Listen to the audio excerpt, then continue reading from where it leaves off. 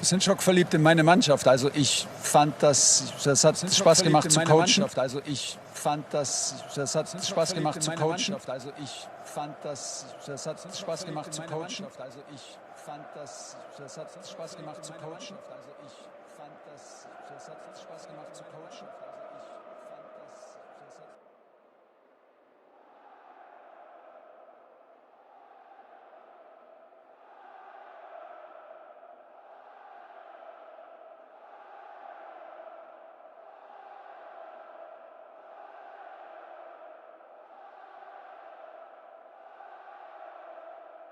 Wir sind schockverliebt in meine Mannschaft. Also ich fand, das hat Spaß gemacht zu coachen.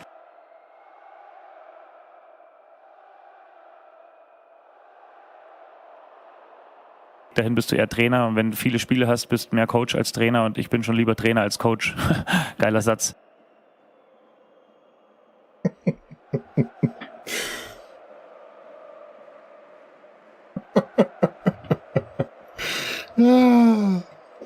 Was das Allerwichtigste ist, weil wir wissen, dass er ein guter Kerl ist. Ja, ihr seht doch kein Chat, warte. Ach, herrlich.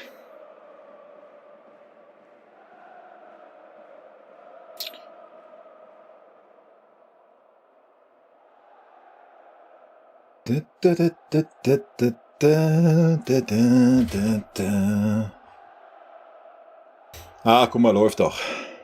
Sehr gut.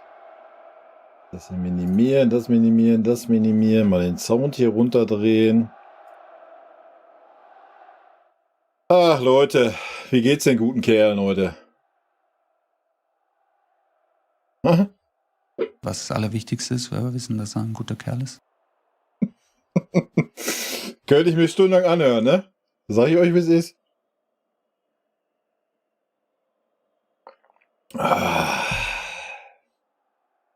Chico, Servus. Andrew, heyo. John J, Servus. Mara, Servus. Anbu, Servus. Ben, Servus und Glück auf. Ja, der Gladbacher ist bestimmt nicht mehr da, aber die Gladbacher holen uns ja. Habe ich gerade gelesen. Wild. Ganz wild. Und Thema ist direkt Didi Hamann, oder was? Didi ist doch auch hier. Was das Allerwichtigste ist, weil wir wissen, dass er ein guter Kerl ist. Ah.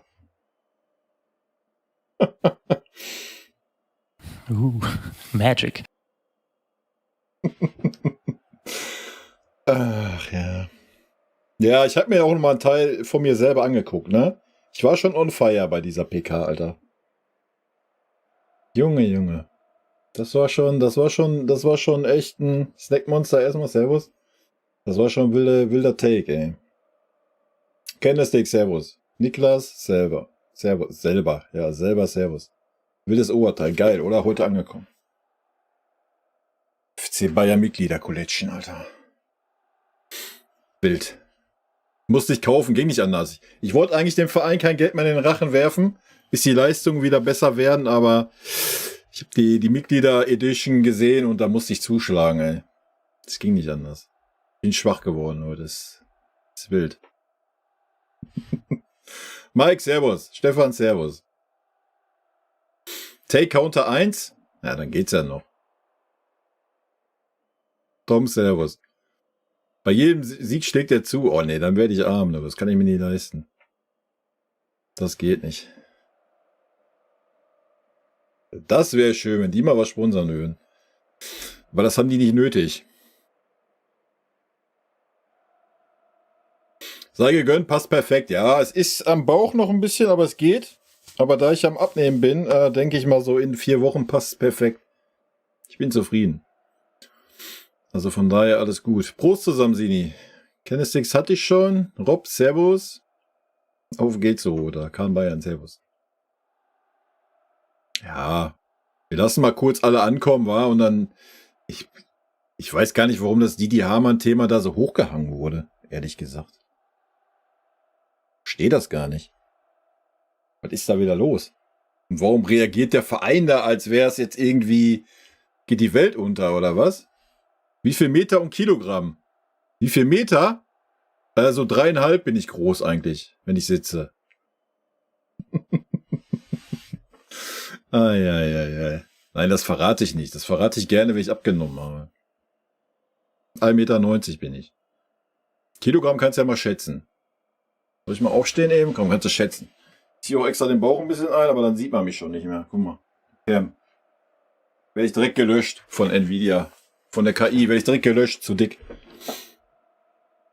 Gerard, servus. Ach ja. 3 Meter und 85 Kilo. Ja, das war ich mal, wo ich 13 war, glaube ich.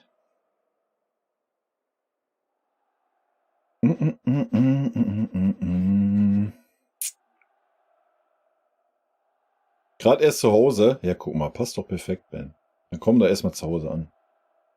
Ich habe auch mal den Chat hier unten hingemacht, dass ich nicht immer so hier hocke, ne? Für euch extra. Damit ihr auch hier mein Pickel aufstehen seht. Das heißt, es ist kein Pickel mehr, es ist nur noch Kruste.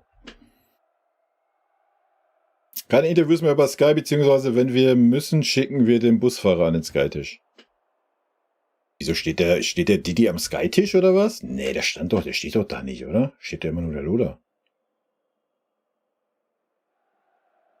Wann verpflichten wir endlich mal wieder Deutsche oder Nachwuchsspieler? Wie jetzt? Deutsche oder Nachwuchsspieler? Können wir nicht einen deutschen Nachwuchsspieler verpflichten?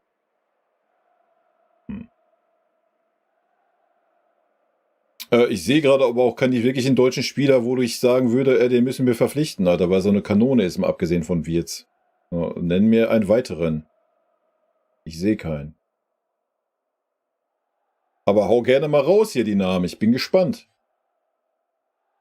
Nachwuchsspieler gibt es mit Sicherheit den einen oder anderen, ja.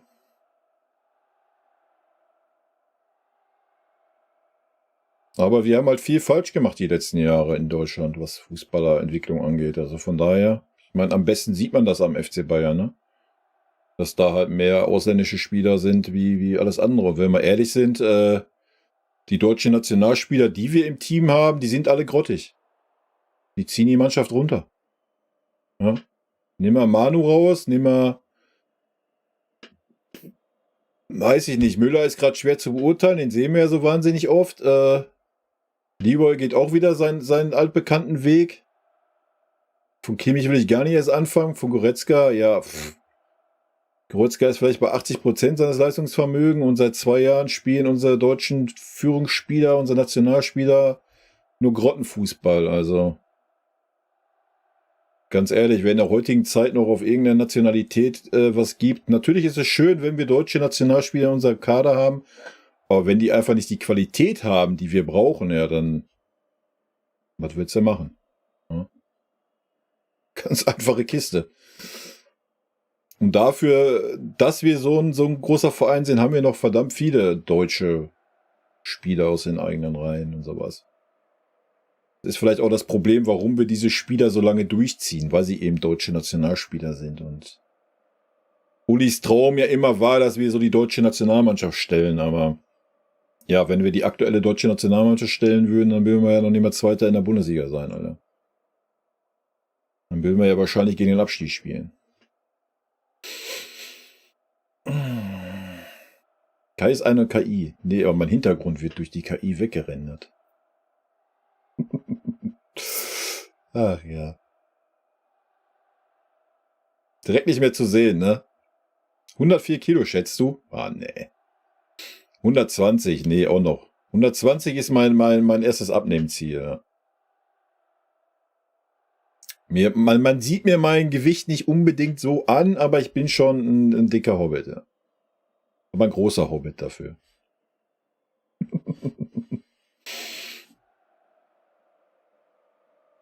Didi hat wieder viel Scheiße gelabert. Ja, wir gucken uns gleich mal an, was der Didi gelabert hat. Oder lesen das mal nach. Oder ihr könnt mich aufklären. Ich habe nur gelesen, dass er irgendwie, erstmal guten Namen, Taubi. Nur gelesen, dass er Tuchel bei irgendeinem Fanclub war und da erzählt hat, wie schön Spanien ist und so und I don't know. Vielleicht hat der Didi das im falschen Hals gekriegt. Ich weiß aber auch gar nicht, was der Didi sich noch äußert zu unserem Verein. Ich weiß gar nicht, was der will. Also soll in sein Kämmerchen da hocken und ist gut.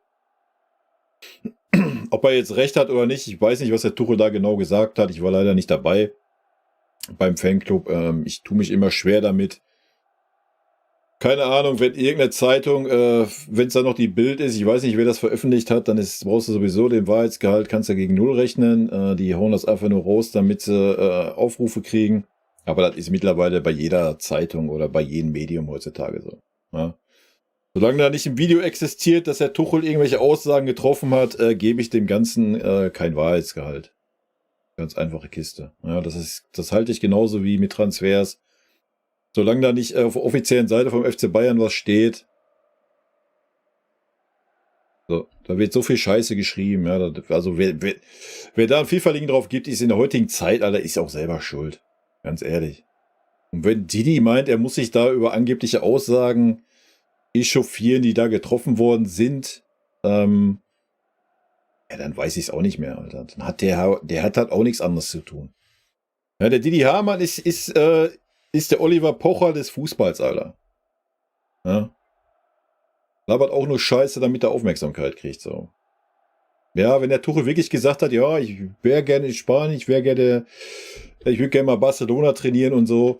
Ja, selbst wenn er das gesagt hätte, ja. Ihn interessiert's, Alter. Das ist mal ernsthaft. Und wenn er sich als Nachfolger, wenn er das ganz weiter spinnt, so wie es dargestellt wird, wenn er sich als Nachfolger von Barcelona ins Spiel bringt, ja bitte, ist doch kein Thema, dann geh doch. Wir sind doch froh, ist doch alles gut. Ja, dann sehen wir vielleicht nächstes Jahr wieder schön Fußball, wer weiß. Also von daher, dass der Verein dann so dünnhäutig agiert, wie er agiert hat, verstehe ich allerdings auch nicht. Ja. Wir kriegen es nicht hin, von Vereinsseite 3 Sätze zum Thema Boateng, zum Thema Mazraoui zu schreiben, aber wir kriegen es hin, innerhalb von 3 Stunden einen Zweizeiler auf der Homepage zu schreiben, dass man sich dummes Gelaber von irgendwelchen Leuten nicht mehr gefallen ist und es Konsequenzen geben wird. Was für Konsequenzen, Alter? Hä? Also da haben wir auf einmal die Eier und die Fresse aufzumachen, aber wenn es um Themen geht, die wichtig sind, dann halten wir die Fresse, oder was? Also weiß ich nicht. Da geben gerade wieder alle Seiten mal keine gute Figur ab. Meiner Meinung nach. Ja. Aber da muss man auch nicht zu hoch hängen. Das ist wieder schön. Ja, man hat ein bisschen was zu labern über den FC Bayern. Das gibt wieder Klickzahlen überall. Ist doch schön. Freuen sich doch alle, verdienen Geld und alles ist doch gut.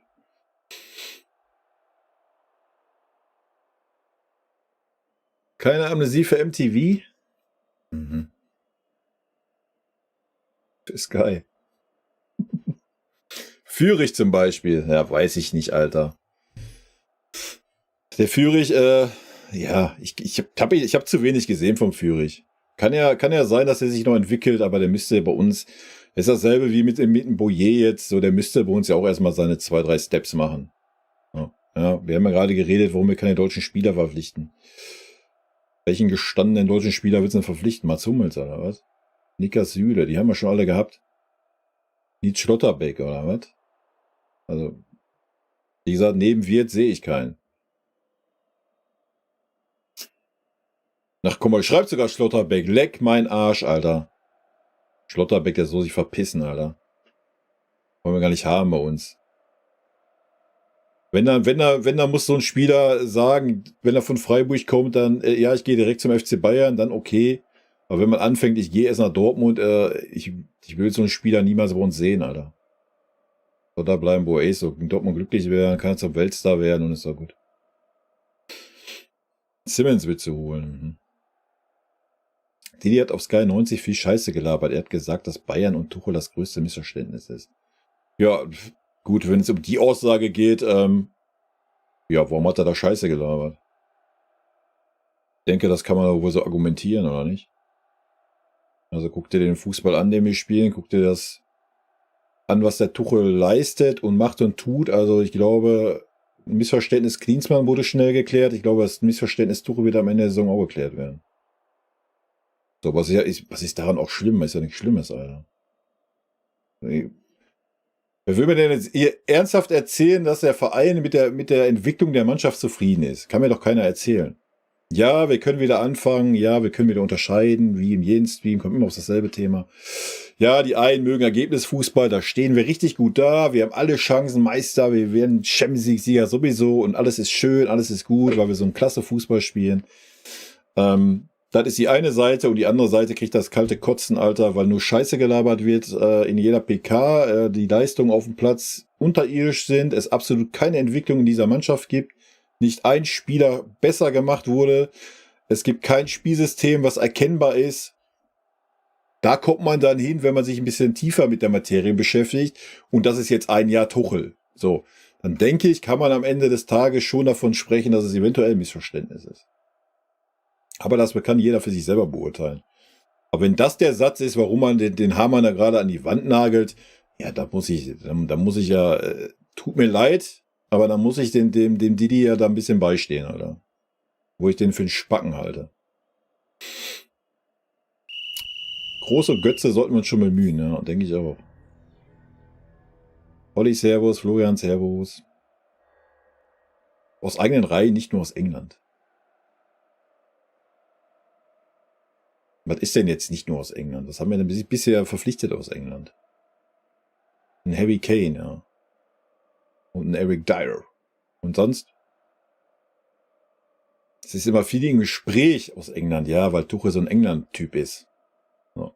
Deswegen ist immer viel im Gespräch, aber du siehst ja, dass der Verein nicht wirklich die Tuchel-Wünsche umsetzt, würde ich jetzt behaupten. Das sieht man wohl ganz klar an den Transfers. Wenn die Hälfte aus Bayern-Spielern besteht, von der Nationalmannschaft, der ist schon wild, ne?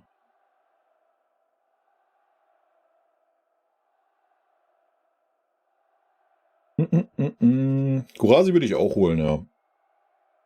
Wenn du den für eine kleine ich weiß doch nicht, warum wir uns nicht um den bemüht haben. Den kannst du ja auch irgendwie außen hinstellen, warum nicht? Wir haben doch jetzt das Wunderkind aus Holland geholt. War das nicht ein Schwede? Oder hat der in Holland gespielt? Hättest du es für einen Fehler, dass Bayern die Allianz Arena so weit außerhalb und nicht im Olympiapark, wo die neue SAP steht, hat bauen lassen? An Nicht-Spieltagen ist an der Arena ja so gut wie nichts los, weil so weit weg von der City, da gehen mächtig Einnahmen flöten. Wenn man das zum Beispiel mal mit dem Bernabeu Madrid vergleicht, da ist das Stadion in beliebten Stadt. Bayern hat bestimmt schon 1 Milliarde Euro dadurch verloren. Naja, das ist ja nicht der Fehler des FC Bayern, sondern haben ja nirgends woanders eine Baugenehmigung gekriegt von der Stadt. Das ist ja das Problem. Also wenn der FC Bayern das hätte entscheiden dürfen, hätten sie es wahrscheinlich auch irgendwo hingebaut, wo es von der Innenstadt fußläufig natürlich anders erreichbar ist, so, weil du mehr Laufkundschaft mitnimmst.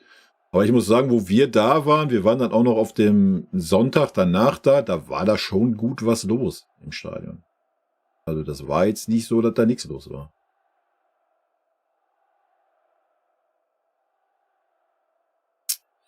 Den Wirtz muss man holen, wenn er Leverkusen verlässt, egal wann, ja.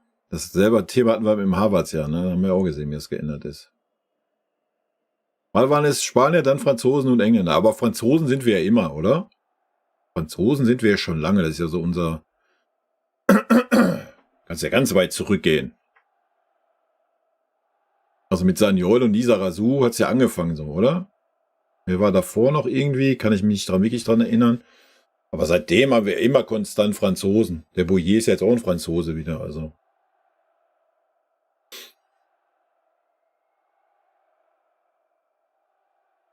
$130, so wahrscheinlich. Wie ich es wahrscheinlich. Ja, also um den Dreh bin ich aktuell. Sané angeblich kurz vor Verlängerung. Ja, ich könnte kotzen, Alter. 75 Kilo, ja, an einem Bein, Alter.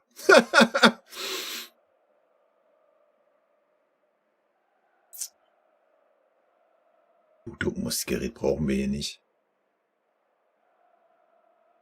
Was sagst du gegen Lazio Rom? Ich denke mal, bis dahin haben wir noch ein paar Spielchen. Gucken wir mal, wie die Entwicklung der Mannschaft bis dahin weitergeht. Tika, servus. Wer hat den eigentlich zum Experten gemacht? Wen, den Didi? Er sich selber. Also schon traurig, dass man keinen Qualitätsunterschied sieht, ob Kimmich, der selbsternannte zukünftige Kapitän spielt, oder 19-jähriger Pavlovic. Ich denke schon, dass man dann einen Qualitätsunterschied sieht, der wohl eher in Richtung Pavlovic geht, weil Pavlovic eher den Ball mehr nach vorne spielt, ganz, ganz selten mal nach hinten oder quer. Sieht man in meinen Augen schon einen Qualitätsunterschied. Didi ist nur beleidigt, dass er nicht bei Bayern keine Funktion hat. Nee, das glaube ich nicht. Ich glaube, er ist einfach einer, der gerne Aufmerksamkeit hat. Ja. Wie gesagt, so ein Oliver Pocher Arschloch-Typ halt. Morgen PK mit Boyer. Ja, das ist ich habe mich ja ein bisschen gewundert, warum das immer noch nichts gekommen ist bisher. Lazio kein starker Gegner. Ja, weil wir ja auch uns so wahnsinnig leicht tun gegen leichte Gegner, wa? Ich meine, Saarbrücken, guckt die letzten Spiele an, Werder Bremen. Ja, knallen wir alle so weg, diese Mannschaften. Ist gar kein Problem für uns, oder? Also muss da keine Sorgen machen.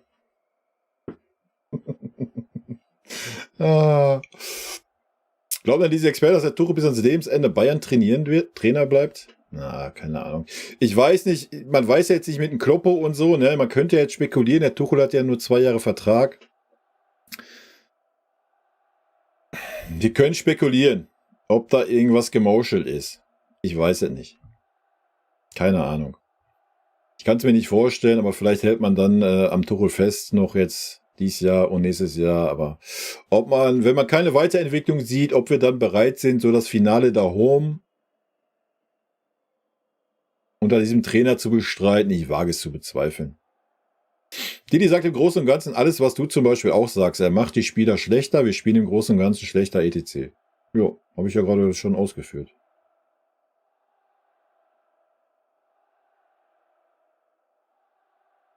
Dass wir in Deutschland stammen von Uli Hoeneß, der mal sowas bei Bayern wollte. Ja, aber da gab es ja auch noch eine gute deutsche Nationalmannschaft. Tuchel hat auf eine Nachfrage eines Fans, ob er sich nochmal vorstellen kann, im Ausland zu arbeiten, nur gesagt, dass er sich vorstellen kann, auch mal in Spanien zu arbeiten, aber er die Sprache sprechen müsste und so weiter. Nicht mehr und nicht weniger. Kein Mut zu Barca oder sonst was. Ja, aber wer sagt das? So. Und selbst wenn, wie gesagt, was spielt das für eine Rolle? Drauf geschissen. Ja, super, wenn Boyer Samstag spielt. Ja, der spielt auf jeden Fall. Da kannst du fest von ausgehen. Leverkusen wird Meister. Jo, wir werden sehen, ma. Ganz ehrlich, fand die nicht wirklich schlimm, außer diese Spanien-Aussagen war alles richtig. Schau es dir an. Unterlassungsklage incoming. Ja, ja.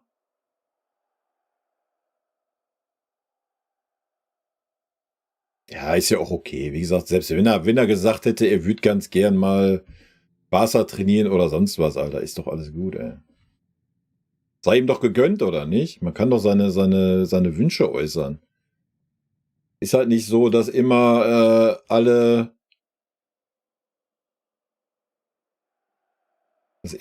so für den FC Bayern brennen. Ich denke, das ist auch so, was man beim Tuchel so ein bisschen spürt, oder? Ich glaube, er ist nicht unbedingt so der Burner irgendwie. Aber keine Ahnung. Bochum wird Meister, das wäre schön. Könntest du dir vorstellen, dass Kloppo uns in einem Jahr trainiert? Ja, vorstellen könnte ich es mir. Ich bin da halt auch gespalten. Wahrscheinlich wäre er der richtige Mann, ja.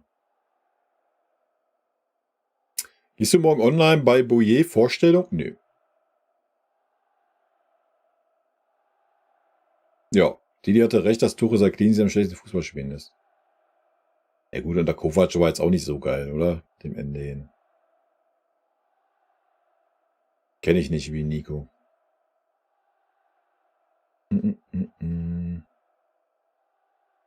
Neutral betrachtet jetzt, würdest du es gut finden, wenn Leverkusen es dieses Jahr die Meisterschaft macht? Nee.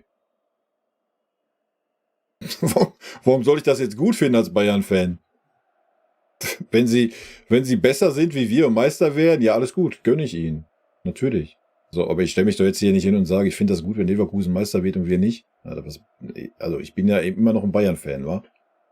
Ob wir jetzt Kackfußball spielen oder nicht, sei mir dahingestellt, aber nee. Didi hat gesagt, dass Kane nicht einsteht, ja. Und dass er nicht keine 20 Tore schießt. Habe ich auch mitgekriegt. André Wiedener holen. Kenne ich nicht. Simmons wäre klasse. Wer nimmt denn Didi ernst? Der Mann lebt davon, Schlagzeilen zu produzieren. Ja, ganz genau.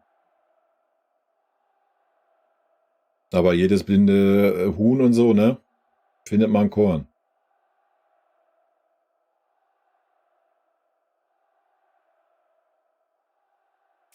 Ich würde nichts räumen, wenn ich ein Spiel verpasse zurzeit. Man muss ja sagen, gegen Augsburg war doch ein unterhaltsames Spiel, oder nicht? Ich fand das ein gutes Spiel. Ich fand das gut. Ich will Klopp richtig in München auf der Bank sehen, hat nichts mit seiner Qualität zu tun, die ist unbestritten, aber er hat zu viel Mist Richtung München geredet, als er noch in Dortmund war. Sowas wie Korn Neuer. Ja. Ja. Fühle ich diese Aussage irgendwo.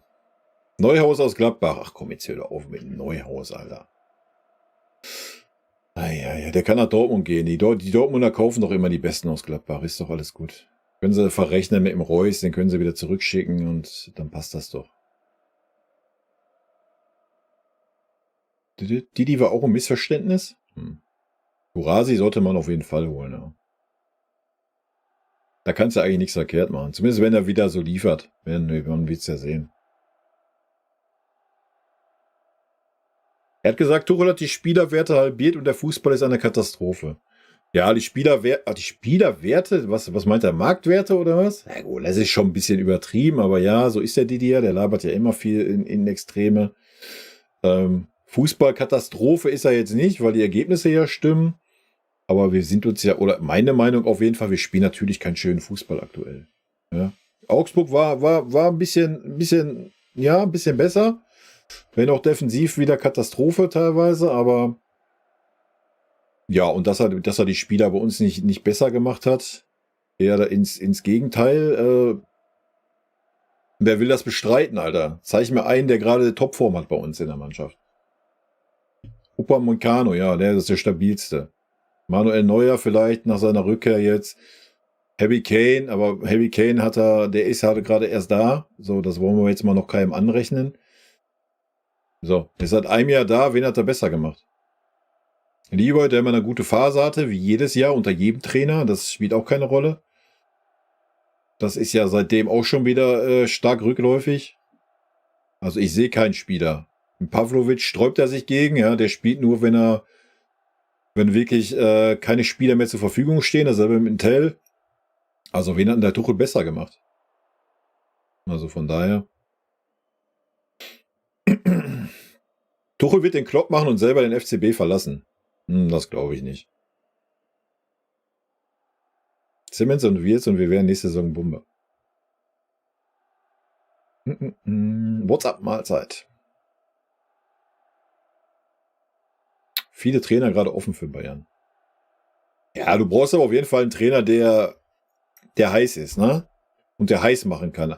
Also vom Typ her wäre der Kloppo ein perfekter aktuell. Machen wir uns nichts vor, oder? Unser Verein ist halt so. Gefühlt liegt unser Verein im Koma, fußballerisch. Weißt du? So kein Feuer, keine Leidenschaft. Nehmen wir Augsburg raus, das war ein Tacken in die richtige Richtung, ja. Aber ja, wenn du dann jetzt so einen Kloppo da hättest, der wird da schon die Jungs wachrütteln, Alter.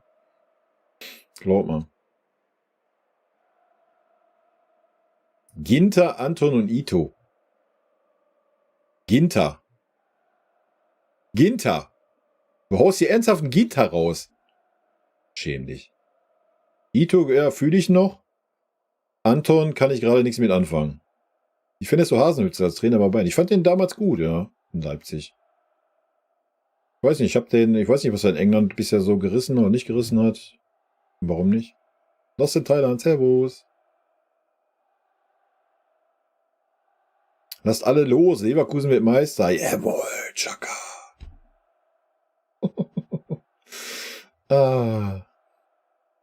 Danke, dass Leverkusen gepatzt hat gegen Gladbach. Ja, die Saison ist noch lang, ne? In 4 Wochen werden wir sehen, wo Tuchel steht. Naja, ich sag mal, solange ein Kimmich erstmal nicht dabei sein kann, läuft's gut für den Tuchel.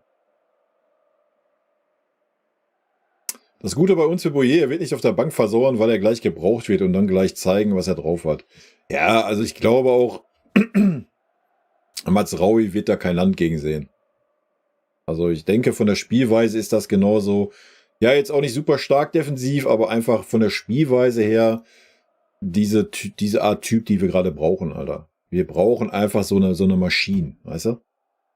Und nicht dieses behäbige, ach ja, komme ich heute nicht, komme ich morgen, bla, Sülz. Ich finde aber, dass man Punkteausbeute und guten bzw. ansehnlichen Fußball nicht miteinander vergleichen kann. Ja, das muss ja jeder für sich entscheiden, habe ich ja schon oft gesagt. So, der eine sagt, jawohl, wir sind 2 Punkte hinter Leverkusen, alles ist gut, wir sind super geil, wir sind die Geilsten. So, Leute, die sich ein bisschen mehr mit der Materie befassen, die sehen das vielleicht ein bisschen differenzierter. So. Das Problem ist, wenn du Tuchel abgibst und suchen jetzt viele europäische Topvereine einen Trainer. Mir fallen nicht viele ein für Bayern, um ehrlich zu sein. Genau, nehmen wir einfach den Baumgart. Der Baumgart wird auch Feuer reinbringen, Alter. Dann ist auch vorbei. Was die Angelegenheit angeht, da steht da im Kloppo, glaube ich, in nichts nach, Alter. Der brennt auch. Tuchel passt zu Bayern nicht. Ja, ich denke, nach einem Jahr, was wir jetzt haben, kann man das so sehen. Daniel, servus. Solange Müller spielt, wenn alle Bayern-Trainer Probleme haben, Müller ist mächtiger als jeder Trainer. Also du meinst, solange Müller nicht spielt wahrscheinlich, ne? Didi hat einfach zu viel Freizeit, wenn er jedes Wort von Tuchel auf die Goldwaage legt. Ja, der Didi, ich hab's ja gerade schon gesagt. Der will einfach Aufmerksamkeit haben. Schwede, ja. Allein durch die Stadiontür das Museum lockt Leute an. Ja, ich denke auch, aber natürlich hättest du mehr Durchlauf, wenn das Stadion irgendwo im Olympiapark gewesen wäre. Na klar, aber alles gut. Ich glaube nicht, dass uns da bisher 1 Milliarde durch die Lappen gegangen ist. Jean-Pierre Papin. Ja, den kann ich mich auch noch erinnern. Aber sonst? Aber der ist ja auch nicht eingeschlagen bei uns. Das war ja auch so ein Missverständnis. Wird mal wieder Zeit für einen richtig geilen Brasilianer wie C. Roberto. Ich weiß auch nicht, warum wir nicht mehr so im südamerikanischen Markt unterwegs sind. Ja, haben wir viele Fahrkarten auch geschossen, ne, mit El Tren und so weiter. Aber so die Brasilianer, die schon in Europa waren, haben uns doch immer gut getan eigentlich.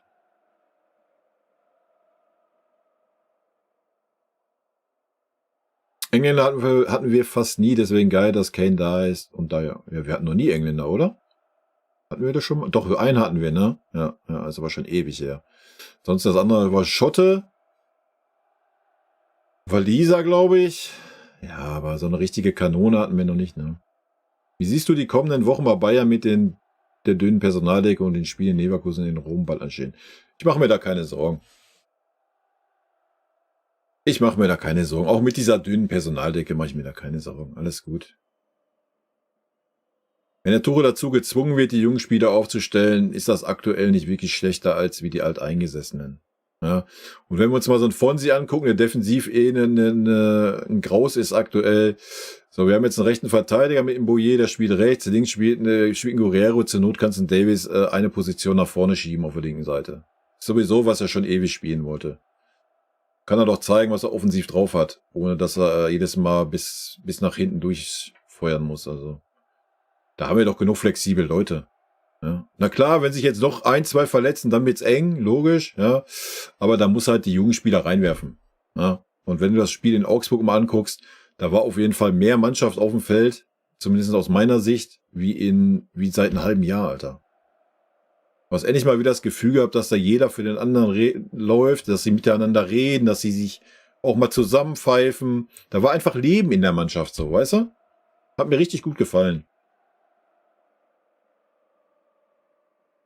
Ja, ich sehe das nicht. Ich sehe das nicht mit Kimmich und Pavlovic. Das liegt aber einfach da. Ich habe es ja in meinem Video auch schon gesagt, auch in den letzten Streams so. Ich glaube einfach, dass Kimmich ein Hemmschuh ist für diese Mannschaft. Was gar nicht böse gemeint ist. Ja, aber ich glaube einfach, wenn Kimmich auf dem Feld ist, denken sich alle anderen so, ja, nee, ich halte besser die Fresse, ich sage nichts, weil der große Meister ist da und der die Verantwortung trägt und macht und tut und so kommt's rüber auf jeden Fall. Also wir haben diese Saison schon genug Spiele ohne Kimmich gesehen und das waren immer alle Spiele, wo man das Gefühl hatte, dass einfach eine Mannschaft auf dem Feld ist. Ja?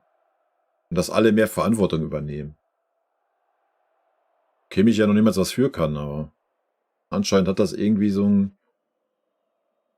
Ich weiß es nicht. Klopp Nationaltrainer, ja, könnte auch passieren, ne? Ich glaube, dass keiner mehr kommt. Kein Transfer mehr im Winter. Ja, Ensa, da bist du wieder. Gladbach wird euch holen. Haben gesagt, ja, wir zittern vor Gladbach. Die so eine starke Saison spielen. Die sind so übermächtig, Alter. Eieiei. Nee, wir haben richtig Angst. Also ich kann schon die ganze Woche nicht schlafen, weil wir gegen Gladbach spielen, ganz ehrlich. Also ich kriege da schon Muffensausen. Ich glaube, die werden uns aus dem Stadion schießen. Gegen italienische Teams hatten die deutschen Teams immer Probleme. Aber wir hatten eigentlich die letzte Zeit nicht so viel Probleme gegen italienische Teams, würde ich sagen. Mal abgesehen von so einem Champions League Finale, über das wir nicht reden wollen.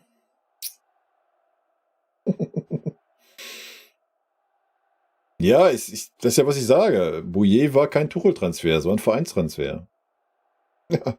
Und ich halte ihn auch für den besten Transfer von den dreien, die da zur Auswahl standen.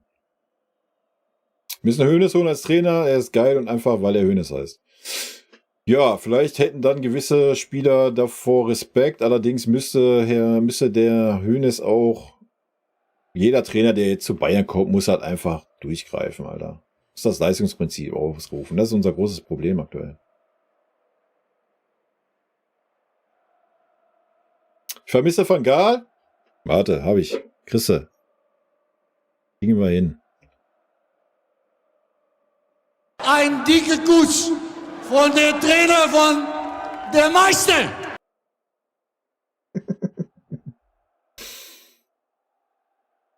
Klopp ist nicht der Typ, der den BVB trainiert und dann zum FCB kommt.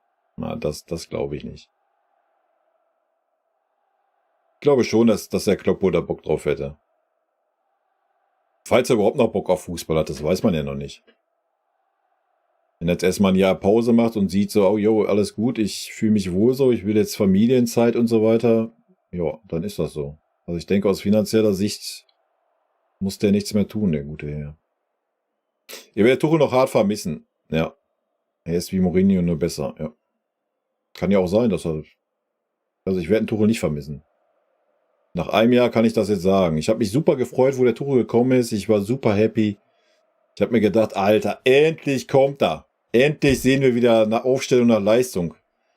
Und dann dreht der Tuchel sich um 180 Grad bei uns, Alter, und stellt nur nach Erfolg der Spieler auf und will keinen auf den Schlips treten und boah, zum Kotzen, Alter. Und das seit einem Jahr lang. Wenn du dann die Entwicklung des Fußballs anguckst, also ganz ehrlich, ich werde den Tuchel nicht vermissen, wenn er nächstes Jahr weg sein sollte. Auf gar keinen Fall. Auf gar keinen Fall. Dahin bist du eher Trainer und wenn du viele Spiele hast, bist du mehr Coach als Trainer und ich bin schon lieber Trainer als Coach. Geiler Satz. Ja.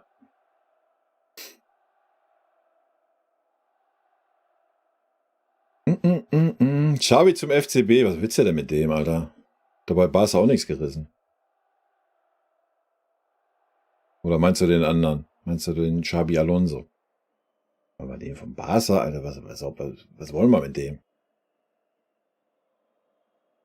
Wird ein Gnabry nochmal Hochform bekommen?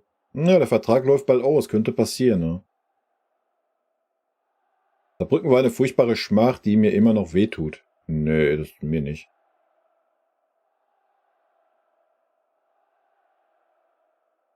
Da fand ich Frankfurt schlimmer. Dass aber dieser Kader größeren Personalproblem bisher trotzdem so eine Saisonleistung ging, ist überhaupt Tuchel zu verdanken. Frage mich, wie man da die große Entwicklung erwarten kann, wenn er ständig mehr improvisieren muss. Alter. Ohne Worte.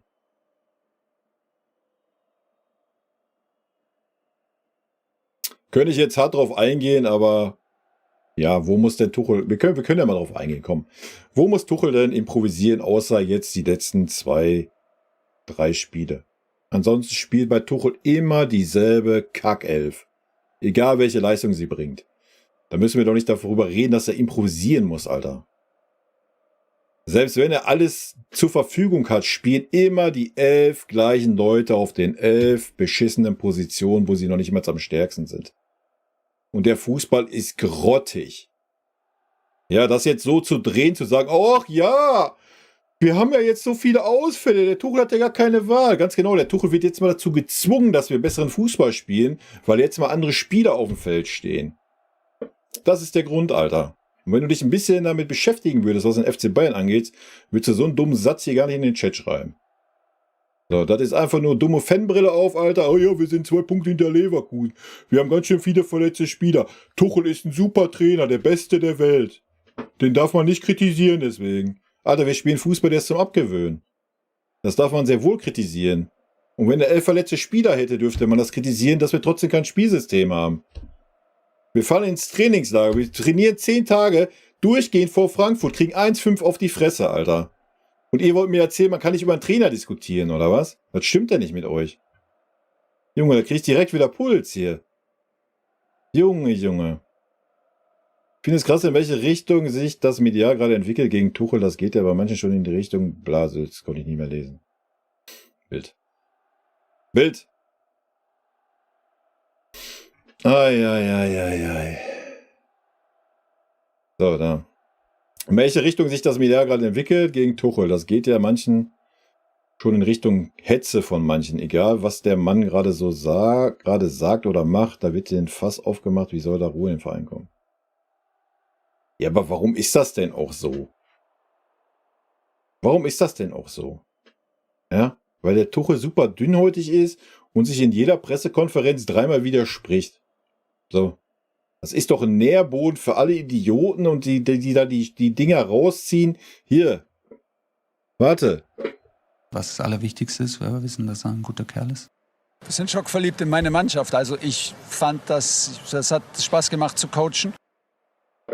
Beweisführung abgeschlossen, Alter. Der bietet halt einfach so viel Angriffsfläche und in der heutigen Zeit wird halt jeder kleine Pups direkt zu so aufgebauscht, wenn es um FC Bayern geht, weil das Klickzahlen gibt. So. Wenn er mal ein bisschen souverän wäre, der gute Mann, und mal ein bisschen nach Leistung aufstellen würde und mal eine Spielphilosophie darlegen würde und man die auf dem Platz vielleicht auch sehen würde, dann hätten doch die ganzen sogenannten Experten und so Idioten wie ich gar keine Angriffsfläche. Ja, aber wir haben ja so viel Angriffsfläche gegenüber den Tuchel. Ja, alle nur die rosarote Brille aufhaben, die nur die Ergebnisse schauen. Genau. So, die haben keine Angriffsfläche. Ein dicker Kuss von der Trainer Pause für mich. der Meister. Thomas, die Lokomotive Tutu giftet Tier 1 so Tuben unterstrich den FC. Thomas, die Lokomotive, danke für deine 2 verschenkten Subs. Vielen lieben Dank. Nee, aber das ist doch das Problem. Ne? Der Tuchel bietet halt einfach so viel Angriffsfläche. Es würde doch schon reichen, wenn wir nur mal eine Strategie sehen würden. So, dann hätten wir, das wäre schon mal ein großer Punkt weg. So, ja. Aber die sehen wir seit einem Jahr nicht. Seit einem verkackten Jahr. Junge. Und da fange ich noch gar nicht über die Spieler an, die aufgestellt werden. Eieiei. Peter Lündemann, servus. So, jetzt muss ich erstmal die Chats nacharbeiten. Die Art und Weise, wie Tuchel die PKs absolviert, sind eines Trainers unwürdig. Manch andere wären möglicherweise wegen solcher Aussagen entlassen worden. Ach nee, das glaube ich jetzt nicht. Ja, die PK war schon wild jetzt mit netter Kerl und so weiter. Also das war schon wild. War aber auch legendär. War so ein bisschen Trapattoni-mäßig. Oder so ein bisschen Nagelsmann-mäßig hier. Magic. Ja, aber ja, mein Gott.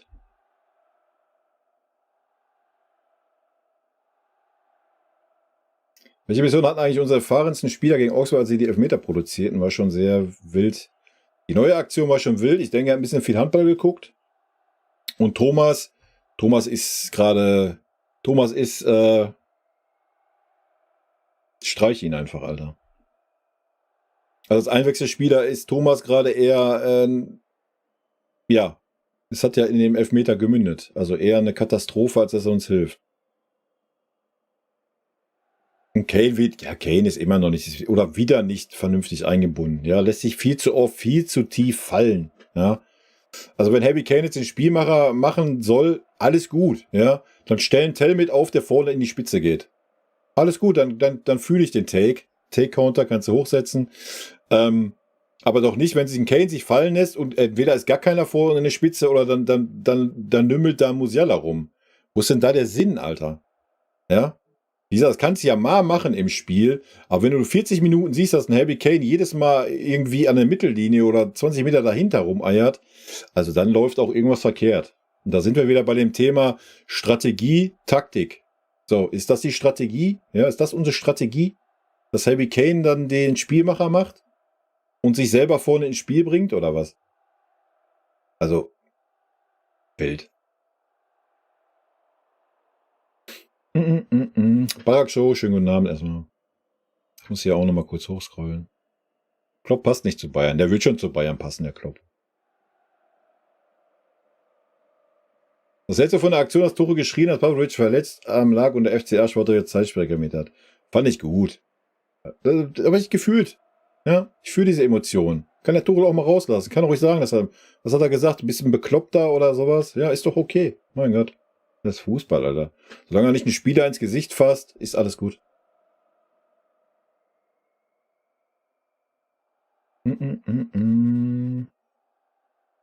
Denkst du, wir kommen einfach weiter ins Viertelfinale gegen Lazio? Nein, aktuell kommen wir gar nicht irgendwo einfach. Ja, guck dir die Spiele an, die wir aktuell spielen. Aktuell geht bei uns gar nichts einfach. Uns fehlt einfach komplette Selbstvertrauen. Wir waren super verunsichert wie ein Abstiegskandidat. Die ersten 15, 20 Minuten war Augsburg klar besser. Ja, wir haben sehr viel Glück gehabt in dieser Abseitssituation, was ein paar Millimeter abseits waren und sowas. Also aktuell, nein. Bei uns geht gar nichts leicht aktuell. Wir müssen uns in jedes Spiel erstmal reinfighten, reinkämpfen. So, solange wir das aber tun, ist alles gut. Ja. So, gegen Bremen, auch gegen Hoffenheim und so war es schwierig. Ja, da haben wir das nicht so getan.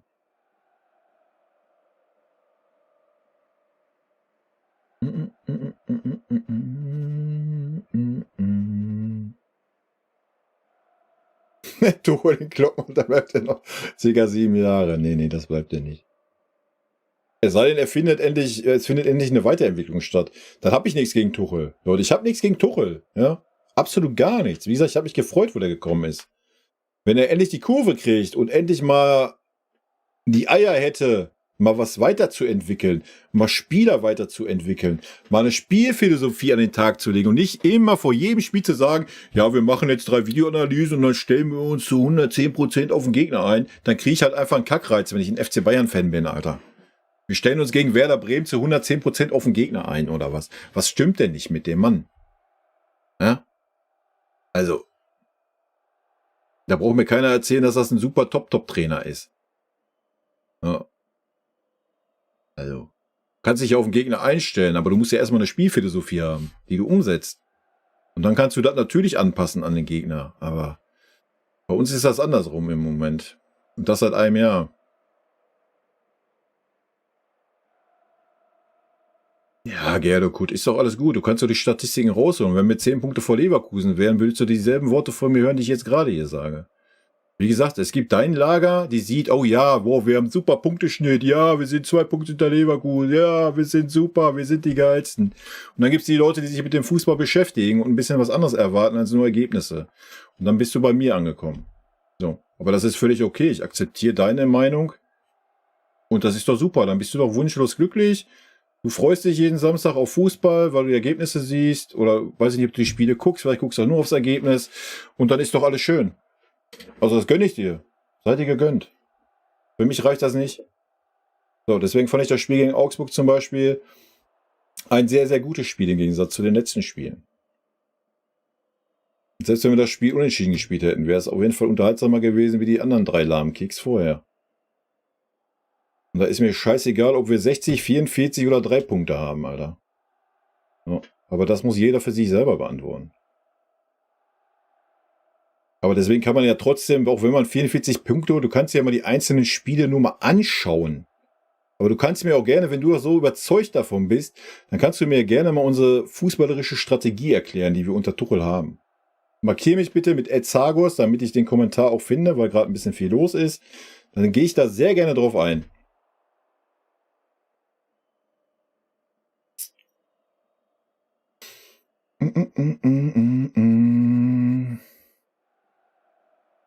Für Leistung, Einstellung sowie Taktik ist der Trainer verantwortlich. Ja, sollte er. Und wenn die Spieler das nicht umsetzen können, dann muss ich die Spieler austauschen. Punkt.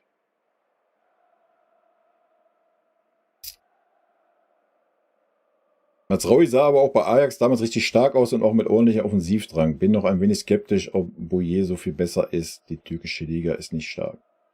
Naja, Mazraoui war auch bei uns stark unterm Nagelsmann. Unterm Tuchel Totalausfall, Alter. So, was aber auch einfach an der Taktik liegt, wie wir spielen. Ja. Mazraoui hat ja gar nicht diese Freiheiten unterm Tuchel, wie er unterm Nagelsmann hatte. Also. Aber es ist gut, dass wir Konkurrenzkampf haben auf dieser Position. Ja. Wir werden sehen, wo es hingeht. Ich bin sehr gespannt. Ich freue mich auf den Boye.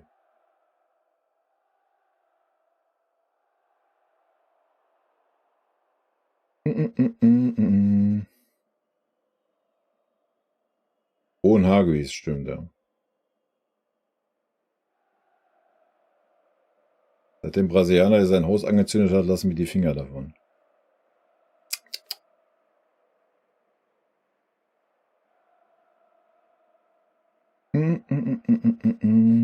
Ich finde, man sollte auch mal Spieler verpflichten, die in der Führungsrolle von Müller, Neuer und so weiter hineinwachsen. Und das ist im Übrigen auch seine Aufgabe eines Trainers, den Blick für die Zukunft zu haben. Ja, aber wir haben ja diese Spieler verpflichtet, aber wir fördern diese Spieler ja nicht. Wir setzen diese Spieler ja auf die Bank.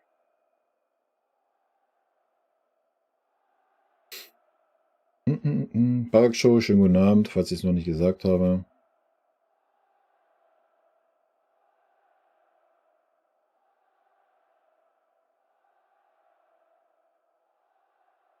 Van Gaal macht viel Liebe, ja. Aber den haben halt auch viele nicht gemocht, den Van Gaal. Aber der war halt immer ehrlich und offen.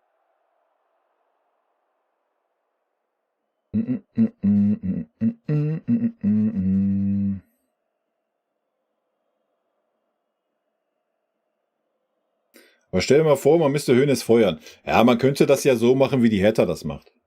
Wir holen ihn in die erste Mannschaft, wenn es nicht mehr läuft, schicken wir ihn wieder in die zweite Mannschaft. Dann warten wir wieder ein Jahr, bis der Trainer wieder versagt, dann holen wir ihn wieder in die erste Mannschaft, so ein paar Dardai-mäßig, weißt du? Ist doch kein Thema. Ah, Hertha, auch so ein tolles Thema, ey. Mit dem Boyer-Transfer fühle ich vom Personal immer mehr eine Dreierkette. Neuer im Tor, De Ligt, Kim in der Verteidigung, Boyer, Davis auf den Außen, Pavlovic auf der 6, Musiala, Goretzka auf der 8, vorne Taylor und Kane, mega Mannschaft. Naja, wie gesagt, Möglichkeiten gibt es genug, ne? Wir haben direkt aus Südamerika immer Fahrkarten geschossen.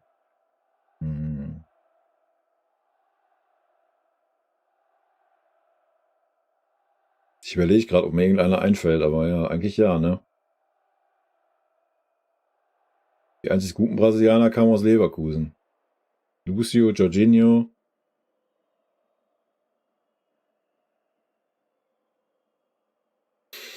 GB, servus. McKennelly. Kimmich und Gnabry müssen zwingend weg zum Sommer. Ja, und dann nehmen den Sané gleich mit und den Goretzka auch. Wenn dann ganz, Alter. Mach einen ganzen Umbruch und dann ist gut.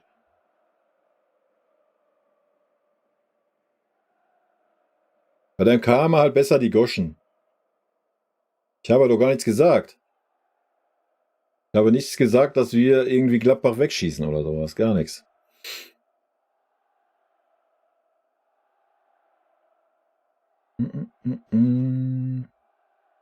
Sacha ist ein super RV. Heißt er jetzt Sacha oder heißt er Sascha? Wo ist denn der Gerard? Der kann uns doch aufklären. Und heißt der Boy oder Bouillet? Denselben Weg wie Frank durchlaufen. Genau, der schließt auch ein wie Frank.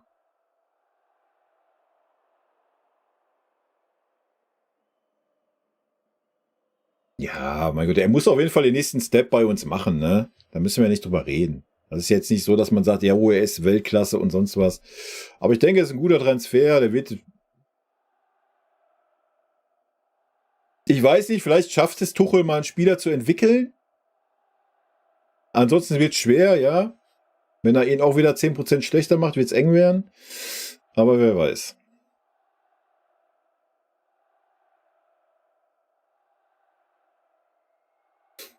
Der Kloppo wird schon irgendwann wieder trainieren. Seine Frau wird ihn nach einem Jahr schon wieder auf die Trainerbank schicken. Die wird doch mit dem Irre daheim, wenn er auf der Couch Fußball schaut. Woher willst du das wissen, Ammu? Nur so viel sagen, wenn wir gestern so gearbeitet hätten wie meine Frau heute, dann hätten wir mit Sicherheit 10-0 gewonnen. Ja, Rex, hallo. Thomas hier, Lokomotive, Glück auf. Nochmal vielen lieben Dank für deine 2 verschenkten Zappis. Gnabry und Hofform. Ja, der Vertrag läuft doch aus, oder nicht?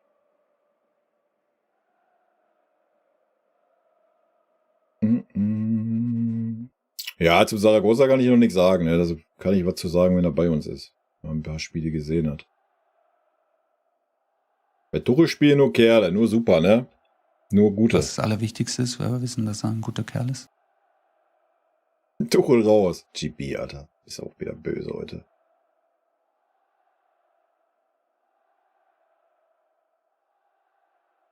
Wer so eine Scheiße schreibt, ist eh kein Bayern-Fan. Auf was bezogen jetzt?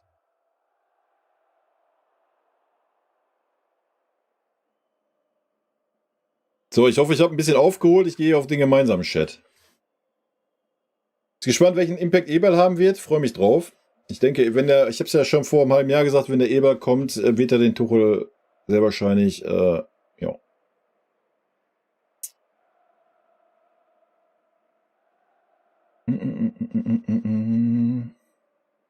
Ja, kannst du auch nichts für. Ich kann auch nichts dafür, denn hier so viel los ist in den Chats. Dann muss ich halt, weißt du?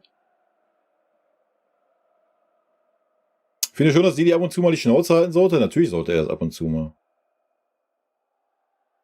Ist euch nicht gefreut, dass Tuchel kam, weil genau wusste, dass es in Deutschland meine Hoffnung war, sie dann, da er Spieler Champions League geholt haben. Ich habe mich schon gefreut auf den Tuchel. Ich habe vom Tuchel was anderes erwartet halt. War vielleicht auch meine eigene Schuld. War ich ein bisschen zu blauäugig vielleicht. Und Humor kannst du Tuchels PKs nicht antun? Manche Bots spinnen drum, warum? Wir brauchen definitiv keinen Neuzugang mehr. Die Jungen werden es richten, der Campus muss liefern. Für sowas wurde er ja gegründet. Ja. Alle, die also anderer Meinung sind, ist kein Bayern-Fan, also ist ja hier bekannt, dass ich finde, dass Tuchel ein richtig guter Trainer ist und er sehr kritisiert wird. Werde hier aber deswegen regelmäßig Geviertheit. Geviertheit willst du doch hier nicht, Anbu. Jedem seine Meinung. Ich sage ja auch nicht, dass Tuchel ein schlechter Trainer ist. Ich sage einfach nur, dass er zu uns nicht passt. Also ein Carlo Ancelotti ist ja auch kein schlechter Trainer. Haben wir letzten Stream schon gesagt. Also guck dir an bei Real Madrid. So, bei uns hat er gar nicht funktioniert. Null. Otto Rehagel dasselbe damals. Hat gar nicht gepasst. Cleansey würde ich jetzt mal außen vor lassen. Ob der ein guter Trainer ist, weiß ich noch nicht wirklich. Aber das ist halt einfach so. Manche Trainer passen einfach nicht. So, das heißt ja nicht, dass Tuchel ein schlechter Trainer ist. Er ist Champions League-Sieger geworden und kam bei Paris klar, kam bei Chelsea klar. Alles ist gut, ne? So, ich habe aber einfach ein bisschen was anderes erwartet von ihm.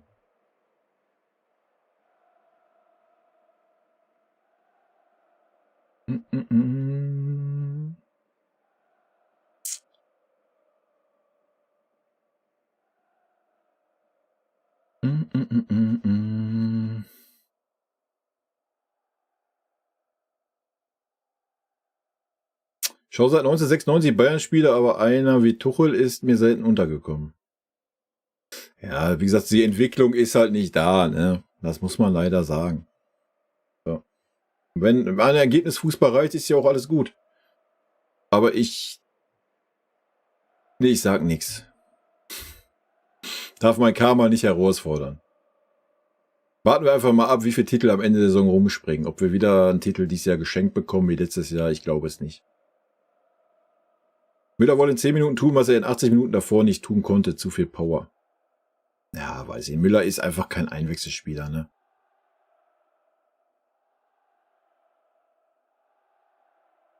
Kane sieht ja, dass sie hinteren Probleme haben. Ja, Kane ist klar, der kommt auch nicht ins Spiel da vorne, ne? So, aber wie gesagt, der ist ja jetzt auch nicht erst seit 2 Wochen da. Auch da hat Tuchel es nicht geschafft, da endlich mal eine klare Strategie vorne hinzukriegen, dass man endlich mal mit einem Harry Kane vernünftig ins Spiel einbindet. Gibt es nicht, ist nicht vorhanden. Ich meine, wir brauchen nicht das Thema Flanken wieder anfangen. Flanken sind ja verboten, obwohl gegen Augsburg waren sie ja mal erlaubt. Warum auch immer. Aber das muss doch schon eine Waffe sein. Also ein Harry Kane hat doch einen guten Kopfball, Alter. Und er ist ja nicht der Einzige, der einen guten Kopfball hat bei uns. Aber das ist ja seit Beginn von Tuchel, Flanken ist verboten. Ist abgeschafft bei uns.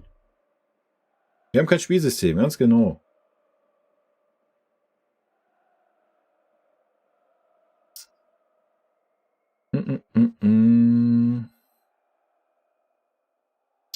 Am Anfang der Saison war der Müller noch um Längen stärker als Einwechselspiel, aktuell ein totaler Fall.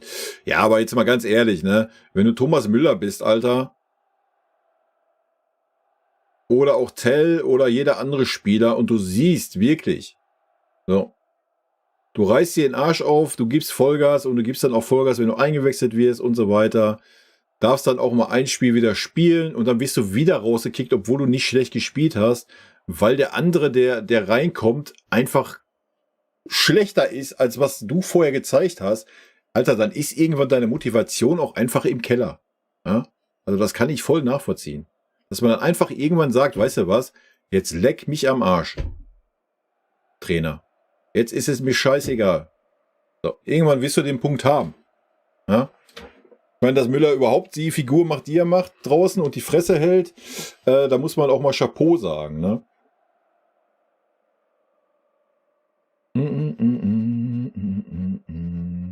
Ja gut, der ist 16 Jahre, also der wird ja noch nicht für die erste Elf jetzt geholt. Ne?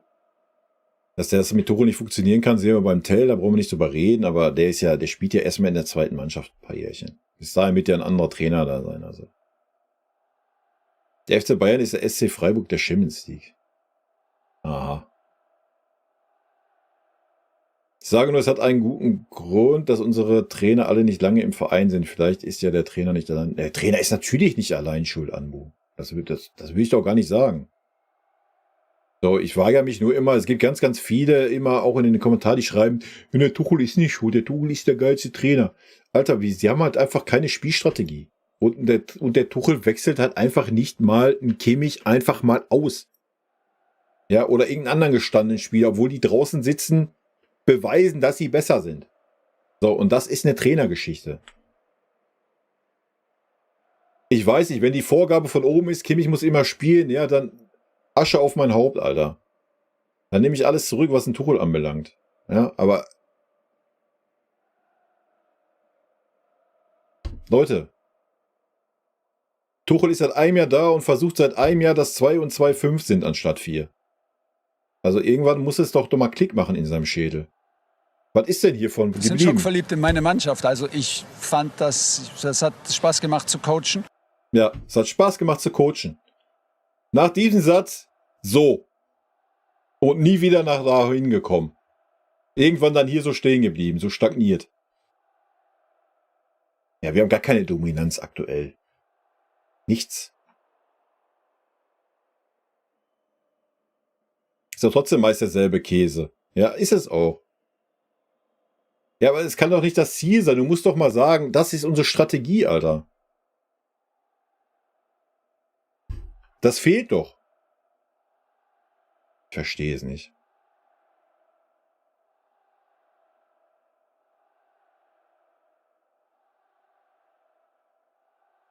Ja gut, Harry Kane ist ja auch kein Konterstürmer, ja. Bis der vorne ist ja meistens schon alles gegessen. Da sind ja dann die Außenspieler für da. So, der Harry Kane ist ja dann noch eher der Spieler, der den Konter vielleicht noch einleitet. Aber ja, er steht manchmal zu tief. Ja, da müssen wir gar nicht drüber reden. Bei den beiden Subs, der Bot klang wie ein Roboter.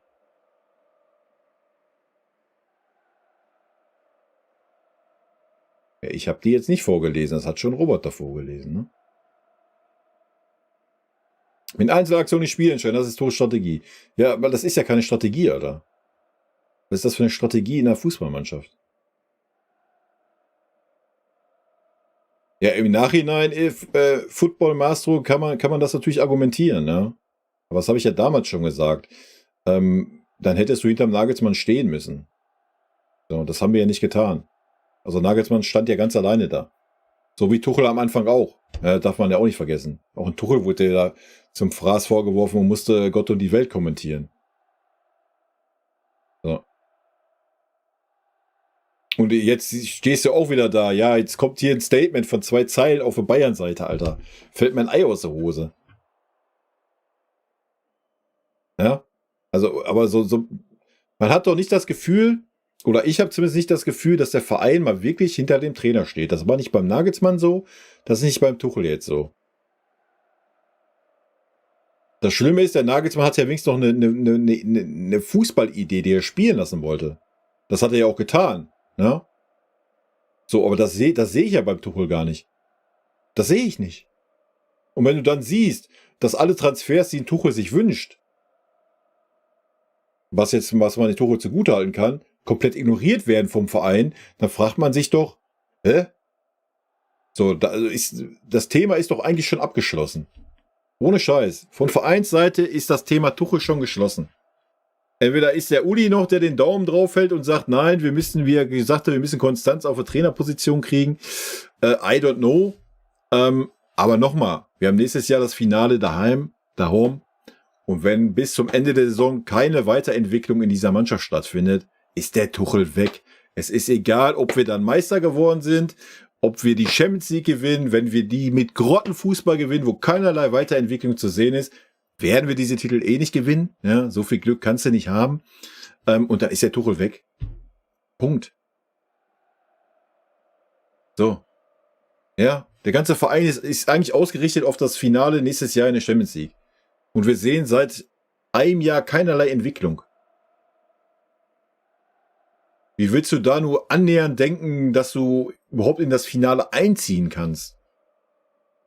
Klappt doch nicht.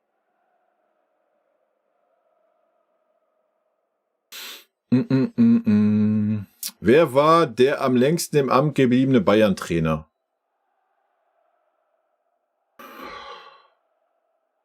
Das müsste ich auch googeln. Hitzfeld war schon lange, ja. Jupp war ein paar Mal da, müssten wir mal zusammenrechnen. Aber ja, die letzten Jahre ist wild bei uns. Aber nochmal, das liegt daran, weil auch dann der Verein sich nicht hinterm Trainer mal stellt. Und jetzt ist das Problem, dass ein Tuchel nicht von diesen Leuten verpflichtet wurde, die in der Verantwortung stehen. So, das ist ein großes Problem. Man sagt Boe. Okay.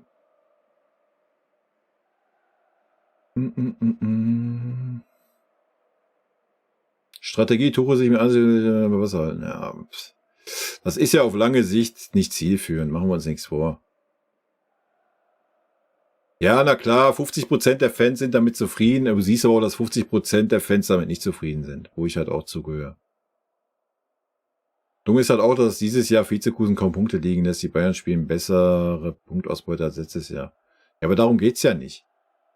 Also mir geht's nicht darum. Es geht nicht darum, wie viele Punkte wir haben, wie viele Tore wir haben, sonst was. Ich möchte eine verfickte Strategie sehen, was unser Verein auszeichnet. Die ist nicht da. Die ist nicht da. Da kannst du bei jedem, kannst du bei von 18 Bundesliga-Clubs, kannst du bei 16 wahrscheinlich, haben 16 Vereine eine Strategie, wie sie spielen. Ja, aber der FC Bayern hat diese nicht. Fällt dir nichts so ein. Und das mit diesem Personal, was wir haben. C. Roberto, ja. C. Roberto kannst du jetzt noch verpflichten. Der gibt noch Gas, ey.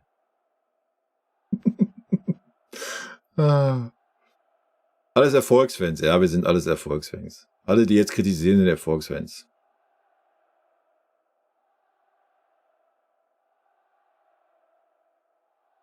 Das ist das Problem. In England bleiben die Trainer länger im Amt. Siehe Ferguson über 20 Jahre, in Deutschland nur kurz. Ja, haben wir ja beim Tuchel gesehen, dass die Trainer länger im Amt bleiben. Sehr gutes Beispiel. Lucio, bester Mann. Lucio war schon geil, ey. Ja, ob Argentinier jetzt kämpfen und sich rein, aber ich denke, das tun alle jungen Spieler aus anderen Ländern. Gerade aus diesen ärmeren Ländern jetzt nichts, ne? Guck dir Bayern World Squad an, Alter. So. Lieber hässlich Meister als schön abgestiegen. Ja, kannst du auch deine Meinung haben. Pascal Groß wäre vielleicht noch einer, ja. Für ein Jahr oder was? Jungs, Leute, wir brauchen jetzt einen Neuaufbau, ja. Wir können jetzt nicht wieder anfangen, 31-jährige, 32-jährige, 33-jährige Leute zu verpflichten. Das macht keinen Sinn. Ja. Also, wenn nicht jetzt, wann dann?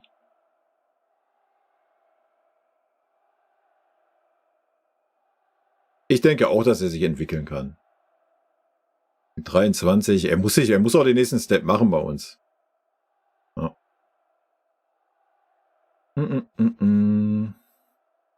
Tuchel ist bei jedem Verein im Knatsch gegangen, der bei Chelsea nicht, ne? Was ich von Tuchel erwartet habe, dass wieder ein Leistungsprinzip bei uns ausgerufen wird. Was vorher 1,5 Jahre unter Nagelsmann nicht der Fall war, weil Nagelsmann vor den gestandenen Spielern gekuscht hat. Beziehungsweise sie ihn nicht ernst genommen haben. Und der Verein da nicht gegengesteuert hat. Der Verein nicht den Trainer nicht den Rücken gestärkt hat. Und dann kommt ein super erfahrener Tuchel, wo ich immer den Eindruck von außen hatte, Tuchel ist so einer, es ist ihm scheißegal, ob ein Spieler super verdient ist, ob er Romelu Lukaku heißt oder sonst was, wenn er nicht in sein System passt, in seine Art Fußball, dann wird er aussortiert aus dem Kader. So, das habe ich vom Tuchel erwartet. Und Tuchel hat genau dasselbe gemacht wie Nagelsmann. 1:1 und das seit einem Jahr. deswegen bin ich mega enttäuscht von Thomas. Da bekommen die Spieler nur eine Chance, wenn alle anderen Spieler, ja wie jetzt, verletzt sind. Sonst wird ein und derselbe Scheißstiefel durchgezogen. Egal, welche Leistung die bringen. Kriegen die 5-1 auf die Fresse, heißt es, ja, wir geben denen nochmal die Chance, sich zu rehabilitieren. Ich erwarte jetzt eine Reaktion.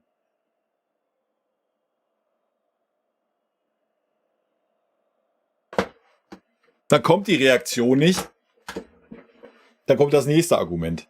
Dann setzt er sich hier vor dem Unionsspiel hin. Ja, ist es jetzt schon an der Zeit, dass wir personale Veränderungen vornehmen? Jetzt schon an der Zeit. Also du bist gegen Saarbrücken ausgeschieden. In einem lächerlichen Stil. Du hast 5-1 gegen Frankfurt auf die Fresse gekriegt. Du spielst seit einem Jahr Grottenfußball und er setzt sich da ernsthaft hin und sagt, ja, ist das jetzt schon an der Zeit, dass wir jetzt mal das Personal vielleicht verändern? Das ist ja die Gretchenfrage. Alto Belly, da krieg ich gleich Puls. Junge. 20 Flanken gegen Augsburg, ja, die zeig ich mir mal gerne. Schneid mir die mal zusammen. Ich weiß nicht, was bei uns immer als Flanke gewertet wird, Alter.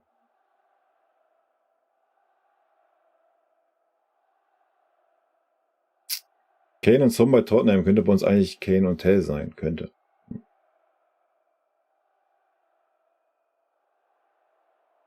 Ja, wir haben auch genug Kopfballmaschinen. Es wirkt wie gar nichts aus einem Guss. Wie gesagt, gegen Augsburg hat es für mich persönlich mir besser gefallen, mannschaftlich. Ne? Das fand ich schon einen Schritt in die richtige Richtung. Ja, das habe ich auch gedacht, dass Kane sich selber den Ball flanken wollte. Na klar, natürlich wird das ausgetrieben. Wir haben doch gar kein Grundlinienspiel. Wo haben wir denn ein Grundlinienspiel, Chico? Haben wir doch gar nicht. Ist verboten bei uns.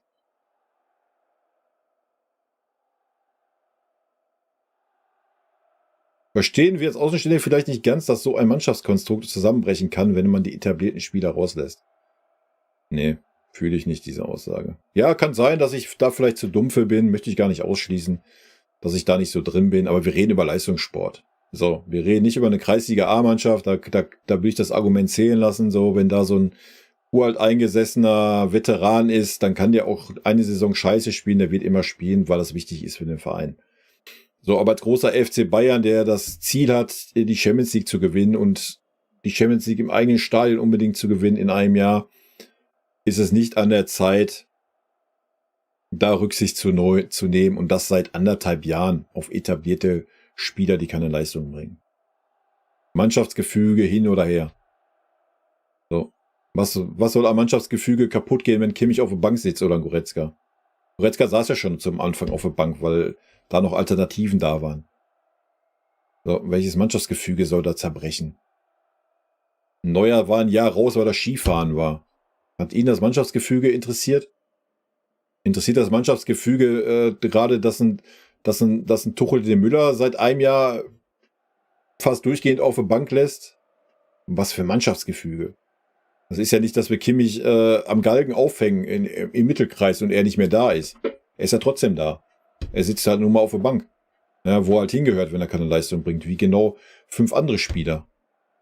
So, nur das sind ja alles gute Kerle und die sind sensibel. Wenn ich den auf die Bank setze, dann bricht denen eine Welt zusammen, weil er Leroy Sané heißt. Vom Kimmich ganz zu schweigen. Der läuft wahrscheinlich schreiend durch sein Haus und schlägt den Kopf 30 Mal vor der Wand, weil er es nicht fassen kann, dass die große Killerfigur Kimmich mal nicht in der Startelf steht. Ja, das ist das Ding. Ich hatte mir eigentlich gedacht, der Tuchel ist ein harter Trainer, so ein harter Hund, aber das ist er nicht. Ich habe einfach zu was anderes erwartet von Tuchel. Also das ist mein Problem halt einfach. Fertig. Bis auf ein paar wenige Spiele darf wohl keiner auf dem 16er schießen. Ja, ich weiß es nicht. Nein, Guerrero spielt nicht als RV. Der war ja auch grottig, der war ja völlig überfordert, der Mann. Völlig. Klopp hat in Liverpool 4 Jahre gebraucht, um einen Titel zu holen, aber Bayern wäre er längst gefeuert. Ja, du musst ja auch mal sehen, aus welcher Situation Liverpool übernommen hat. Das kannst du doch auch gar nicht vergleichen. Ja, du übernimmst den FC Bayern ja auf hier, auf so einem Level. Wenn du mal diese ganzen verkappten Spieler da mal austauschen würdest. So, ja. Klar kannst du da nicht sagen, ich hole 4 Jahre keinen Titel, Alter. Da brauchen wir nicht drüber reden. Ja. Außerdem ist die Konkurrenzsituation in England nochmal was ganz anderes als in Deutschland. So, das darf man halt nicht vergessen. Ne?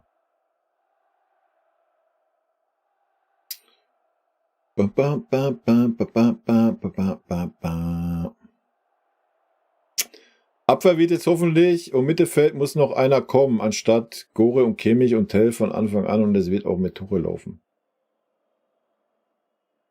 Tuchel hat mit Chelsea und PSG auf Konto gespielt. Mit Bayern wird das schwer, wenn sich alle hinten reinstellen.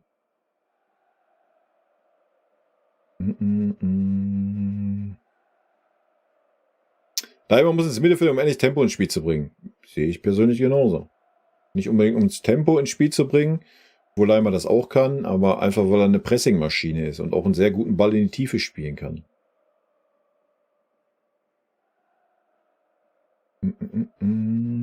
Was ist schwer vergleichbar? Wo Klopp Liverpool übernommen hat, die Situation halt einfach. Zu der Zeit war Liverpool ja auch keine Spitzenmannschaft in England. Ist klar, dass man da Zeit braucht, eine Mannschaft aufzubauen.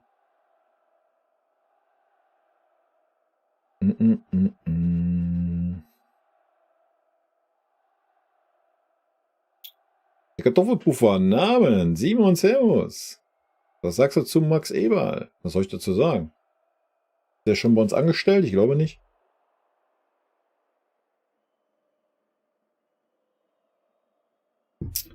Gegen den VfB haben wir ja geliefert. Vielleicht sollte ich öfter ins Stadion und den Flitzer androhen. Naja, wir haben gegen den VfB Stuttgart geliefert, weil unser King nicht auf dem Platz stand und weil der VfB uns den Gefallen getan hat. Und Tuchel das erste Spiel, vielleicht noch Dortmund, also das zweite Spiel, wo es Sinn gemacht hat zu sagen, als FC Bayern orientieren wir uns mal an den Gegner. Ja. Mara ist jetzt auch hier, oder was? Servus.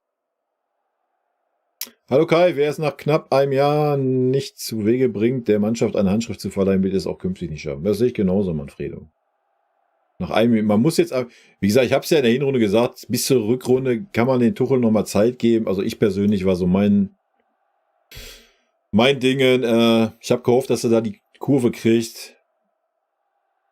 Aber die PK vom Unionsspiel hat mich einfach getötet. Seitdem der Zug ist für mich abgefahren mit dem Tuchel. Ja, hätten wir jetzt nicht die Verletzten gehabt, und sobald die Spieler zurückkommen, wir werden wieder in den Trott kommen. Wir werden natürlich, vielleicht machen wir immer 2 gute Spiele. Wir werden die ganze Saison über diese Spiele drin haben, wie gegen Frankfurt oder gegen Bremen. Solange die Spieler immer diesen Rückhalt haben und keinen Konkurrenzkampf stehen. Und du wirst nicht mit diesem schlechten Fußball aus der Hinrunde in der Rückrunde dieselben Ergebnisse erzielen. Das wird nicht passieren. Aber ist auch nur meine Meinung. Johann kein Titel dieses Jahr. Ja, kann passieren. Tuchel hat damals mit Chelsea genauso ein Müll gespielt und irgendwie die Champions League gewonnen. Ja, aber da war wenigstens eine defensiv starke Mannschaft, oder? Das sind wir halt nicht. Ja, GB muss nicht reden, ne? Mit seinem Flitzen, da gibt es keine Ausreden. Wer trainiert den FCB ab Sommer? Wünsche, Prognose. Ich habe keine Wünsche. Ich habe keine Prognosen.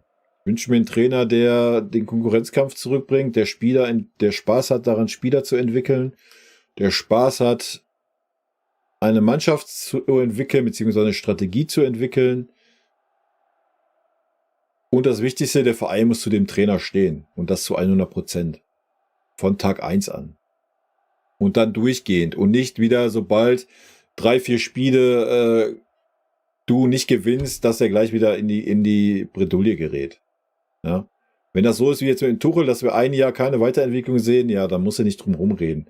Dann musst du dich halt trennen. So.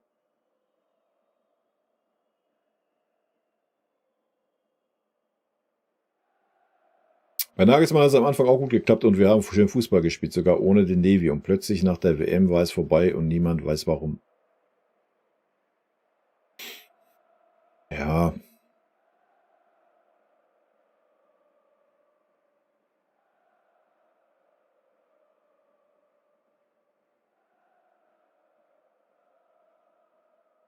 Eber steht eigentlich für Kontinuität. Aha. Auf was bezogen? Weil er 15 Jahre bei Gladbach war, oder was? Dann war er ein Jahr bei, oder nicht mal ein Jahr bei RB. Wow. Eine Kontinuität, Alter.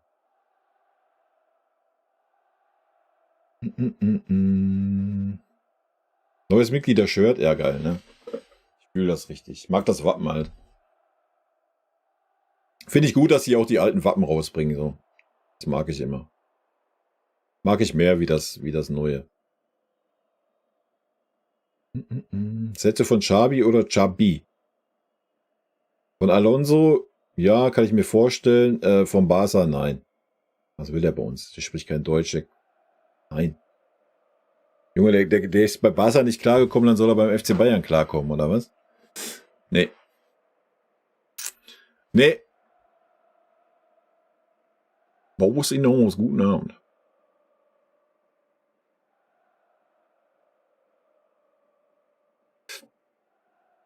Herr Solarifari, Angst, Coaching vom Tuchel. Ich wünsche mir einen Trainer, der mal Akzente setzt und Charakter zeigt. Seit Jupp Heynckes gab es da keinen. Auf fast allen Positionen brennt aktuell der Baum. Wie will man da mit dem B-Kader auf diese Posis Weltklasse spielen? Da gehe ich nicht drauf ein, Markus Weber, Alter.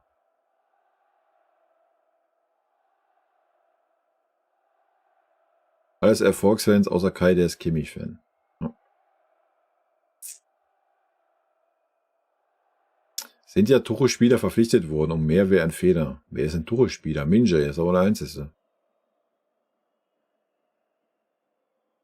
Sonst sehe ich keinen Tuchel-Spieler.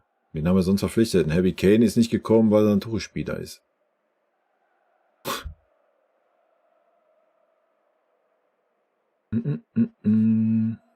Zur Strategie des FC Bayern. Verbessere mich aber, gibt die Strategie, also die grundsätzliche Ausrichtung, nicht der Verein vor und sucht sich danach einen Trainer. Brazzo hatte halt nur noch einen Schuss und der hieß dann Tuchel. Jo. Das ist ja, was ich gerade sage, Ambo. Also die jetzt in der Verantwortung sind, haben sich ja nicht einen Tuchel ausgesucht. So. Und die in der Verantwortung sind, haben klare Ziele kommuniziert, was sie erwarten die nächsten Jahre und Monate. Und das sieht man dann ja auch an der Transferstrategie. Und dann sind wir wieder bei der Aussage, ist der Tuchel ein Missverständnis für den Verein? Ja, ja oder nein? So, entweder trägt Tuchel das halt mit, ja, dass man mal Spieler entwickelt und einbindet und nicht nur super erfahrene alte Säcke und man entwickelt vielleicht mal eine Strategie und man macht mal Spieler besser anstatt schlechter, ja, dann klar, dann brauchen wir über Tuchel nicht reden. Aber das ist ja alles nicht gegeben aktuell. Vielleicht kriegt er doch die Kurve bis zum Ende der Saison, ich weiß es nicht. Ich kann es nicht sagen. Aber ich glaube schon, dass das ein Problem ist halt. Und dann hat man einen Freund verpflichtet, der ja für all das steht, für das ein Tuchel nicht steht. So. Tuchel ist ein Trainer, der will so, das ist meine Strategie, ich will das und den Spieler. So, dann spiele ich Tuchel-Fußball. Gegen bei Paris, gegen bei Chelsea, da waren genug Milliarden vorhanden, gar kein Problem. Das geht beim FC Bayern halt nicht. So. Ganz einfache Kiste. Wieso droht Sané ein, dass er vermutlich seine Karriere bei Bayern beendet? Na, das weiß ich auch nicht, ey. Ich habe auch schon das Grauen gekriegt, wo ich das gelesen habe heute. Ich verstehe halt nicht, warum wir so viele schlechte Pässe spielen. Ja, vielleicht, weil wir im Trainingslager nur an den Händen halten und den Ball per Kopf übers Feld tragen. Solche Übungen machen. Aber dann dürfen wir ja keine Flanken schlagen und Kopfbälle. Kopfbälle dürfen wir dann auch nicht machen. Vielleicht leidet deswegen unser Passspiel. Ich weiß es nicht.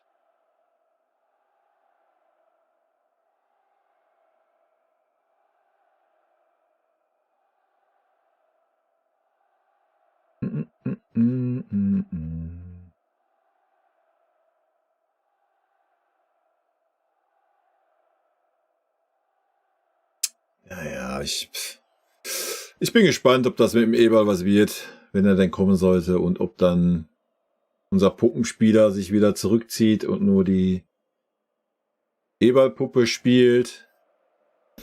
Also wenn Eberl kommen sollte, ist es halt wichtig, dass ein Eberl sich unabhängig vom Hoeneß macht. Das ist so das Ding, glaube ich. Deswegen war der Freund-Transfer auch gut. Ne? Weil das nicht so ein Alteingesessener ist, der da wieder in irgendwelchen Verantwortungen steht oder sonst was. Dass beim Eberl so ist, weiß ich nicht. Wir werden es sehen. Ich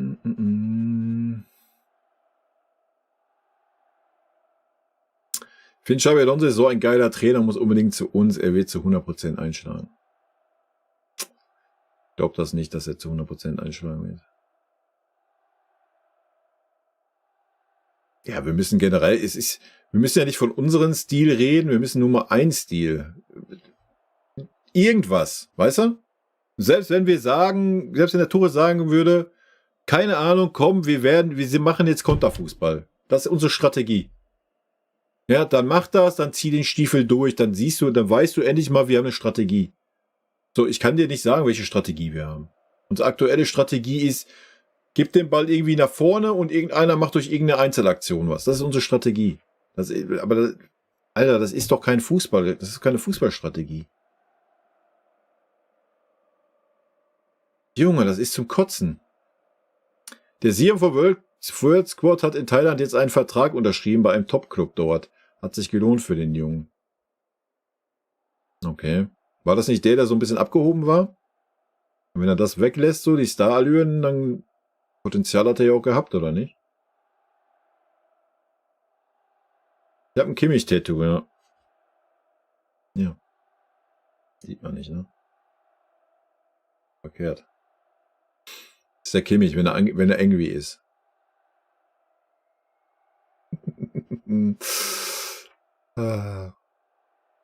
Dann übrigens fehlt noch schlechter Ecken als Kimmich zu schießen. Er hat auf jeden Fall gelernt, ne, vom Josh. War gut, ja. Wir hatten 2 Flanken.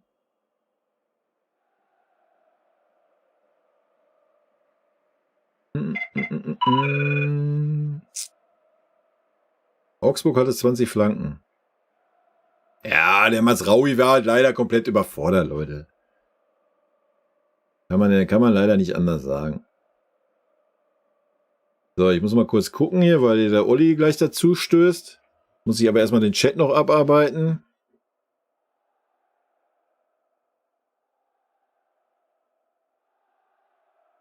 Also heute ist Premiere, ich probiere das aus. Ich hole den Olli dazu gleich. Dann werden wir mal sehen, ob mir das gefällt, ob euch das gefällt. Ich werde dann da die kommende Woche irgendwie eine Umfrage zu machen auf YouTube. Da kann man ja im Community-Tab so eine Umfrage machen. Hole ich mal ein paar Meinungen von euch ein, ob das irgendwie Zukunft hat oder nicht. Wenn ja, kann man natürlich auch mal Eve777, Servus, darüber nachdenken, auch mal dann vielleicht den einen oder anderen von euch dazu zu holen. Aber wir gucken mal. Wann hat Kai Geburtstag? Ich schneide ihm ein persönliches YouTube-Video von allen Kimmich-Ecken in einer Saison zusammen. Das machen wir, Anbu. Aber dann auch bitte gleichzeitig so ein Counter mit rein. So, für eine gute Ecke oder für eine gefährliche Ecke. Und dann bitte aber auch am Ende des Videos die Gesamtanzahl der Ecken und dann die einigermaßen gefährlich waren. Und dann am besten gleichzeitig die Prozentzahl ausgerechnet.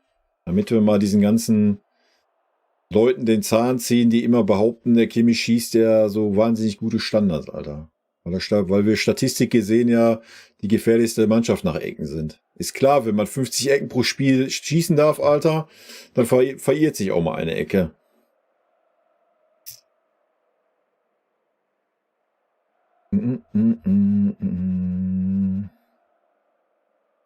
Tuchel ist kein schlechter Trainer, aber seit er da ist, ist alles Murks. Da steht keine echte Mannschaft auf dem Platz und deshalb passt es einfach nicht mit ihm. WhatsApp sehe ich genauso. WhatsApp. Ich halte den Tuchel auch für keinen schlechten Trainer. Das steht auch außer Frage. Darum geht es ja auch gar nicht.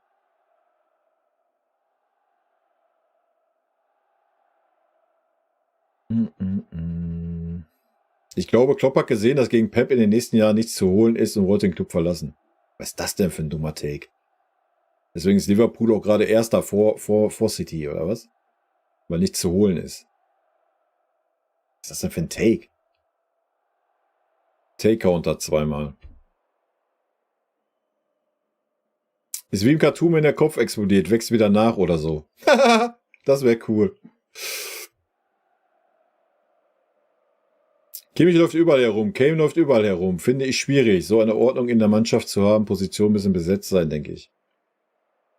Das weiß ich nicht. Wenn das Tuchels Plan ist, dann ist das vielleicht gut so. Die letzte deutsche Generation mit Eiern war mit Lahm und Schweini und wie die flache Hierarchie damals kritisiert wurde. 3-mal in 4 Jahren Champions League Finale, einmal gewonnen, Weltmeister und erstes Triple. Da vergleichen wieder manche Äpfel mit Birnen.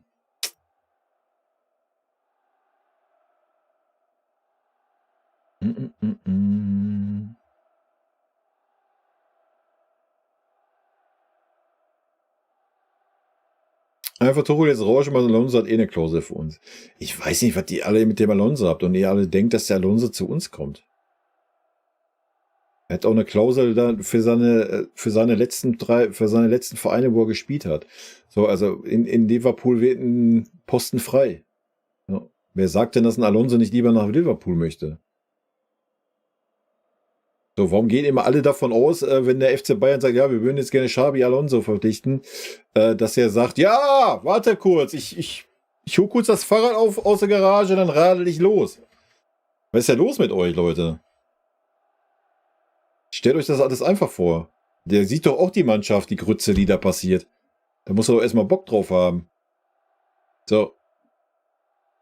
Der ist doch nicht doof, der Mensch.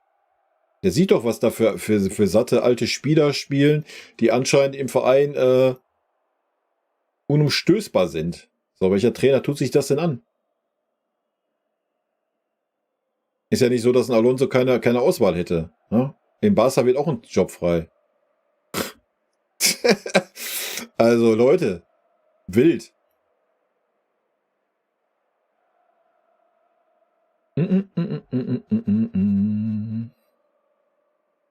Halbfinale Champions League um Meister oder Vizemeister, dann ist finanziell alles okay. Im Sommer gibt man Tuchel mal 400 Millionen und dann kann er einkaufen gehen. Ja, weil das unsere Strategie ist, Alter. Das ist die Strategie des FC Bayern, ganz genau. Na, GB, das brauchst du dir nicht auf die Fahne schreiben, Alter. Warum Flitzer Angst hatten.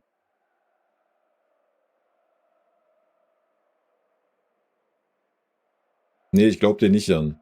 Muss ich auch nicht. Kannst du gerne deine Meinung haben. Ich halte die für kompletten Schwachsinn, deine Meinung. Aber richtig Schwachsinn. Weiß nicht, ob du dich mit Jürgen Klopp jemals befasst hast, aber anscheinend nicht wirklich, also. Eieiei. Aber jeden seine Meinung. Wenn wir Pech haben, kriegen wir nach Lazio wieder City und werden weggeballert mit Tuchel, wird das nichts. Ja, wir müssen nur erst mit.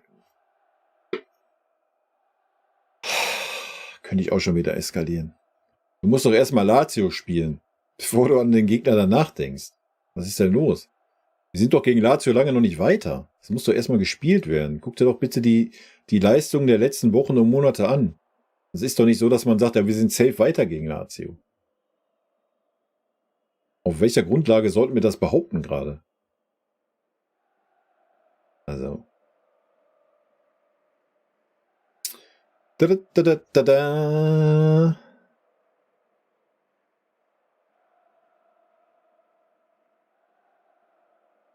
Jan, wie gesagt, jedem seine Meinung, ich halte sie für schwachsinnig. Aber ich bin auch kein Psychologe, also von daher. Aber ich denke, ja. Wie gesagt, befasst dich ein bisschen mit dem Kloppo, dann denke ich, ist das nachvollziehbar, dass er. Ich denke, das ist generell nachvollziehbar in der heutigen Zeit, dann noch gerade im Fußballgeschäft. So, irgendwann hat man dann auch mal vielleicht auch als Klopp so ein einfach mal so ein Aha-Moment, wo man merkt, hey, weißt du was? Der Fußball ist vielleicht doch nicht das Wichtigste auf dieser Welt. Und man denkt mal über ein paar andere Sachen nach und denkt sich dann, ja, weißt du was, ich habe eh schon ausgesorgt für 20 Leben. Ich mache jetzt mal ein Jahr ohne Fußball und guck mal, wie es mir damit geht. Ja. Und dann wird man doch sehen, ob er nochmal Bock hat auf Fußball oder nicht. Der Klopp ist halt auch ein Trainertyp. zumindest so wie ich das empfinde, ja, der hat 120% dabei ist so, weißt du? Und seine Art und Weise ist super, auch emotional erschöpfend, glaube ich einfach. Ne? Weil das ist einfach Kloppo-Style. So. Und wenn du das dann über Jahrzehnte machst, dann hast du irgendwann einfach den Punkt. Ja? Und dann musst du halt einfach mal sagen, so, ist gut. Jetzt mal Zeit für mich. Hat ein Guardiola getan, hat jeder große Trainer, der ein bisschen Ahnung hat mal so ein Jahr oder ein halbes Jahr gehabt, wo man mal gesagt hat, jetzt mal runterfahren, so, weißt du? Aber auch nur meine Meinung.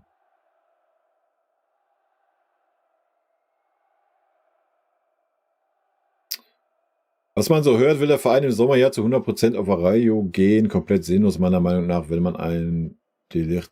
Ja, das ist ja die Frage, wer das möchte. Ja, da sind wir ja wieder bei dem Thema Transfers und für den Trainer oder nicht. Also nochmal, wir werden sehen, ob Tuchel am Ende der Saison Trainer bleibt. Dann wird vielleicht das versucht werden, ja, weil er De Ligt nicht mag. Warum auch immer, sei mal dahingestellt. Aber wenn da ein neuer Trainer ist doch wieder ganz andere. Sind die Karten doch ganz neu gemischt. Also, normalerweise, guck dir unsere 3 Innenverteidiger an, ist das doch wohl die Position, wo du dir am wenigsten Sorgen machen solltest. Ja, noch einen jungen, talentierten Innenverteidiger, der nicht ein ganzes Jahr verletzt ist, wie ein Buchmann, hinten dran und alles ist doch gut eigentlich. Oder jetzt Eric Dyer, der Vertrag wird sich ja wahrscheinlich, wenn das so stimmt, was man liest, sowieso automatisch verlängern, ja. Hast du ihn ja eh noch ein Jahr, ist doch alles gut. Ja, dann hast du da 4 Innenverteidiger, die ein sehr gutes Niveau haben, also. Da musst du halt nur dann endlich mal anfangen zu sagen, das hier, Leute, der ist jetzt mein Abwehrchef und gut ist. So, das ist halt so das andere Problem, was wir haben. Wen du da jetzt am Ende nimmst oder nicht nimmst, ja, da sind wir nicht drin, ey.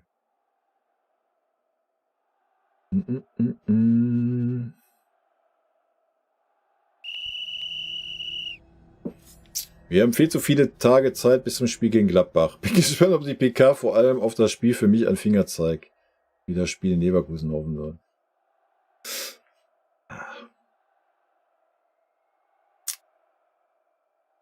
Ich sag zu dem Spiel jetzt nichts groß. Ja? Ich sag einfach nur, ich bin guter Dinge. Mehr sag ich nicht. Ich denke, jeder Mensch ist anders. Psychologie hin oder her, der Einzige, der wirklich einen Plan hat, wie es ihm geht, ist der Klopp selbst. Gefolgt von seiner Frau, aber bin nicht wegen Klopp hier. Es geht ja auch nicht darum, wie es ein Klopp geht. Wenn der Klopp ja Pause machen will, ein paar Jahr Pause machen. Fertig. Ja, fertig aus.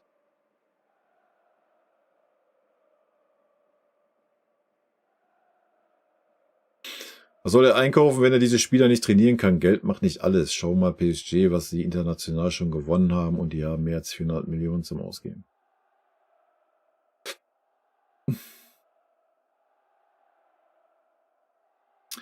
Warum sind Deutschkenntnisse so wichtig? Die meisten Spieler sind Ausländer. Ja.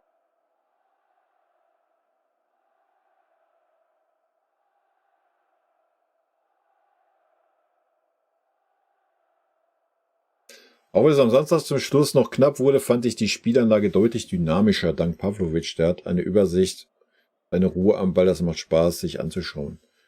Ja, vor allen Dingen, wenn du ein bisschen genauer hinschaust, der spielt halt die Bälle nach vorne, ne? So. Zum großen Teil. Und was uns auch gut getan hat, waren die Bälle von Eric Dyer, der einfach blind über 40 Meter, so wie es sich gehört, wie früher Lothar auch aus dem Stand, die Bälle einfach mal schön verteilt. Ja, das hat uns auch sehr gut getan. Wer macht den Flitzer gegen Gladbach? Ich leider nicht, bin ich im Stadion. Hallo Kai, bereits aber Albert Einstein wusste, die Definition von Wahnsinn ist immer wieder das Gleiche zu tun und andere Ergebnisse zu warten. Ja, sag ich ja, wenn 2 und 2 5 werden soll. Ich fand Coutinho stark bei uns, auch wenn es nur ein Jahr war. Ja, ich denke für das, was er leisten kann, war es eine 3. Ja.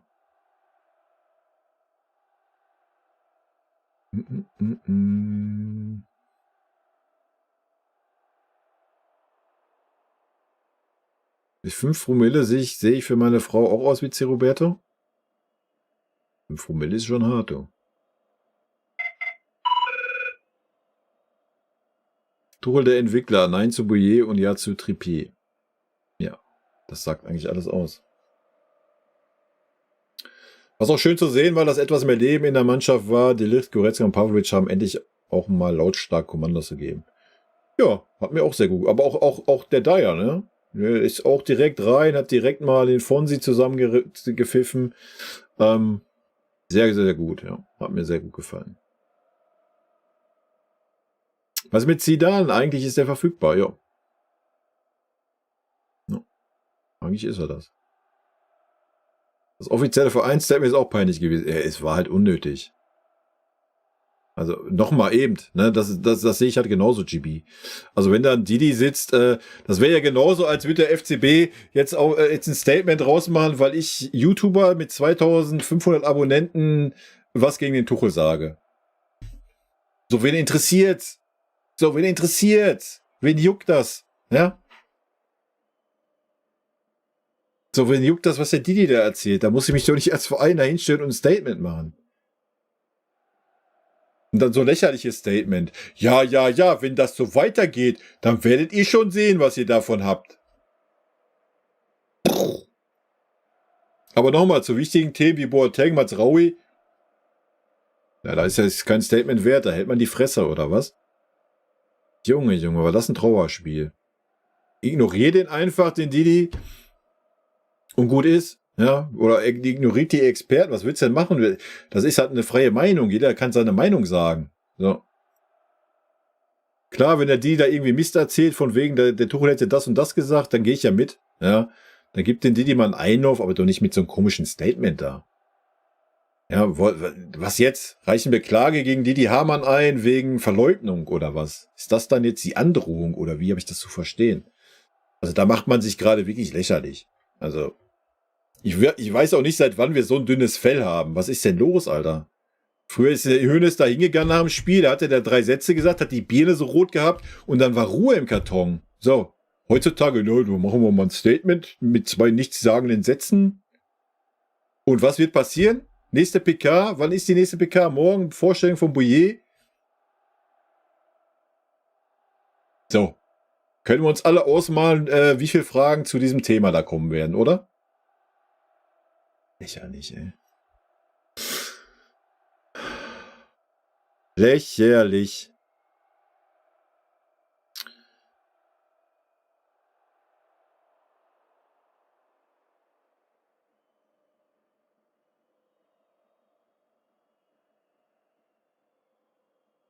So, ich werde jetzt mal kurz den Olli hier zuholen.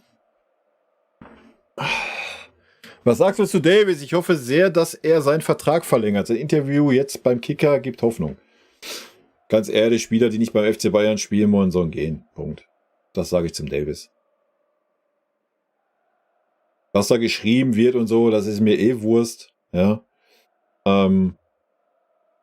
Ob er sagt, er will nicht da bleiben, will da bleiben, was weiß ich. Ob Real Madrid sagt, mach das, mach dies. I don't know, da wird immer viel Scheiße geschrieben.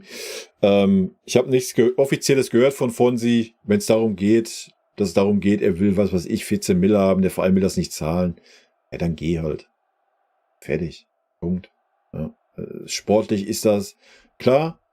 Wäre super schade, ist ein junger Spieler, hat super viel Talent.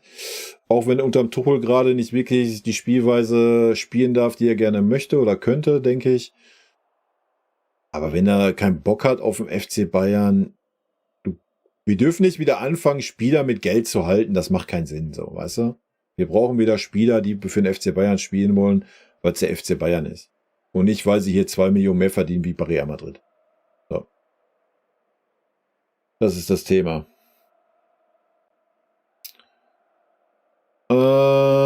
Ich guck mal eben. Ja, Tatsache, ey.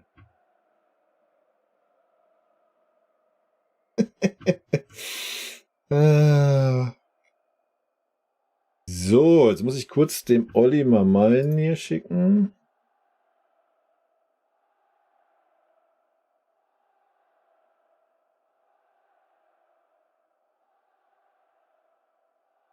Dip, dip, dip, dip, dip, dip, dip, dip, dip, dip, dip. Ja.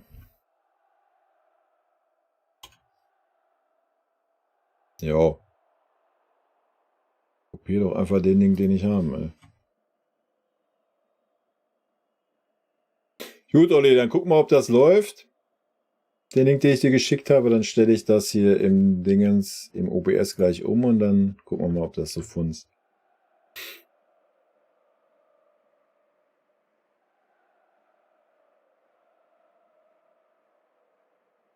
Die Saison ist gelaufen, es wird nur noch Schadensbegrenzung betrieben. Nach der Saison muss Thomas Tuchel gehen und dann voll Angriff in allen Wettbewerben. Weiß ich nicht. Weiß ich nicht. Es ist halt auch schwierig, ne?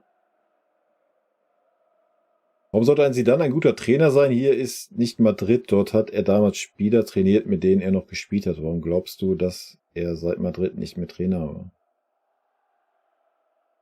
Weiß ich nicht, kann ich nicht einschätzen, Zinedine.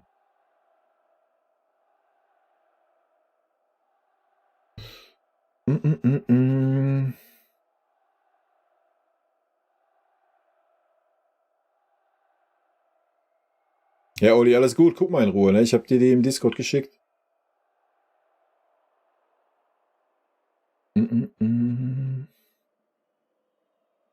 Feine Kerle. Was das Allerwichtigste ist, weil wir wissen, dass er ein guter Kerl ist. Was willst du bei der PK noch aufarbeiten, Chico? Da müssen wir einen extra Stream für machen, Alter. Ich könnte ja nochmal auf meine Reaction reacten. Aber dann wird das wahrscheinlich noch mehr Aufregung geben.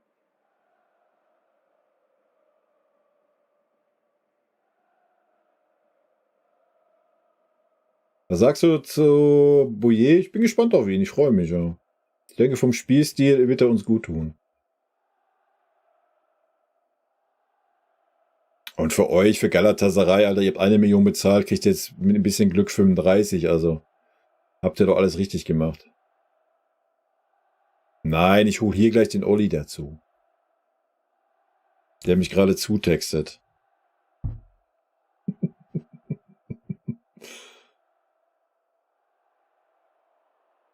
Ei. Weil ich sehe den ja schon. Ich habe ja schon das Fenster nebenbei hier im OBS auf. Aber ei. Der Olli, ey.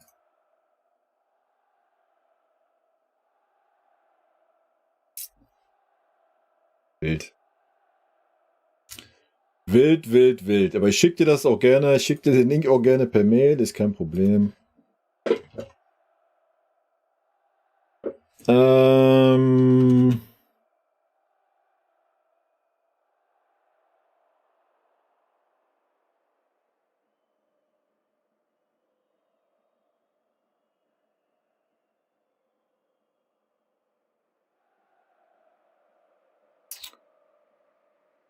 Link.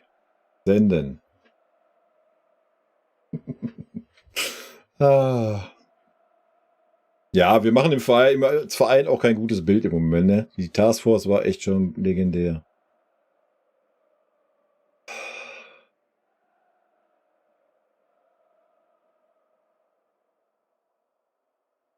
Ist in Bayern Talk ein Foto von meinem Kimmich-Tattoo gepostet? Das ist ganz schön frech von dir. Ja, so wenig Haare habe ich ja nicht. Alter, wie kann man so krank sein? Wie kann man so krank sein und sich Kimmich tätowieren? Vielleicht heißt der Kimmich, dann nehme ich alles zurück, aber wenn das wirklich für einen Kimmich ist, Leute, wie kann man sich... Ich kann es gerade nicht glauben. Kimmich-Tattoo, Alter. Olli, wenn du den Link hast, ne, wenn du mich schon siehst, dann sag Bescheid, weil ich switch dann um.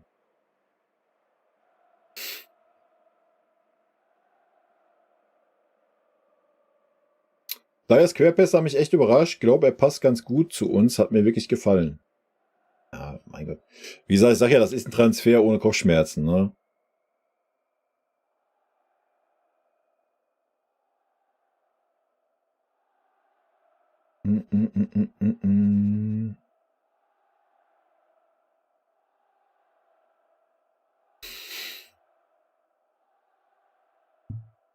Sehe dich, ja, Halleluja. Okay, dann switche ich mal eben um. Und dann muss ich mal gucken, ob ich dich höre. Dann mache ich aber erst noch mein Hintergrundgewimmel aus hier. So. Ja, So. ich glaube, man hört mich. Warte, ich glaube, man hört dich aber doppelt, oder? Ich habe aber hier die Kopfhörer drin. Nee, nicht wegen dir. Ich muss mal eben kurz was gucken, warte. Aber ist auch egal, ich bin ja ein netter Kerl. Das ist die Hauptsache.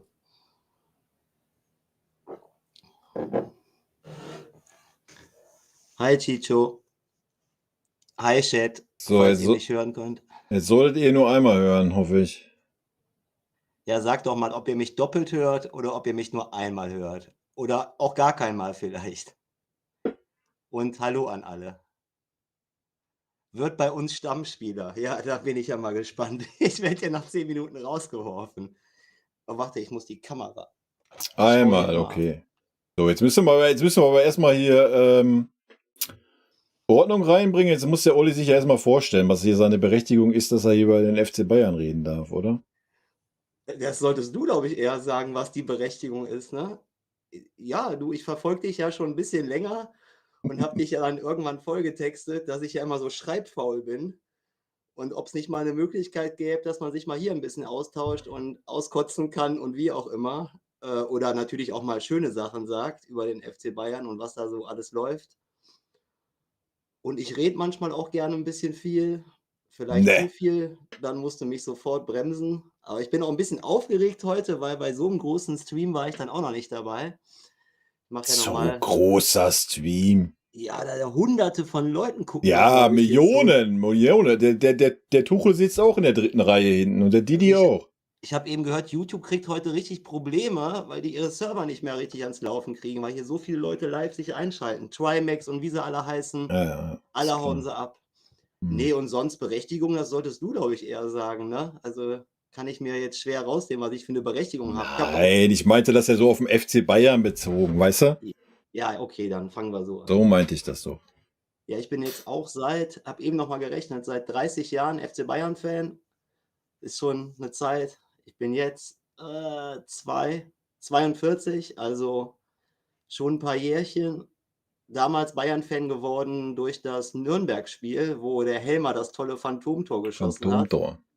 Genau, vorher, wo mich Schüler Mitschüler gefragt haben, was bist du für ein Fan, konnte ich damit irgendwie nie was anfangen. Ich habe zwar immer Bundesliga und so geguckt, habe ja auch seit meinem 6. Lebensjahr Fußball gespielt, aber ich konnte damit irgendwie mit dem ganzen Fantum irgendwie nicht so richtig was anfangen. Ich habe immer gesagt, ja, ich bin halt Deutschland-Fan. Dann habe ich immer großes Gelächter gekriegt. Und dann kam dieses Bayern-Spiel gegen Nürnberg, wo alle dann irgendwie auf Bayern rumgetreten haben, Riesensauerei. Und ich fand das einfach Knaller, wie sie dann im Rückspiel dann Nürnberg gezeigt haben, wo der Hase hängt oder wo der Hase läuft oder wie man sagt.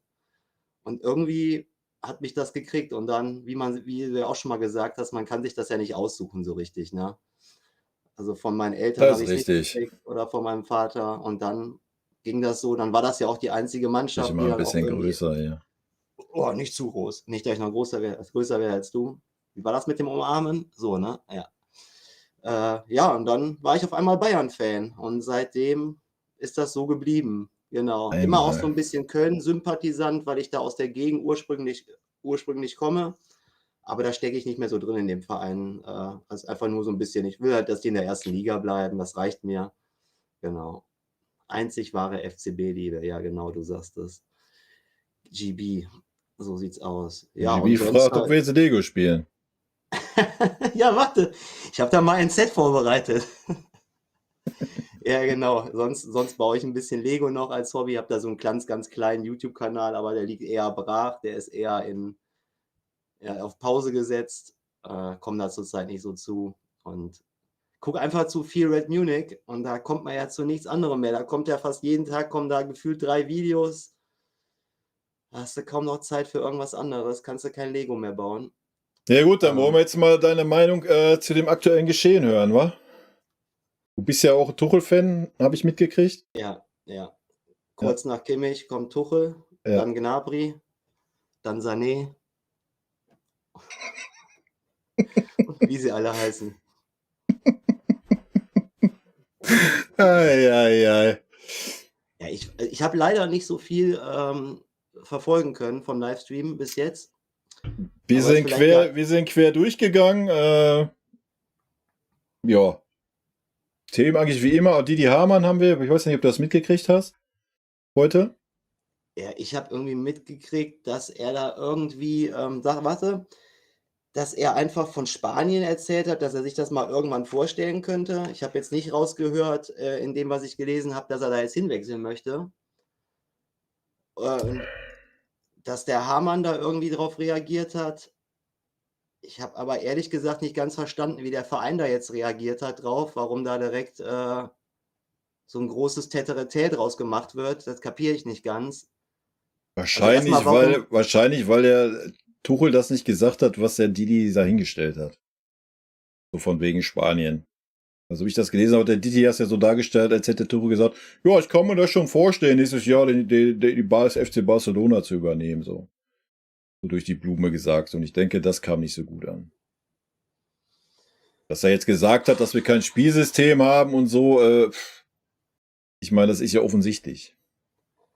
ja, die Frage ist halt nur, ob man dann immer auf so einen Kasper so reagieren muss. Also Nee, gar nicht halt einfach, ne? das kapiere ich irgendwie nicht. Also ja, klar ich finde, du solltest dich halt anders hinter deinen Trainer stellen oder versuchen, hinter einen Trainer zu stellen, wenn du den dann echt auch so toll findest und da die nächsten Jahre darauf bauen willst, als durch irgendwelche Statements, die von irgendeinem ehemaligen Spieler jetzt möchte gern Sky-Proleten oder wie man ihn auch nennen mag zurzeit, durch die Aussage drin bei dem Hamann, die ist halt natürlich immer extrem, so wie er das sagt, weil er will ja auch irgendwie.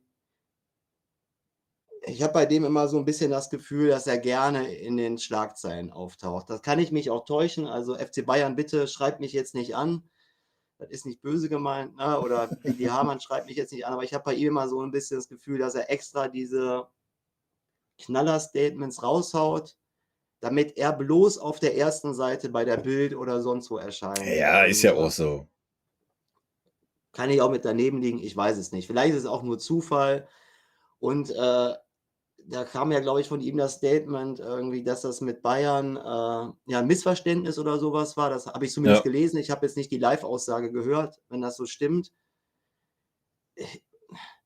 Ja, man kann das auch. Warte kurz, ist auch gut so, dass die Redezeit mal nach links kippt, weißt du, dann kann ich mal ein bisschen was trinken und mal die Stimme schon, kann der Olli immer Gas. Deswegen habe ich den Olli ja dazu geholt, damit ich mich jetzt zurücklehnen kann und das auch mal aus der Zuschauerperspektive genießen kann.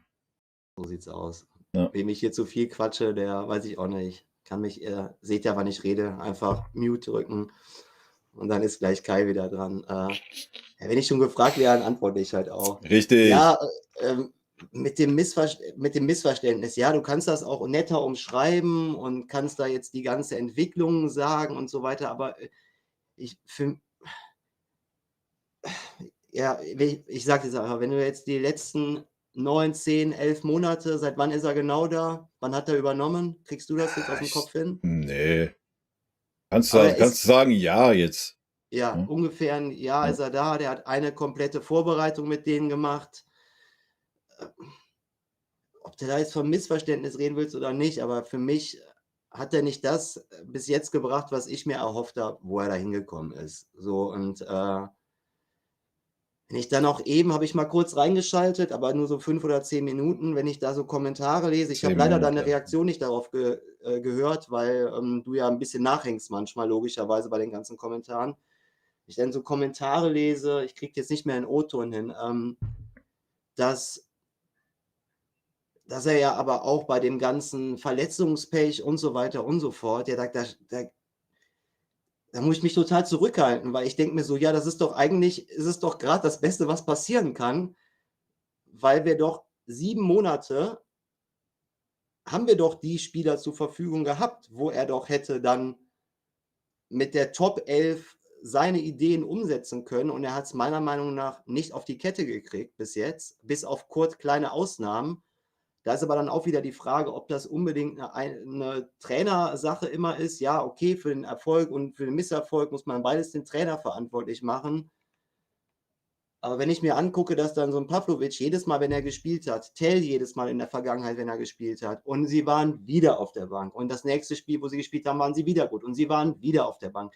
Wenn dann zumindest diese Startelf überzeugt hätte, dann würde ich sagen, ja, okay, ist jetzt schwer, da einen neuen reinzuwerfen. Never change a winning system oder wie es heißt. So, alles gut. Team. Aber es hat ja nicht funktioniert so richtig. Außer wenn man jetzt nur so auf die Punktauswertung guckt. Aber da ticke ich ja, glaube ich, sehr ähnlich wie du. Da bin ich einfach zu kritisch, zu sehr mit dem Fußball verwandelt, habe vielleicht auch zu viel selber gespielt, habe zu viel in der Zentrale früher gespielt. Meiner Meinung nach ein Blick für ein Spiel irgendwie, das kann man jetzt Einbildung nennen, arrogant nennen, nennt es, wie ihr es wollt, aber er hat nicht das meiner Meinung nach erreicht, was ein Trainer beim FC Bayern mit diesem Spielerpotenzial erreichen könnte. Ja, sehe ich genauso, ne? Ja, darum ich würde ja jetzt auch gerne da widersprechen, dass wir beide hier so richtig eine hitzige Diskussion kriegen. Und darum, ja. Dann müssen wir vielleicht den Kimmich als Thema nehmen. Weiß ich nicht.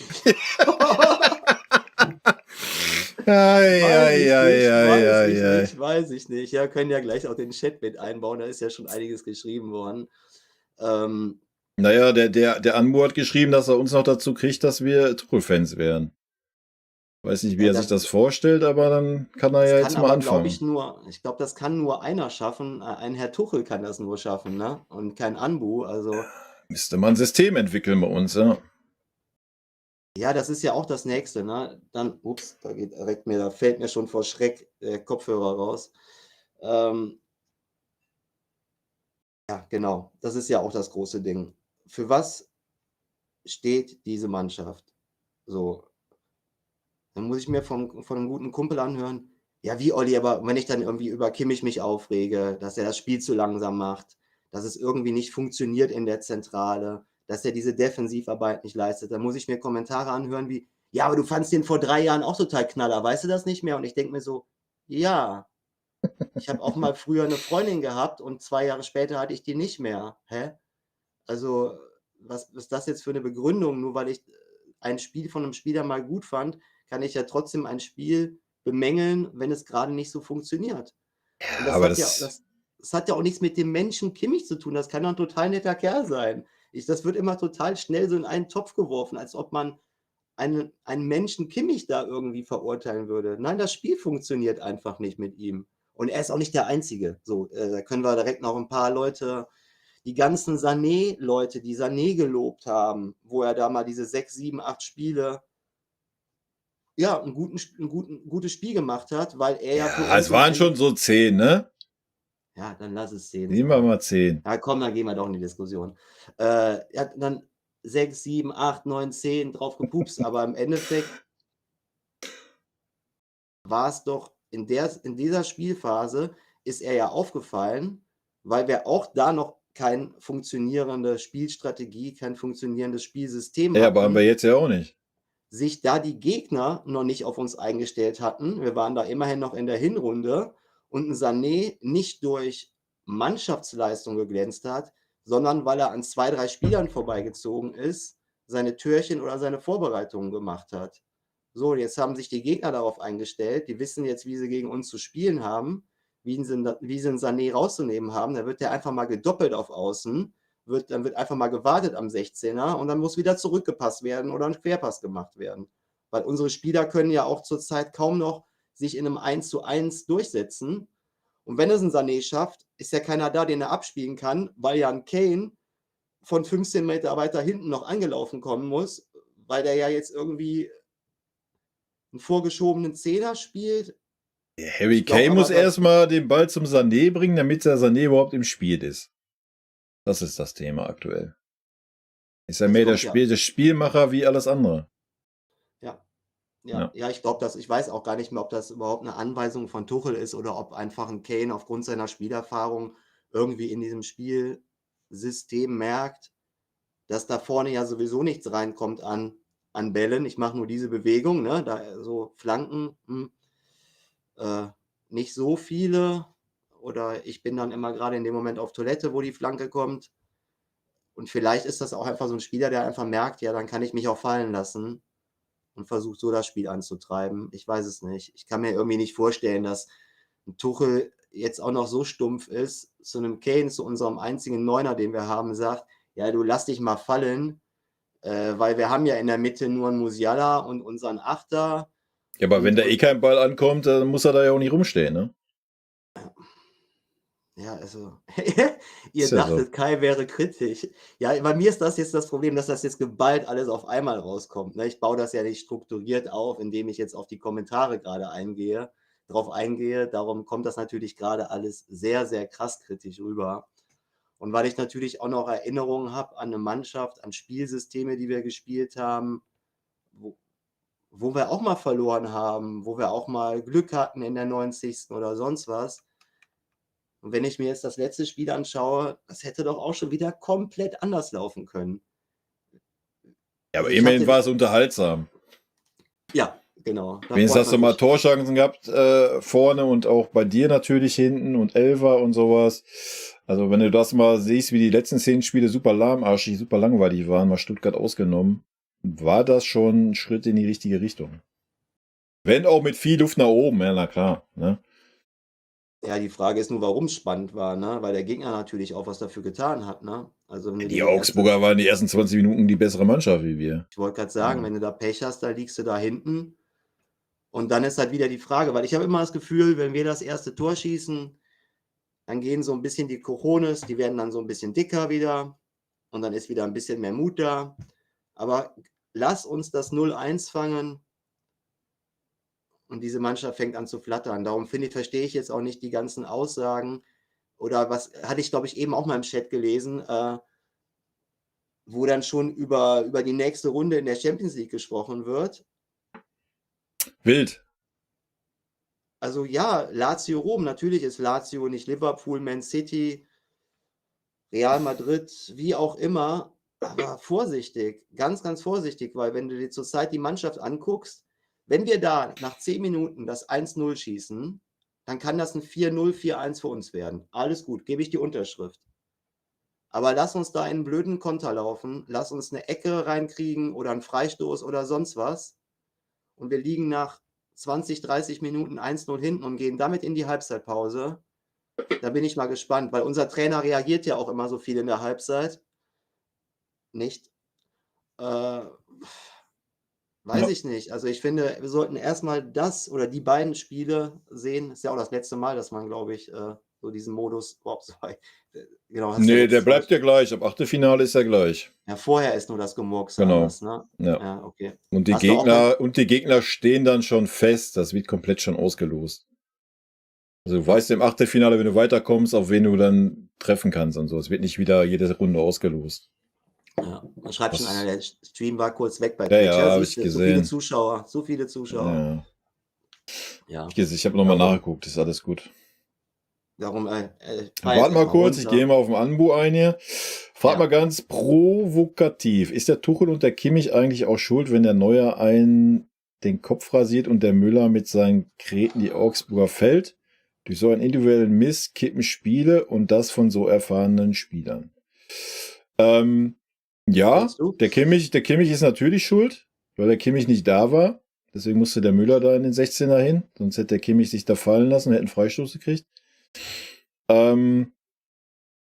Das Thema Neuer, ja.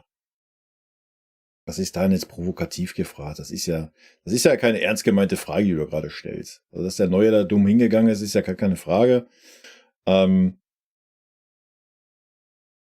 Warum der Neuer das tut mit seiner Erfahrung, frag mich nicht. Vielleicht wollte er es spannend machen. Vielleicht spielt er aber auch schon gegen den Trainer. Vielleicht hat er keinen Bock auf den Tuchel.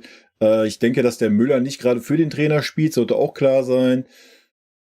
Ob man denen das jetzt unterstellen möchte, falls du das mit deiner provokativen Frage meinst, weiß ich nicht. Das sehe ich zum Beispiel anders als du, ne? Diese Aussage, dass einer gegen einen Trainer spielt.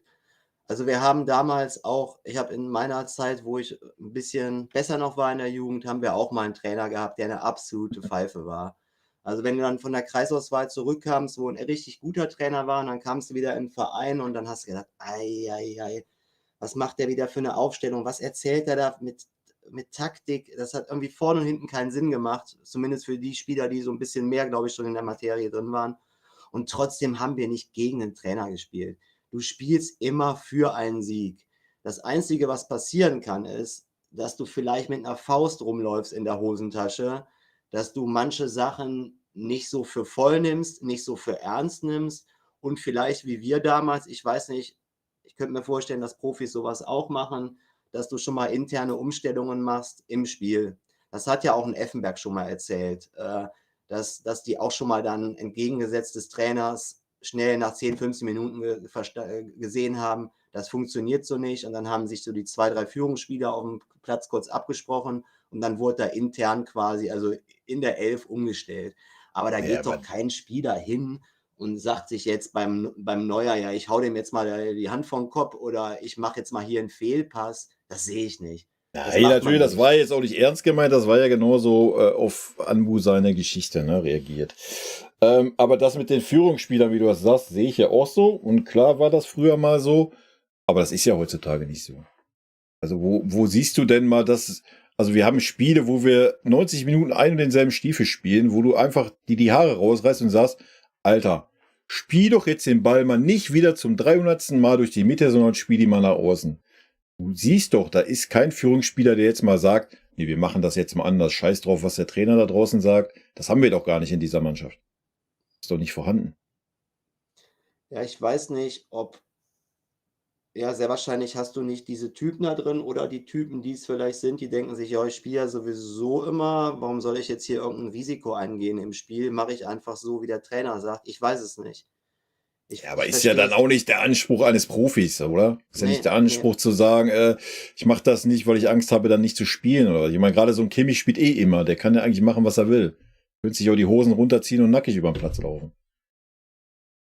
Genau, wie der Flitzer hier, ne? Wer war das? GB? Wer wollte nochmal flitzen? Naja, der hätte nur große Sprüche gemacht, der GB. Nein, die Mannschaft ist seit 1,5 Jahren nicht geschlossen, ne? Sind wir mal ehrlich. Wie gesagt, gegen Augsburg hatte ich schon das Gefühl, dass wir ein bisschen geschlossener waren. Aber sonst hast du nicht das Gefühl, dass du eine geschlossene Mannschaft hast. Das ist ja das große Problem. So, nimm dir das Spiel gegen Bremen zum Beispiel oder gegen Hoffenheim. Der Spieler, der vorne in der gegnerischen Hälfte von den Ball hatte, war die ärmste Sau. Ja, alles andere stand einfach. Ja, das geht mir auch nicht in den Kopf rein, sowas. Das verstehe ich auch nicht. Aber ich weiß nicht, ob das... Ich kann mir nicht vorstellen, dass das irgendwie damit zu tun hat, ja, dass sie keinen Bock haben oder faul sind. Ich glaube einfach, dass da nicht richtig vermittelt wird oder dass da nicht das richtige Feuer reinkommt, wie diese Mannschaft sich zu bewegen hat. Also ich stelle mir das echt so vor, dass die Mannschaft vor den Spielen, 2, 3 Tage vor dem Spiel, macht er da seine Videoanalyse. Dann werden denen die ganzen Top-Sachen aufgezählt, was der Gegner alles Tolles kann. Anstatt mal darüber nachzudenken, wie man diesen Gegner knacken kann mit einer Strategie, die man einfach mal mehrere Spiele durchzieht, weil man der FCB ist. Indem man sich bewegt, indem man hinterläuft, Doppelpass, hinterlaufen, die einfachsten Spiele, das lernst du ja schon in der Kreisliga A, da musst du ja noch nicht mal Verbandsliga oder Landesliga für spielen. Ja, aber das Schlimme ist ja, dass es seit einem Jahr so ist. So, es ist jetzt nicht neu, dass wir die Probleme haben gegen tiefstehenden Gegner. So. Und das ist ja das Traurige. Deswegen sage ich ja, dass man keine Entwicklung sieht unter Tuchel. Ne? So, das ist 80% der Gegner stellen sich hinten rein. Fertig. Gegen Gladbach, die werden den Fußball nicht anders spielen, wie sie, vielleicht ist ein bisschen andere Mannschaft, ja. Aber die werden sich hinten reinstellen, werden schnell umschalten. So. Ja. Das ist deren Spiel. Ja. Und wir haben 15, sagen wir 20 Spiele gehabt, wo der Gegner so stand. 20 Mal. Und wir sehen nicht eine Weiterentwicklung. Du hast dieselben Probleme wie vor 20 Spielen, wenn der Gegner hinten drin steht. Ja, du hast keine Idee. Aber das Problem ist ja auch, und das hast du ja auch schon mal irgendwann in ein paar Videos sogar schon angesprochen oder Livestreams,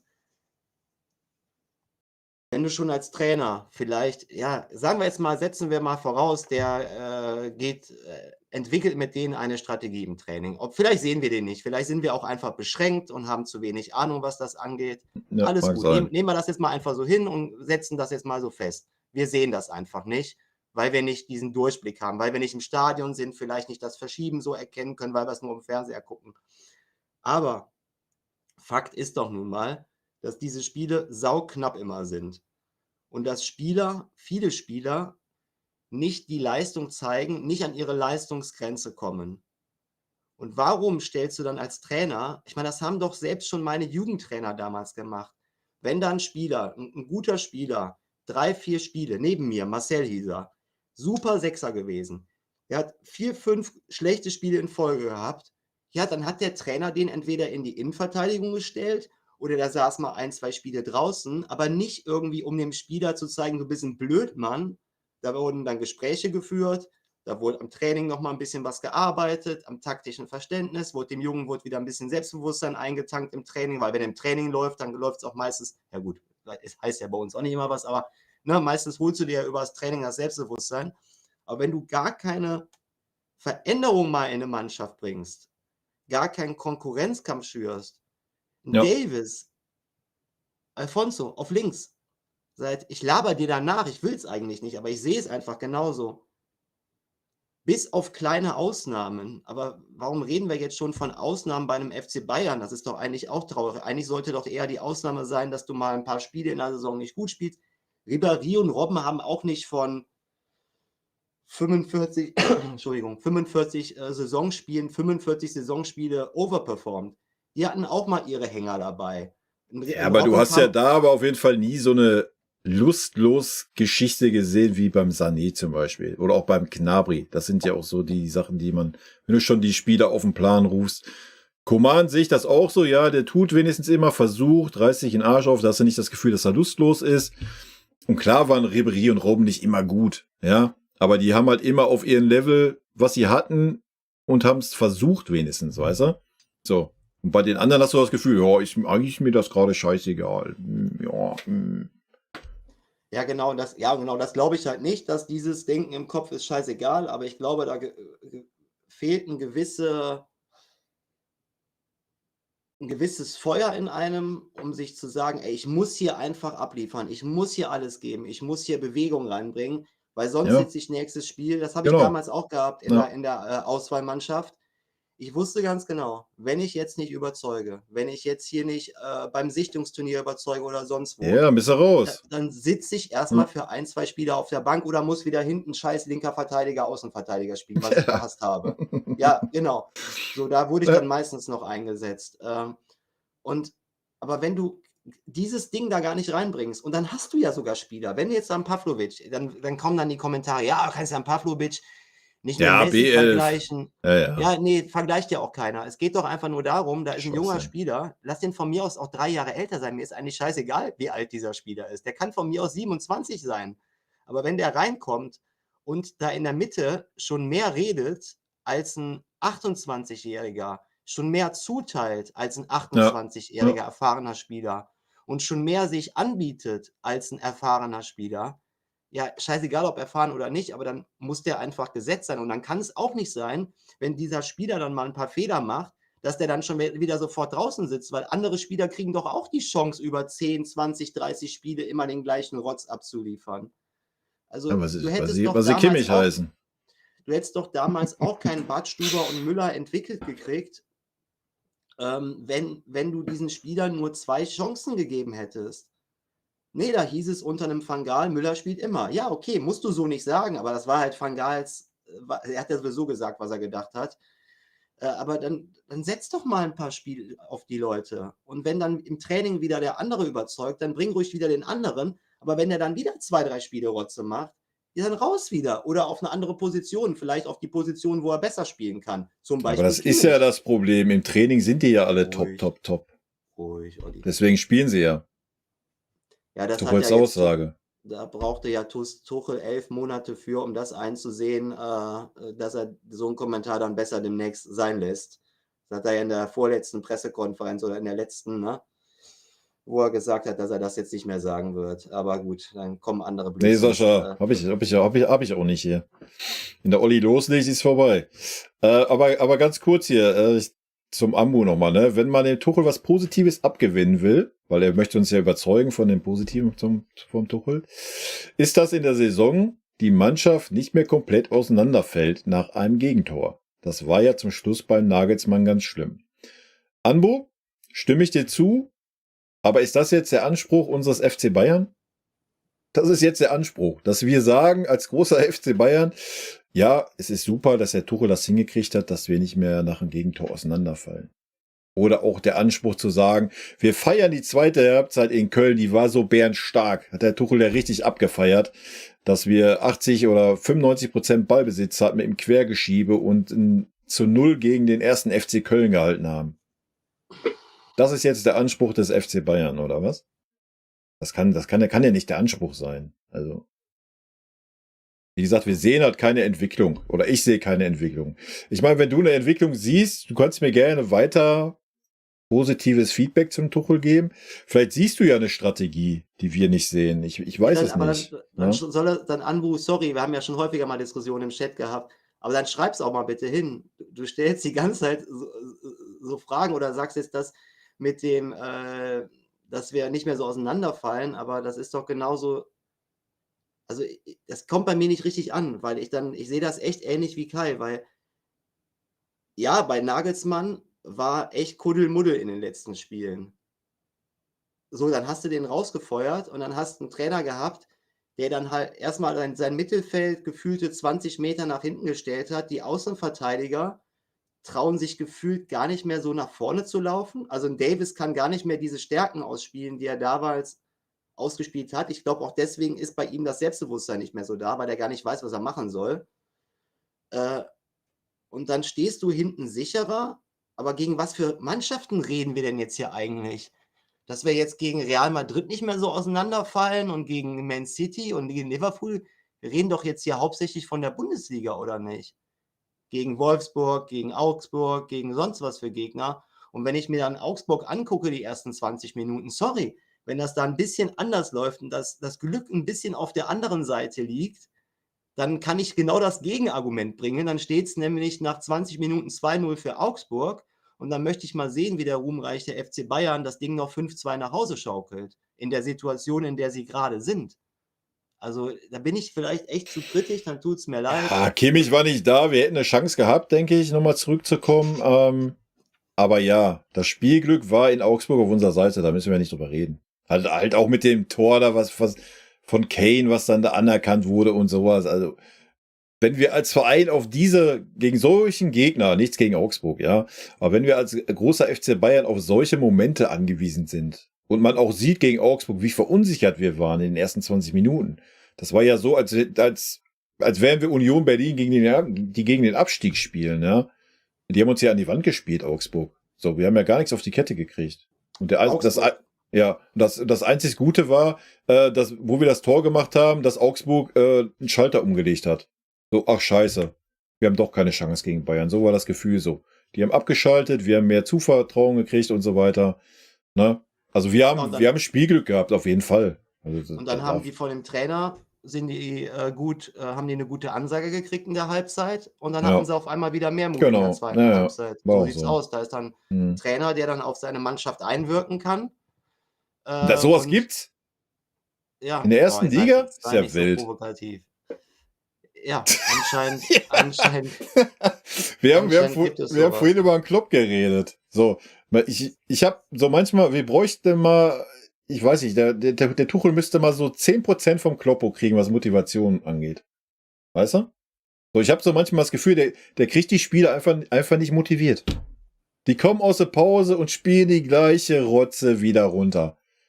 So, du musst doch aus der Pause kommen, wie gegen Union oder wie gegen Bremen, musst du doch aus der Pause kommen, gerade im Heimspiel, und dann musst du doch brennen eine Viertelstunde. Ja, da musst du einen Sturmlauf da hinlegen. Entschuldigung, aber wenn ein Trainer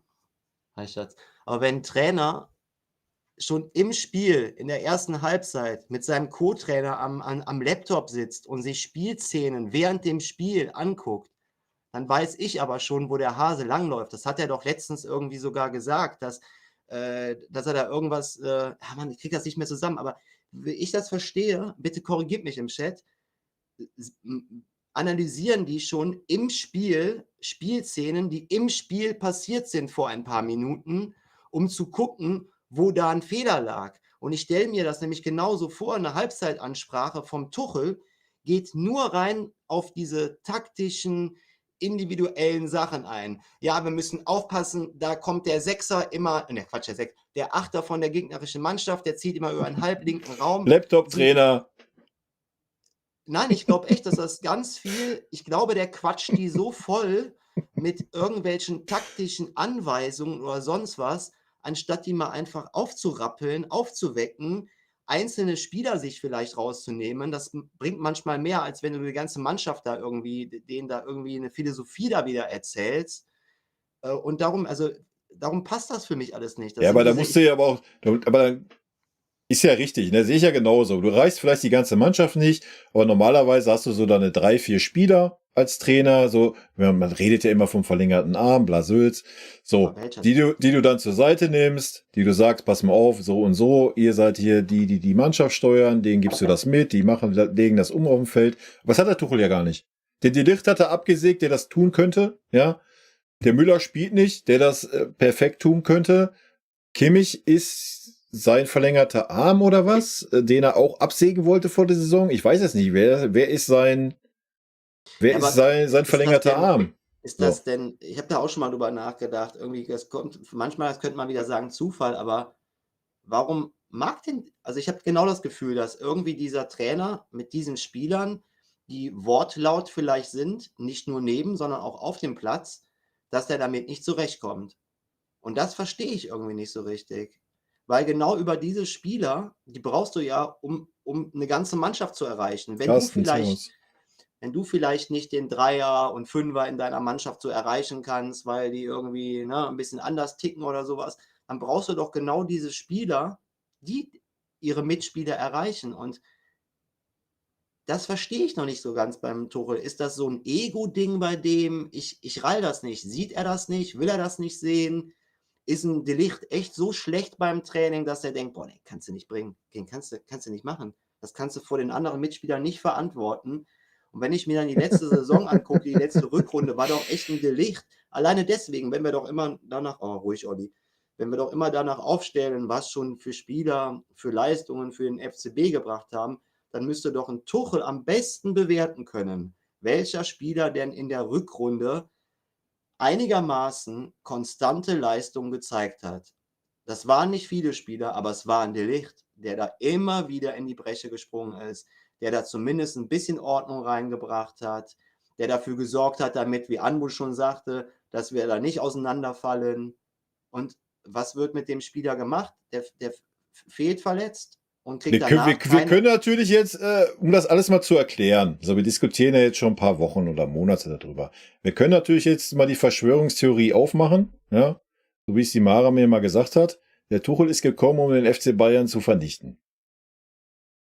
So, wir können diese These mal in den Raum stellen. Weil wie du gerade sagst, so, De Ligt war der Einzige in der Rückrunde, der Verantwortung übernommen hat, der sich reingeschmissen hat, wo du gedacht hast, er hat sein Herzblut für den FC Bayern auf dem Feld und die erste Amtshandlung, die Tuchel nach der Hinrunde macht oder nach der Rückrunde, ja, ich will den Minjay haben, das ist jetzt, und so, De Ligt ist raus. Ja, das habe ich auch überhaupt nicht verstanden. Warum? Was ist das für ein Zeichen an den Spieler? Ja. Da reißt du dir den Arsch auf und dem Trainer fällt nichts Besseres ein, als einen anderen Stamminnenverteidiger zu Genau, holen, GB. der auch noch sein Geld gekostet hat. Also, Trojanisches BVB-Pferd. ja, gut. Ja. Also wenn Mara echt diese Verschwörungsdingens aufgemacht hat, da bin ich nicht bei. Aber ich verstehe es nicht. Ich weiß nicht, ob ein De Ligt vielleicht beim Training auch mal seine Meinung sagt, einem Tuchel. Könnte ich mir vorstellen, dass der so ein Typ ist, der auch mal sagt, ey, Trainer bringt so nichts. So. Ich habe mir so auch schon mal damals in meiner Jugend mit einem Trainer vergeigt, so, weil ich dem gesagt habe, das macht alles keinen Sinn, was du hier aufstellst. Ja, dann saß ich erstmal draußen. Vielleicht ist das so ein Spieler, der einfach nicht den Mund halten kann, der auch mal was Taktisches bemängelt im Training. Und ich stelle mir zum Beispiel ne, nichts gegen Josh als Menschen, ist bestimmt ein ganz netter. Ich stelle mir Josh als einen vor, der geht mit dem Trainer in den Ballraum. Trainer, soll ich noch einen Ball aufpumpen? Und Trainer. Genauso stelle ich mir das auch vor. Ernsthaft. Ich glaube, der ist den ganzen Tag nur am Quatschen und immer wieder am Reden. Und das Krasse ist ja, das sieht ja jetzt schon bei mehreren Trainern funktioniert das ja schon. Einerseits hat er ja auch damals noch die Leistung gebracht, muss man ja auch ehrlich sagen. Aber da hatten wir ja auch noch ein System, eine Strategie, wo sich auch Spieler irgendwo einfügen konnten. Da hast du aber noch die gestandenen Spieler gehabt, die Verantwortung getragen haben, ne? Ja. So. Jetzt, er wollte die immer haben, will die immer haben. Jetzt hat er sie gehabt und hat kläglich versagt. So. Das ist ja auch nicht böse gemeint, wie du sagst. Er kann ja als Mensch und hat 4 Kinder und alles Gute für ihn, hat genug Mille eingenommen. Ja, aber als Fußballer muss man das kritisieren dürfen und das ist schwach, die Saison. Und weißt du, was mich richtig aufregt beim Kimmich? Und da können wieder alle mit den Zahlen kommen. Das verstehe ich nicht. Ich habe früher bei uns auch die Ecken geschossen, aber mal ganz im Ernst, wenn die ersten beiden Ecken scheiße waren und ich gemerkt habe, ich kriege den Ball heute nicht richtig hoch oder ich kriege den nicht stramm genug rein, dann bin ich zu meinem Mitspieler, wo ich wusste, der kann das auch, gegangen, habe gesagt, hier Digga, mach du heute, bringt bei mir nichts. Mach du. Ja, aber das ist Amateurfußball, ne? Ja, aber du kannst doch bitte von einem Profispieler verlangen, man muss doch ein Gespür dafür haben. Das hat doch nichts damit zu tun, dass du dich selber dann schlecht darstellst oder deswegen deine Stammposition in Frage selber stellst. Es ist doch gerade Stärke zu zeigen, so, ich mache heute ein gutes Spiel, aber die Ecken kriege ich heute nicht hin oder die Freistöße. So, Sané oder wer auch immer, mach du das heute. Und warum wird das so durchgezogen, so strikt? Und da erwarte ich auch von einem Spieler, dass der zur Not kurz beim Trainer vorbeiläuft, beim nach hinten laufen und dem rüberruft, hier, Dingens macht die Ecken, jetzt wunder dich nicht, ich krieg die da heute nicht rein. Ist doch kein Problem. Aber warum ist das nicht so? Anscheinend ist das unter den Profibedingungen, die wir nicht kennen, ist das anscheinend schon ein Problem. Also ich bin da ja bei dir, habe ich auch schon oft genug gesagt. Aber anscheinend ist ja der Baby der Standardgott und wenn der das befiehlt, dann ist das okay für den Tuchel und ja, ich sehe das auch so. Also Kimmich, gerade wenn er dieser Führungsspieler sein will und merkt, Alter, ich habe jetzt 3 Ecken geschossen, die Grütze sind, dann muss er als Führungsspieler halt sagen, hier, Leroy, komm her oder was weiß ich, irgendein Außenverteidiger und ich meine, es ist sowieso sinnfrei, dass unser defensiver Sechser die Ecken schießt, der super lahmarschig ist. Ja, das ist sowieso schon der hohen Nummer 1 taktisch gesehen, womit wir beim Trainer sind. Ja, macht total Sinn, dass der Sechser, ja, der hier nach hinten absichert eigentlich, dass der die Ecken schießt, wenn beide Innenverteidiger vorne drin sind, macht richtig viel Sinn, brauchen wir nicht drauf eingehen. Aber warum er dann das nicht hinkriegt, das ist ja, was ich sage. So. Der ist zu sehr, weiß ich nicht, in sich selbst verliebt oder ich glaube einfach, das ist auch gar nichts gegen ihn, ich glaube einfach, das ist dadurch, dass du immer spielst und immer nur gepudert wirst. Wenn dir immer einer sagt, Alter, du bist der Geilste, du bist der Macher, du bist unser Leader, du bist unser Aushängeschild, wenn Neuer und Müller weg sind, du bist Mr. FC Bayern. Du hast deinen Vertrag selber verhandelt mit einer Stammklausel, dass wir 2 Millionen zahlen, deswegen spielst du immer noch nebenbei, ne, kleiner Seitenhieb an Bratze und Olli, anders kann man sich das ja nicht mehr erklären. Ich glaube, dann ist das einfach so. Du verlierst dann den Blick für die Realität im Leistungssport.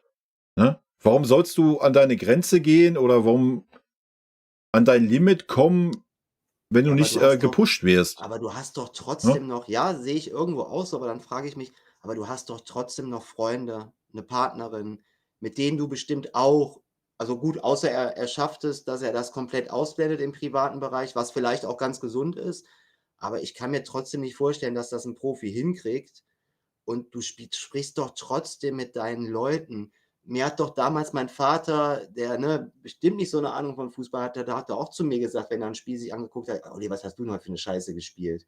Ja, also, normal. Ne, also da sind denn da sowas verstehe ich nicht. Und ja, ich glaube trotzdem daran, auch ähnlich wie du, dass wenn du immer wieder nur darin bestätigt wirst, immer wieder also erstmal wird dir vor der Saison gesagt, also indirekt über die Medien gesagt, das ist eigentlich nicht mein Sechser. Nee, das wurde nicht indirekt gesagt, das hat der Tuchel wortwörtlich gesagt. Ja, genau, aber er hat es ja nicht zum Kimmich gesagt, sondern er hat es ja in einem Interview gesagt. So, in der PK. Genau.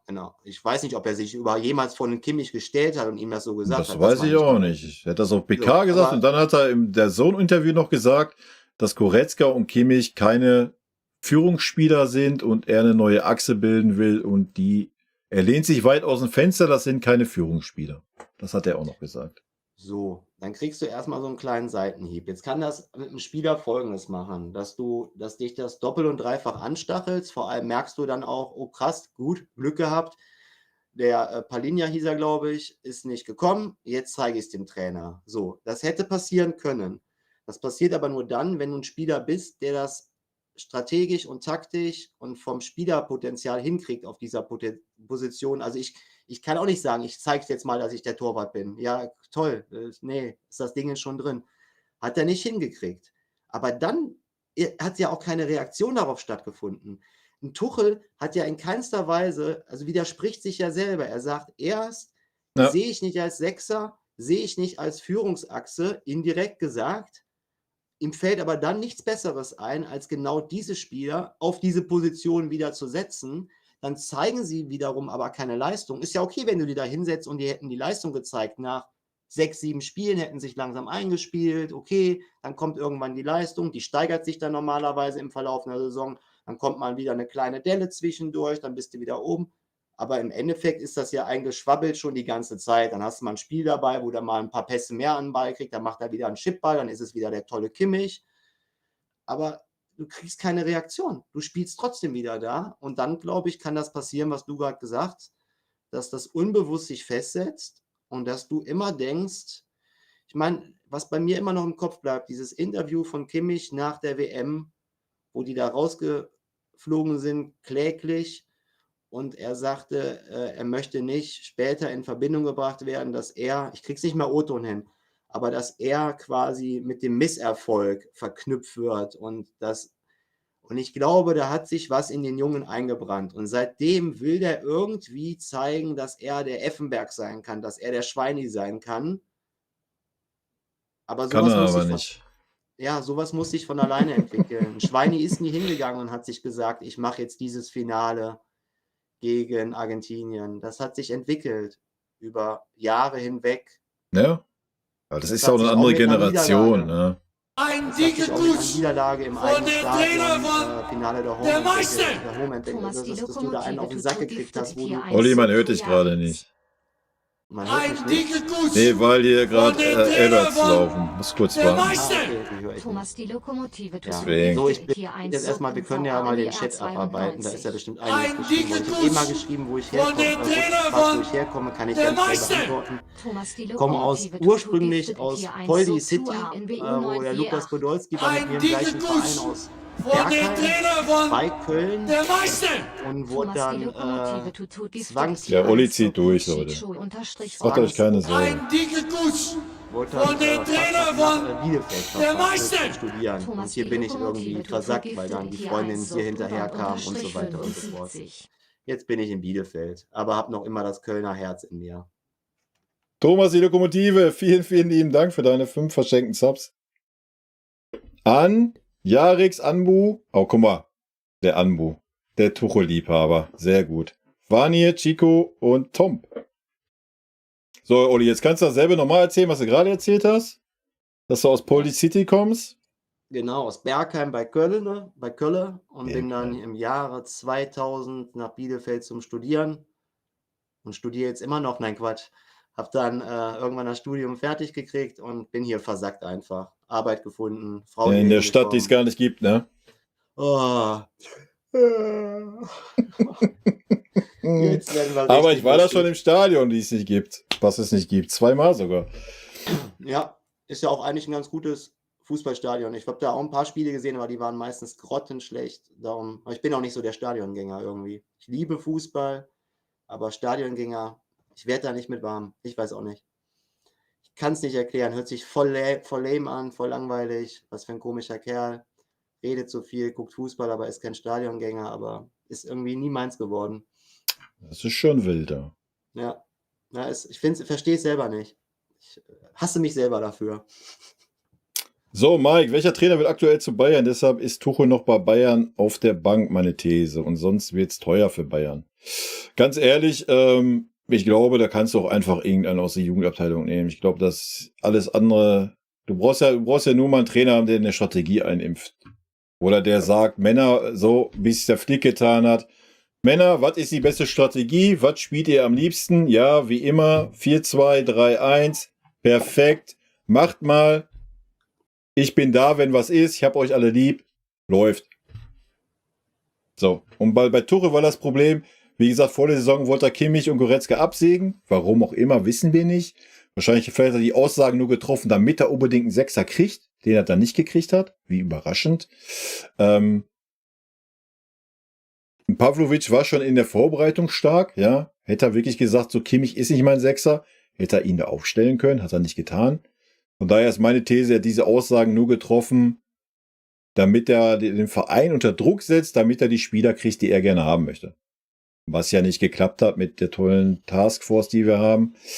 Und wir wollten ja auch keine 120 Millionen da ausgeben und 60 Millionen für ein Palinja und hast du nicht gesehen. Deswegen glaube ich auch, dass es einfach auch von Vereinsseite mit dem Tuchel nicht passt. Ja, dafür, jetzt mal ernsthaft, wir sind doch eigentlich nicht, guck mal, da saß ein Rummenigge, da saß ein Hoeneß und so weiter. Wollen wir jetzt alle sagen, dass die so vernagelt sind und keine Ahnung haben, wie man Transfers abwickelt? Ein Uli Hoeneß, ja, die Zeiten haben sich geändert, keine Frage. Aber auch ein Rummenigge. Und die haben auf einmal alle, die haben es verlernt oder was? Die können keine Transfers mehr abwickeln. So. Ja, ich glaube eher, dass das Problem ist, dass man ja sich nicht darauf einlassen wollte. Ja, ich sag ja, die Ansätze sind unterschiedlich. Der Verein möchte in die Richtung, Tuchel aber lieber die Richtung. So, was ist ja auch okay. So, ne? Mein Gott, was soll's? Dann ist das so, dann muss man dann sich da zusammensetzen, sagen, es passt nicht und gut ist. Ne?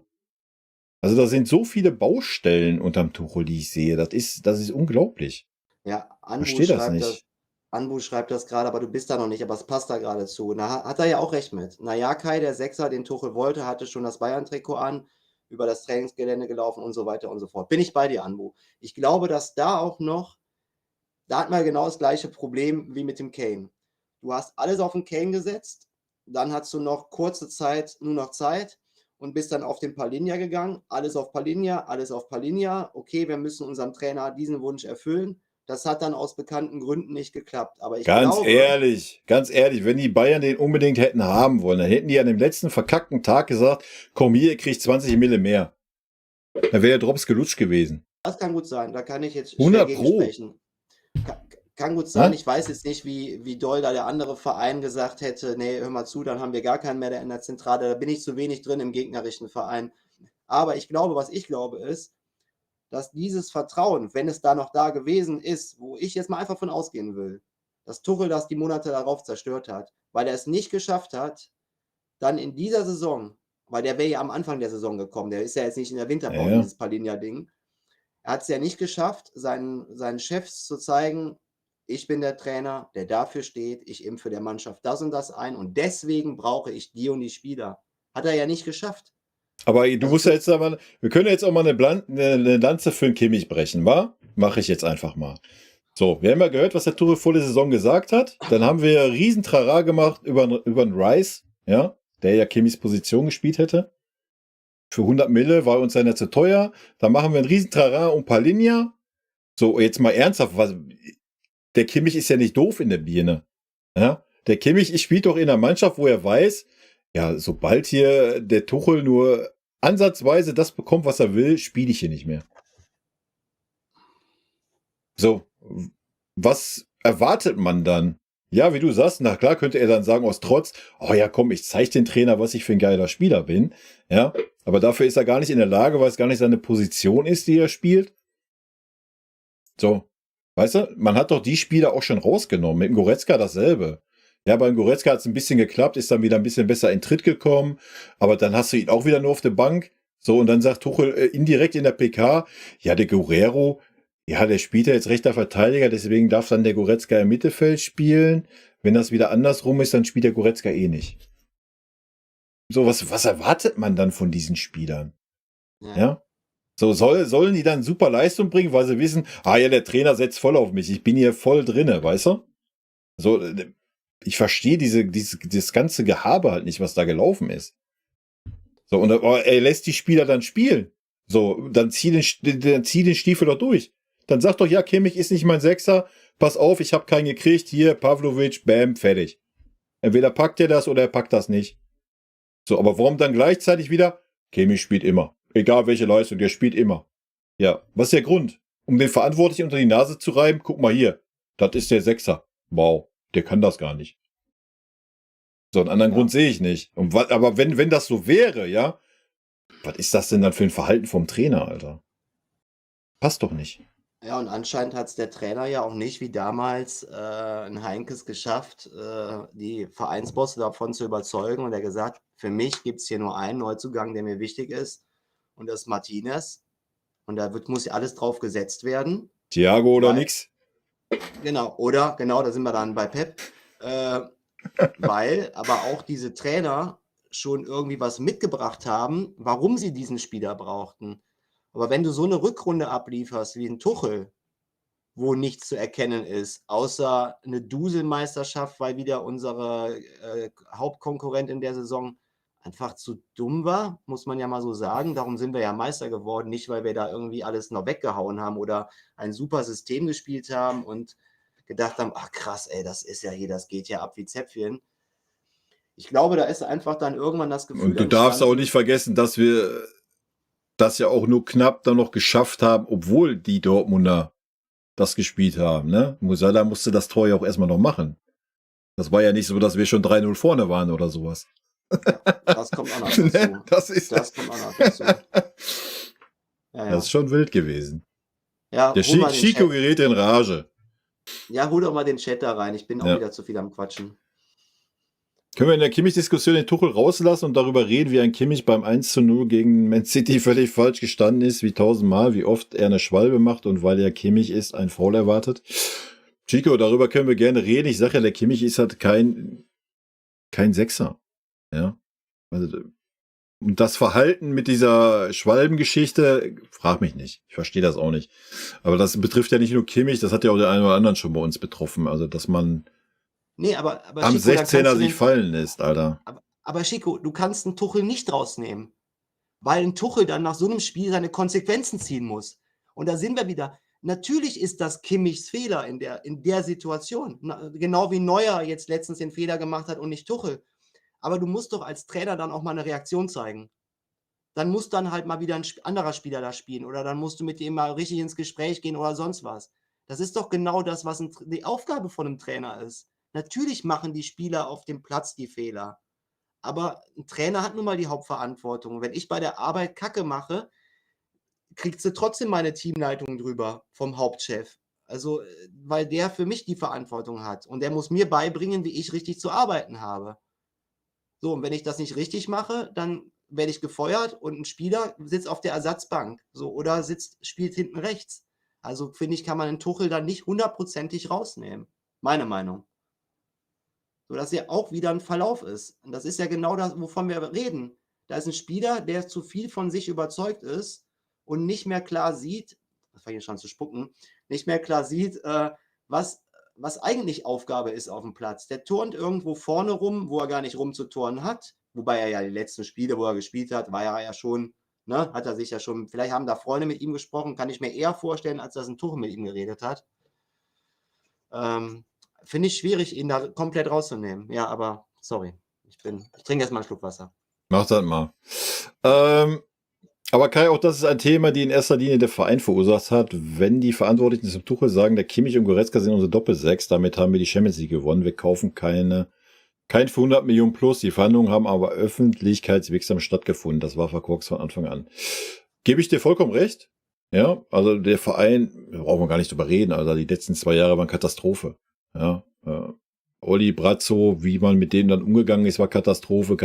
Die Nagelsmann-Begrabungs-PK war eine Katastrophe. Da brauchen wir gar nicht drüber reden. Ne?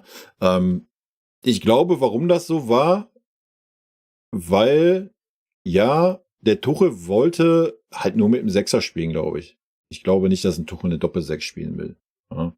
Ich glaube, der Tuchel will eigentlich ein ganz anderes eine ganz andere Taktik spielen, als wie er jetzt dann irgendwann hat er wieder angefangen, ist wieder auf diese Doppel-8-Scheiße zurückgegangen, weil das Einzige ist, was wir spielen können mit Kimmich, Goretzka. Ja, zu einem anderen sind wir nicht fähig irgendwie. Aber ja, da brauchen wir nicht drüber reden. Ja, das war eine Katastrophe. Auch von Vereinsseite hat man ja quasi dem Kimmich die 6er-Position abgesprochen. So, deswegen, weil die sagen ja immer so, ja, der Tuchel kriegt von oben eine Ansage, dass ein Kimmich spielen muss. Dann hätte man auch von Vereinsseite den Kimmich nicht in Frage gestellt. Hat man getan am Anfang der Saison. Ja, und doppelt. Mit dem Rice und dann mit dem Palinja. Also, deswegen sage ich ja, ihr müsst euch mal in Kimmich reinversetzen, wie der sich fühlt. So, ob der gerade noch Bock hat, so die letzten 10% zu geben für diesen Verein. Goretzka dasselbe? Weiß ich nicht. Ja, sollte man tun, wenn man Profi ist und so viel Geld verdient. Aber wenn man so behandelt wird, keine Ahnung, stellt euch das in eurem Beruf vor, so, ihr wisst so, eigentlich seid ihr nur Platzhalter hier, weil euer Chef euch nicht will, so. Gibst du dann 110% in deinen Job und sagst so, ach komm, ich zeige ihm aber, dass ich es kann, oder resignierst du irgendwann so, weißt du? Warum die Leute dann immer spielen, ist die andere Frage. Ja, das ist ja der komplette, das Hirnverbrannte, wo dir die Birne wegplatzt, weil du es nicht raffst. Ne? I don't know. Ganz schwierig. Sind wir wieder beim Thema Tuchel, Alter. Er steht nun mal in der Verantwortung dafür. Ne? Er stellt ihn auf und stellt ihn nicht runter oder sonst was. Und vor allen Dingen Tuchel sieht ja auch selber, oder auch ein Kimmich sieht doch selber, wie die Spiele waren, wo er nicht da war. Punkt. Ja? Das sieht ja jeder Blinde. Dass die 10-mal besser waren, wenn Kimmich nicht auf der 6 da war. Außer ein Tuchel, der sieht das nicht. Oder er sieht das und wir sind wieder bei der Verschwörungstheorie, ne, das trojanische Pferd. No. Wild. Mit Declan Rice hätten wir Ruhe gehabt auf 6, ja. Hätten wir auch. Aber ich glaube, der hat einfach keinen Bock gehabt auf Deutschland. So, ist bei Engländern immer ein bisschen schwierig. Sind nicht alle so Harry Kane-mäßig, ne? Die gehen immer sehr ungern von ihrer Insel runter. Und ja, wenn du Pavlovic die Chance gibst und er es packt, ja, was er bisher gezeigt hat, du ihm jetzt mal das Vertrauen geben würdest, denke ich auch, dass er die nächsten Steps machen kann. Dann hast du auch die nächsten Jahre Ruhe. Ja, du musst es halt mal ausprobieren. Also, Ja. also darum geht es jetzt ja auch gar nicht, dass wir hier Pavlovic in die Höhe loben. Nur wenn du das gar nicht mal testest und du kannst ja auch gar nicht gucken, wie sich so ein Spieler entwickelt, wenn der nur immer dann reinkommt, wenn gefühlt alle kaputt sind. Also das ist ja genau das Problem. Du musst doch so einem Spieler auch mal das Gefühl geben, nee, ich setze mal heute auf dich, obwohl der da ist. Weil daraus kriegst du doch dein Selbstbewusstsein als Spieler. Um dann sozusagen, ich zeig dem das. Der hat nächste Woche ein richtiges Problem, den anderen Spieler wieder aufzustellen. Nicht, weil der verletzt ist, sondern weil ich den überzeugt habe.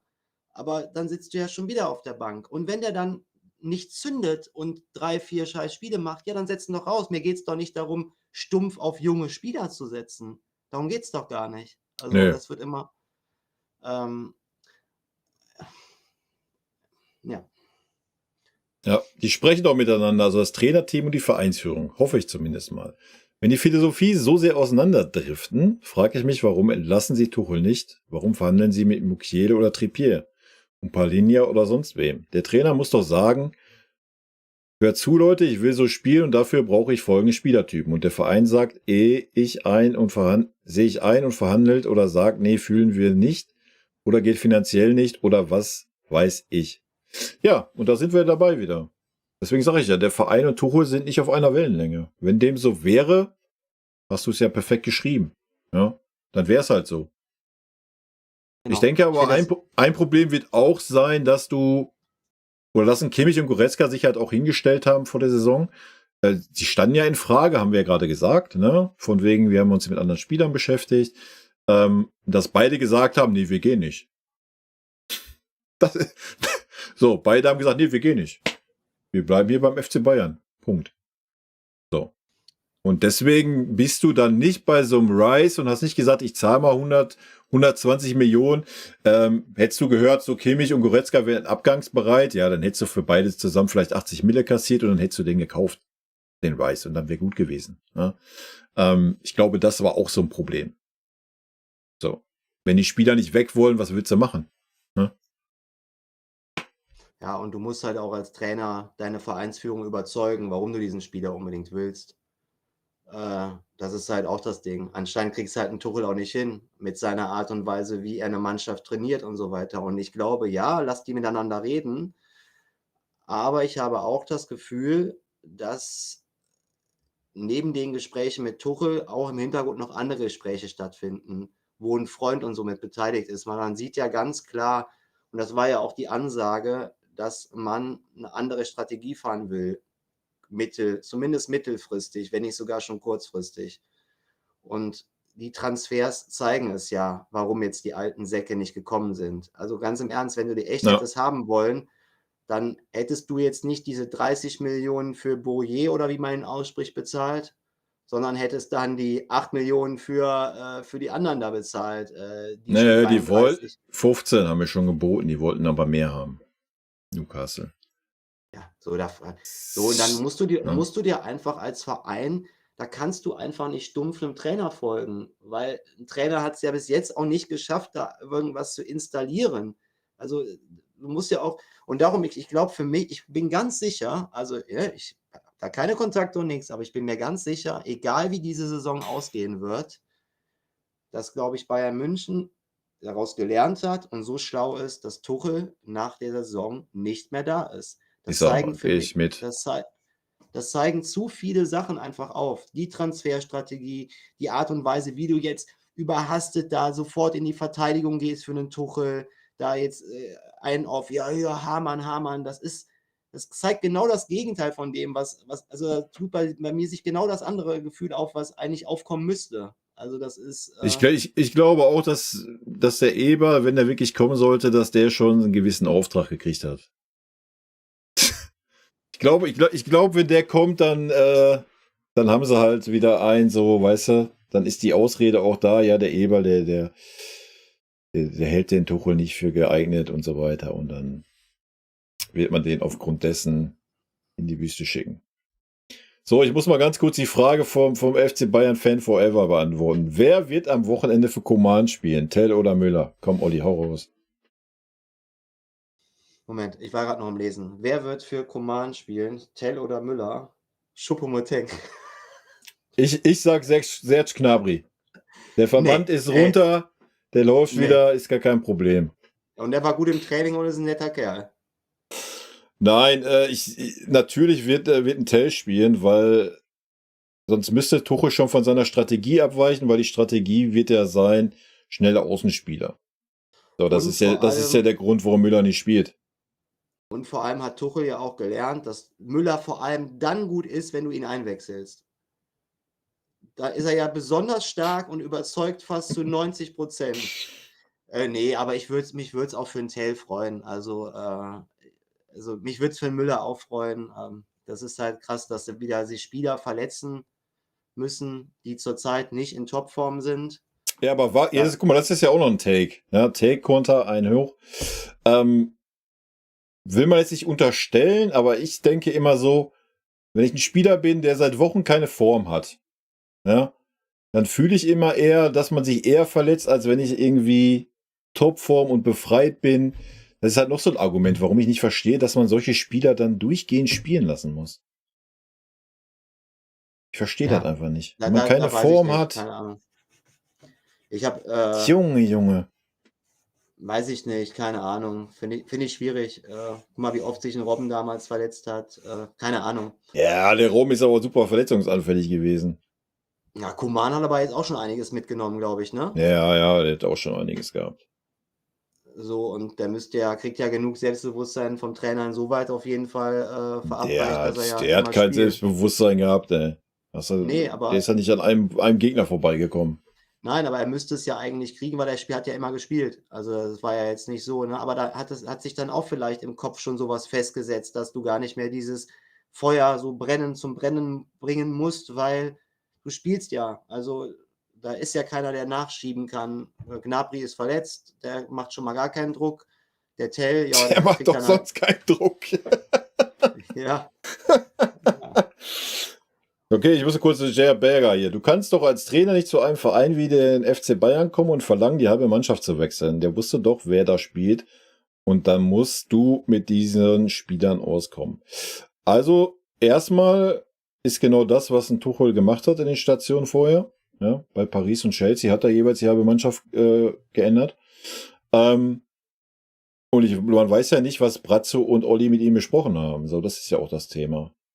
Und eigentlich ist es ja auch sinnig, bei uns die halbe Mannschaft zu wechseln. Ja. Sind wir uns, denke ich, einig. Es wird Zeit, dass die Leute, die satt sind, ausgetauscht werden. Nur nochmal, vor der Saison, wenn die Spieler sich hinstellen und sagen, nee, ich gehe hier nicht weg, ich bleibe beim FC Bayern, ich habe hier Vertrag. So, dann sind dir die Hände gebunden, was willst du machen? Die Konsequenz wäre dann zu sagen, ich setze die jetzt auf die Bank. Ja, weil die möchten ja eine WM spielen im eigenen Land. Dann hätten sie vielleicht dann im Winter gesagt, ach, ja, weißt du was, ich könnte jetzt doch den Verein wechseln. Aber das tut man ja nicht. Die spielen ja dann trotzdem. Warum auch immer. I don't know. Ja. Ich muss mal kurz die Seite aktualisieren, bei mir ist hier wieder alles verschwommen. Tuchel hat schon das Argument, Nagelsmann hat ja alles verkorkst genutzt, um seine Transferwünsche durchzuballern. Keiner weiß, was Tuchel bei der Unterschrift versprochen wurde. Ja, das weiß ja auch keiner. Und dann das ist ja auch das Problem, was Tuchel hat. Ja, da muss man Tuchel ja auch mal in Schutz nehmen. So, dann sind alle weg. Und er kriegt neue Vorgesetzte und die möchten vielleicht ganz andere Sachen, wie sie ja klar kommuniziert haben. So, deswegen sage ich ja, das passt anscheinend einfach nicht zusammen. So, und das ist ja auch nicht schlimm. Dann ist das so. Ja, und ganz im Ernst, da kommt ein Trainer, der kriegt schon einen Spieler für einen Stürmer für 100 Millionen, will dann noch einen Sechser für 80 oder was oder 70 haben. Nee, sorry, aber dann überzeug auch mal, dass du aus einer Mannschaft was rausholen kannst. Also was sollen denn andere Trainer in der Liga sagen, die irgendwo im Mittelfeld oder im unteren Drittel rumdümpeln? Die müssen auch gucken, wie sie mit dem Spielermaterial, was sie zusammenkriegen, eine gute Idee auf den Platz kriegen. Und das geht mir echt ein bisschen auf den Zeiger, dass man jetzt immer, ja, man hat Tuchel, aber nicht die Wünsche erfüllt. Hey, was hat er da für Spieler bitte trotzdem stehen? Er hat ja trotzdem da super Spieler. Dann setz doch den Kimmich mal auf rechts, wo er früher überzeugt hat. Oder lass den im Training mal so trainieren, wie er sich richtig zu verhalten hat. Oder setz den Goretzka doch mal als Defensiven auf, weil er doch eigentlich körperlich das hinkriegen müsste. Das verlange ich einfach von so einem Top-Trainer, der schon so Top-Teams, Sachen gemacht hat in seiner Karriere, dass er dann aber da auch mehr rausholt. Also das ist doch nun mal die Aufgabe von einem Trainer. Ich kann auch fordern, damals, ja, das ist ja wie bei FIFA-Manager oder wie bei FIFA, was ich früher gezockt habe. Ja, dann kaufst du dir noch den für 60 und den für 70, bis du dann das ist aber nicht die Strategie vom FC Bayern München. Da bist du bei uns falsch, sorry. Und das wurde dann anscheinend dem Trainer nicht richtig kommuniziert, weil da noch andere Verantwortliche damals waren, wo der geholt wurde. Und jetzt versucht man, sich irgendwie da rauszuschlängeln, versucht ein paar Wünsche zu erfüllen. Wenn man aber merkt, jetzt in der Winterpause, dass andere Vereine das ausnutzen wollen, mit irgendwelchen Ablösen, die einfach wahnsinnig sind, dann sagt sich ein Verein und ein Freund und die da alle mit im Boot sind, nee, also Grenze, hier reicht es dann irgendwo, da fahren wir einen anderen Stil und wir wollen auch ein anderes Signal, jetzt kommt das Ding, für die Zukunft an diese Vereine senden. Weil wenn du diese ganzen Ablösen immer blind mitgehst, kommen dann nochmal 10 Millionen mehr, dann könnt ihr den haben, den 33-Jährigen, jetzt übertrieben gesagt, dann wissen die doch alle demnächst, auch wenn die unbedingt einen Spieler brauchen, kannst du einfach mal 20 Millionen draufknallen, prinzipiell bei FC Bayern, und das kannst du mit uns nicht mehr machen, weil wir in Zukunft auf junge Talente setzen wollen, mit Ergänzung von erfahrenen Spielern. Das ist das Ziel, was der FC Bayern München hat. Und da wurde anscheinend falsch kommuniziert. Und jetzt versuchst du dich da irgendwie rauszuschlängeln, versuchst ein paar Wünsche zu erfüllen, aber übertreibst es auch nicht, weil meiner Meinung nach ist die Entscheidung schon gefallen, dass nach der Saison vorbei ist. Also alles andere würde mich echt wundern. Wenn es nach der Saison mit Tuchel weitergeht, dann verstehe ich gar nichts mehr. Dann müssen wir hier uns diesen Stream nochmal rausholen. Und dann ist das einzige Argument, dass man auf den Klopp wartet. Ja, genau. Aber und man nicht für ein Jahr einen Übergangstrainer nehmen möchte. Genau. Aber vielleicht sagt auch ein Klopp im Sommer, Leute, ihr braucht mich noch gar nicht zu fragen. Ich chill hier gerade meine Situation, ich trinke mir hier meinen Ja, na Cocktail mit meiner klar. Frau. Ja, logisch. Der macht sich keinen Stress und der macht jetzt auch noch keine. Glaub mir, ich habe mir einige Interviews angehört, auch als Bayern-Fan von einem Klopp. Ich kann da nur Hotel Matze empfehlen. Der Mann weiß, wo er im Leben steht. Der Mann weiß, was im Leben wichtig ist. Das hat er für sich realisiert. Und Ja, habe ich ja auch gesagt vorhin. der Es der gibt halt weiß, wie der Wichtigeres als Fußball. Ne? Genau. Und der braucht sich gar keinen Druck machen. Und wenn der nicht in einem Jahr gerade ein Top-Trainer, wenn er dann wieder zurückkommen will und jetzt ist gerade keine Top-Verein da, ja, das ist dem doch egal. Kann auch 5 Jahre Pause machen, wenn er dann sagt, ich bin wieder da, dann kriegt er genug Angebote. Da muss man sich ja nichts vormachen. So sieht's aus. Ne? Darum, So, Chico, ganz kurz mal, ne? Bitte nicht falsch verstehen, liebe offensiven Fußballer unterscheiden sich Kai und ich. Ich habe den Flick-Fußball geliebt. Ich hab den Flick nicht geliebt, ich habe ihn auch sehr gemocht. Nur ich rechne den Fußball, den wir da gespielt haben, nicht Flick an. So, das ist der einzige Unterschied. Ja, ich halte den Flick nicht für einen guten taktischen Trainer. So, der Fußball war super. So, darum ging's nie bei mir. Aber man hat das in der deutschen Nationalmannschaft gesehen, was der Flick für ein Trainer ist. So. Das ist der perfekte Co-Trainer. Ja. Ist halt die Frage, ne? Das finde ich zum Beispiel ganz schwierig, das Thema.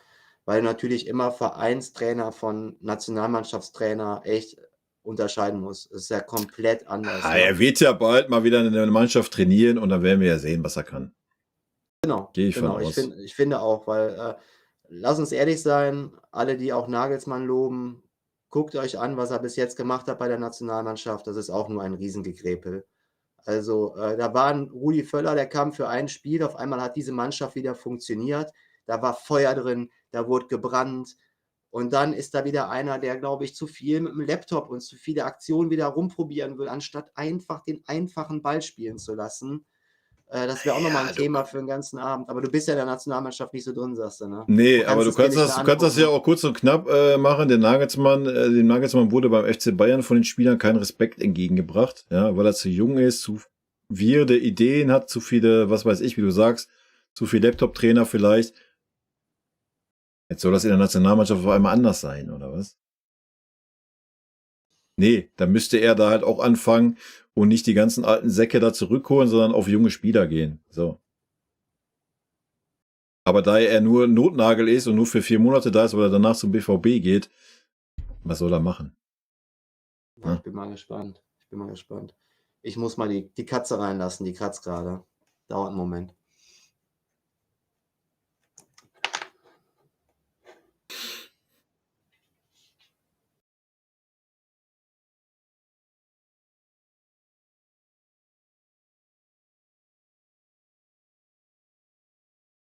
Ja, na klar, ist das der Wunschspieler vom Verein. Tuchel wurde ein Trippier haben, der 33 Jahre alt ist. Das steht ja außer Frage, deswegen sag ich ja, also da gibt der Verein aber auch kein gutes Bild ab. Ja? Das muss man ja gar nicht alles an Tuchel. An Tuchel mache ich persönlich fest, dass ich keine Spielstrategie sehe, dass ich scheiß Fußball bei uns sehe. So, das ist, was ich am Tuchel festmache. Punkt. Ja, diese ganzen Strategie, ja, dass der Tuchel auch nicht die Spieler bekommt, die er gerne möchte und so weiter. Natürlich ist das Vereinssache. Ja, da müssen wir gar nicht drüber reden. Ja, man kann jetzt nicht sagen, alles das, wie es läuft, ist scheiße, ist in Tuchels Verantwortung. Natürlich nicht. Aber in Tuchels Verantwortung ist es, wenn er merkt, oh ja, wie es der Olli auch vorhin schon sagte, ich bekomme nicht meine Wünsche. Da muss er in der verkackten Lage sein, mit diesem hochbesetzten Kader, auch wenn das satte Spieler sind, zumindestens eine Philosophie auf den Platz zu kriegen. Die haben wir nicht. Unsere Philosophie ist, spiel den Ball nach vorne, hofft, dass Sané, Musiala oder Kane eine Einzelaktion haben und das Spiel entscheiden. Das ist unsere Philosophie. So, und das kann es nicht sein. Ja?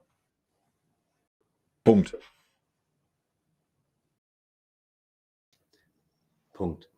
Ja. Punkt. So, 10 Minuten noch, dann bin ich weg, dann ist Feierabend. Ja, ich mache dann hier weiter. Kein Thema. Morgen alles Deabonnements hier, ey.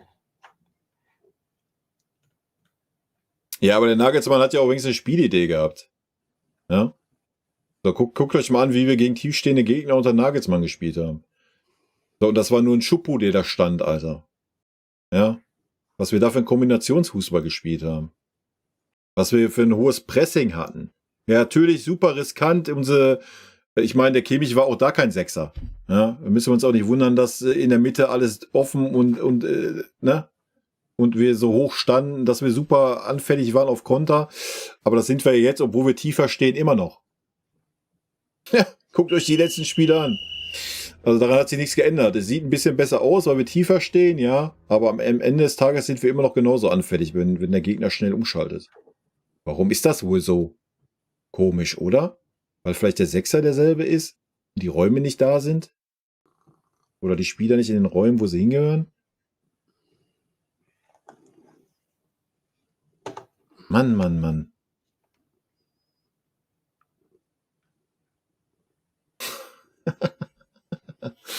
Johannes, ja, viel Spaß. Erfreu dich an den Punkten und an den Ergebnissen unseres Vereins. Ist schön, das freut mich. Kannst du doch glücklich sein, ist doch super. Ich habe hier gerade wieder eine Bildqualität von FIFA 94, ey.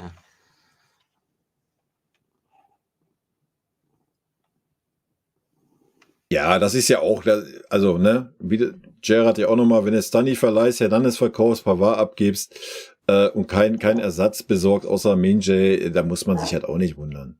Ne? So, also das ist natürlich nicht Tuchels Verantwortung. Ja. Gut, vielleicht hat Tuchel seine Meinung dazu gegeben, aber am Ende des Tages ist das nicht Tuchels Verantwortung, welcher Spieler kommt und welcher Spieler geht. So, und da steht der Verein in der Verantwortung. Da müssen wir auch nicht drum herum reden.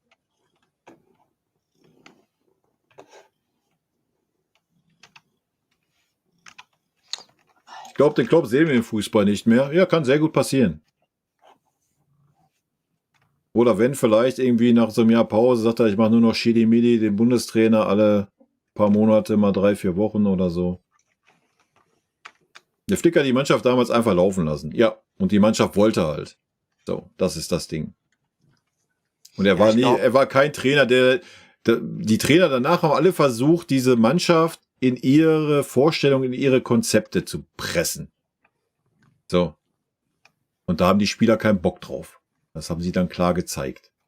Ich glaube auch, dass uns damals diese Corona-Zeit, was anderen Vereinen geschadet hat, da hat bei uns, glaube ich, eher so ein Zusammenschweißen stattgefunden. Erinnerst du dich an diese Videos, wie die da trainiert haben mit ihrem Ja, da waren wir Deutschen halt wieder vorbildlich, ne?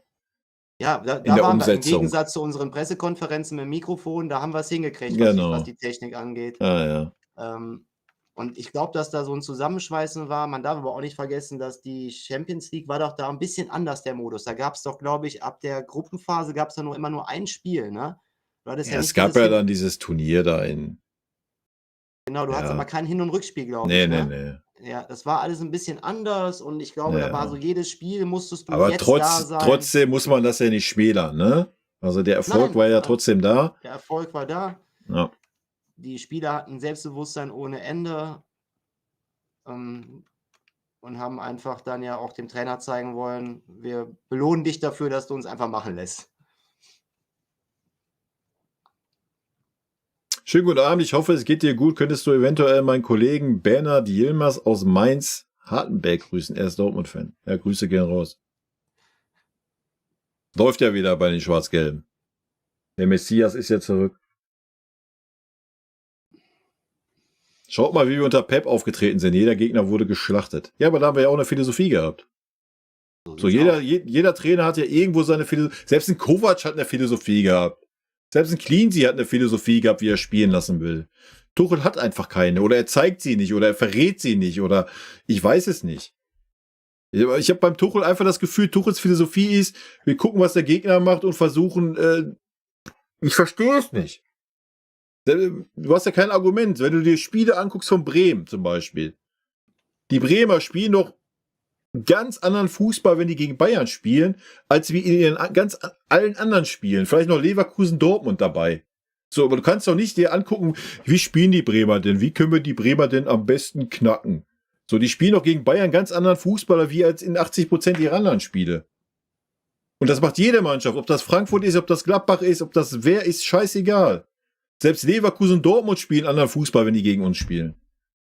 So, aber wir setzen uns dahin und analysieren diese Vereine, ihre ganzen letzten Spiele. Alter, das fällt mir nichts zu ein. Ganz ehrlich. Das ist zu viel einfach. Da kannst du auch irgendwann eine Mannschaft mit Mürrem, also mit Baller im Kopf machen, weil du halt irgendwann als Spieler nur noch daran denkst, wie verhält sich mein Gegner, wie müssen wir jetzt nochmal verschieben, wenn die das machen. Nein, du musst einfach mal versuchen, dein Ding da durchzubringen. Mal einen Hinterlauf, mal einen Doppelpass, mal vorne Bewegung reinbringen, hinten Absprachen, De Ligt, komm, du jetzt nach hinten, nein, zieh du jetzt raus. Und sowas. Das war aber gegen Augsburg schon ein bisschen besser, ne? Muss man fairerweise sagen. Also was so diese Absprache auf dem Platz anging. Ja, aber da waren dann ja auch zum Beispiel einer in der Zentrale, der da ein bisschen mehr geredet hat. Aber ich bin echt vorsichtig mit, dieses eine Spiel war besser. Weil du weißt ja zurzeit bei der Mannschaft meiner Meinung nach gar nicht, was dich im nächsten Spiel erwartet. Zeig mir mal 5 Spiele dieses besser. Dann bin ich dabei. Aber wir haben 2 Spiele hintereinander ohne Kimmich gemacht, die waren beide gut. Ja. Sorry, aber ich sag nur, wie es ist. So, also, ja, und das war ja, waren ja auch schon in anderen Spielen, wo mal ein Kimmich gefehlt hatte und es war besser. Ne? Aber es kann nicht sein, dass das nur von einem Spieler, es kann doch nicht sein, dass eine Mannschaft, ich kann das für mich nicht in den Kopf reinkriegen, dass das so viel, Katze, bist du bescheuert? Beiß meinen Kopfhörer nicht durch. Es kann doch nicht sein, dass das so viel mit einer Mannschaft macht. Alter. Sorry, Chat. Ein Kater, der komplett frei redet gerade. Dass das so viel mit einer Mannschaft, mit den restlichen 10 Spielern oder dann 11 Spielern macht, wenn da ein Spieler. Nee, also ich kapiere es nicht. Ich verstehe es nicht. Ist das echt dieses Ding, was du schon mal angesprochen hast, dass die dann das Gefühl haben, die müssen mehr Verantwortung bringen, müssen dann mehr miteinander reden, weil da nicht dieses Sprachrohr... Also ist das Einzige, was ich mir erklären kann, dass der Kimmich das halt so ein bisschen hemmt. Oder dass die Leute halt, ich weiß es nicht, vielleicht haben die auch Angst oder was, weil der Kimmich ja irgendwie schon so der ist, der gerne der Führungsmacher sein will. Vielleicht strahlt er das aus und ich weiß es nicht. Ich kann es mir nicht anders erklären.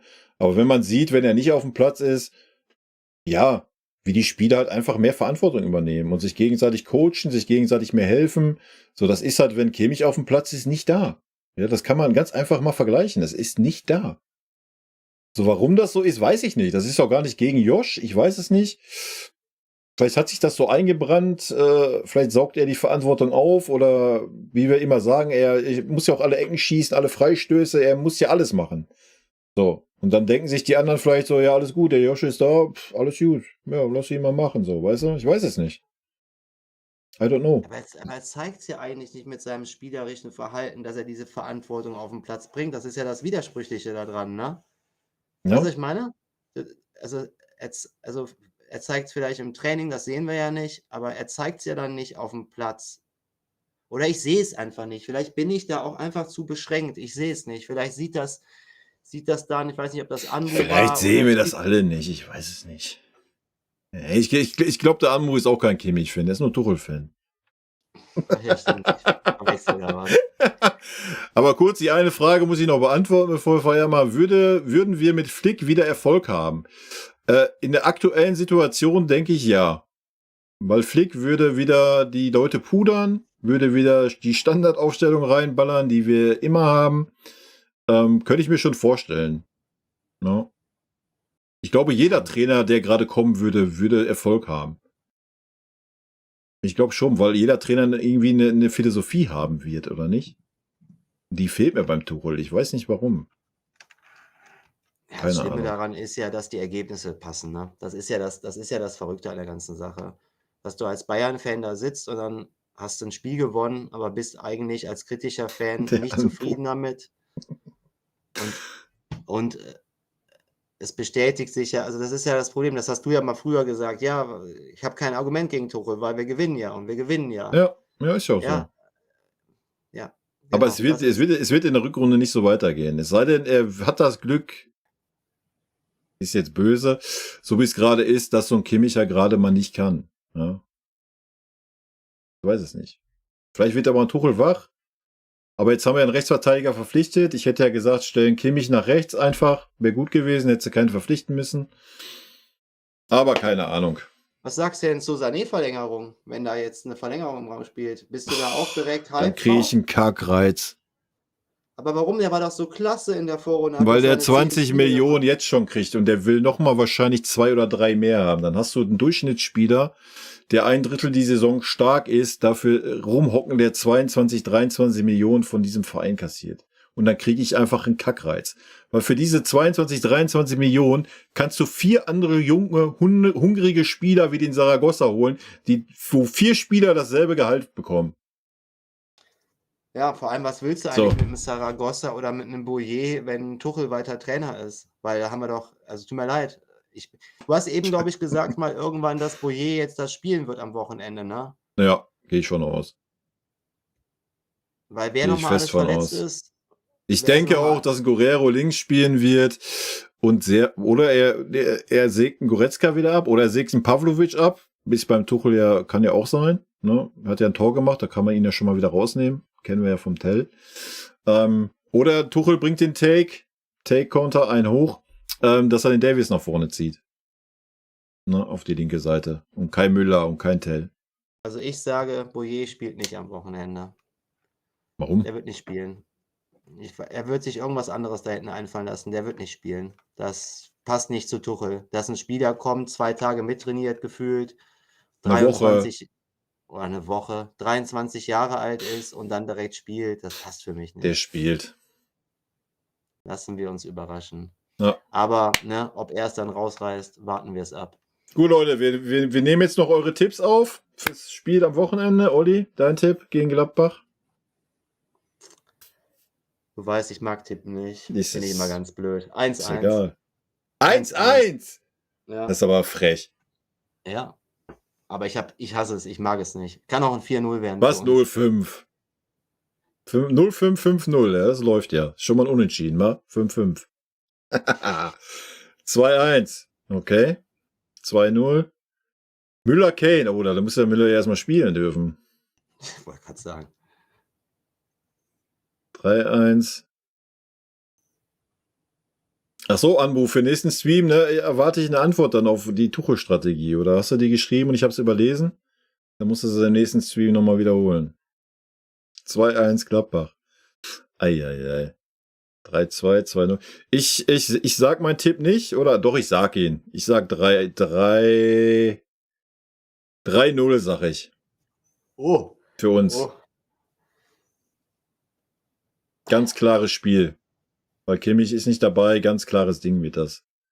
Ja, ich tippe extra 1-1, dann bin ich positiv überrascht. Ah, Leute, das war's. Vielen lieben Dank, dass ihr hier wart. Mir hat Spaß gemacht. Ich hoffe euch auch. Wie gesagt, ich werde die Woche mal eine Umfrage raushauen auf YouTube, wie euch das so gefallen hat mit dem Olli hier. Ja, dann könnt ihr eure Meinung dazu kundtun. In diesem Sinne, Aber lieb bleiben. wünsche ich euch schon einen schönen Abend. Ja. Und bis zum nächsten Mal. Bis dahin.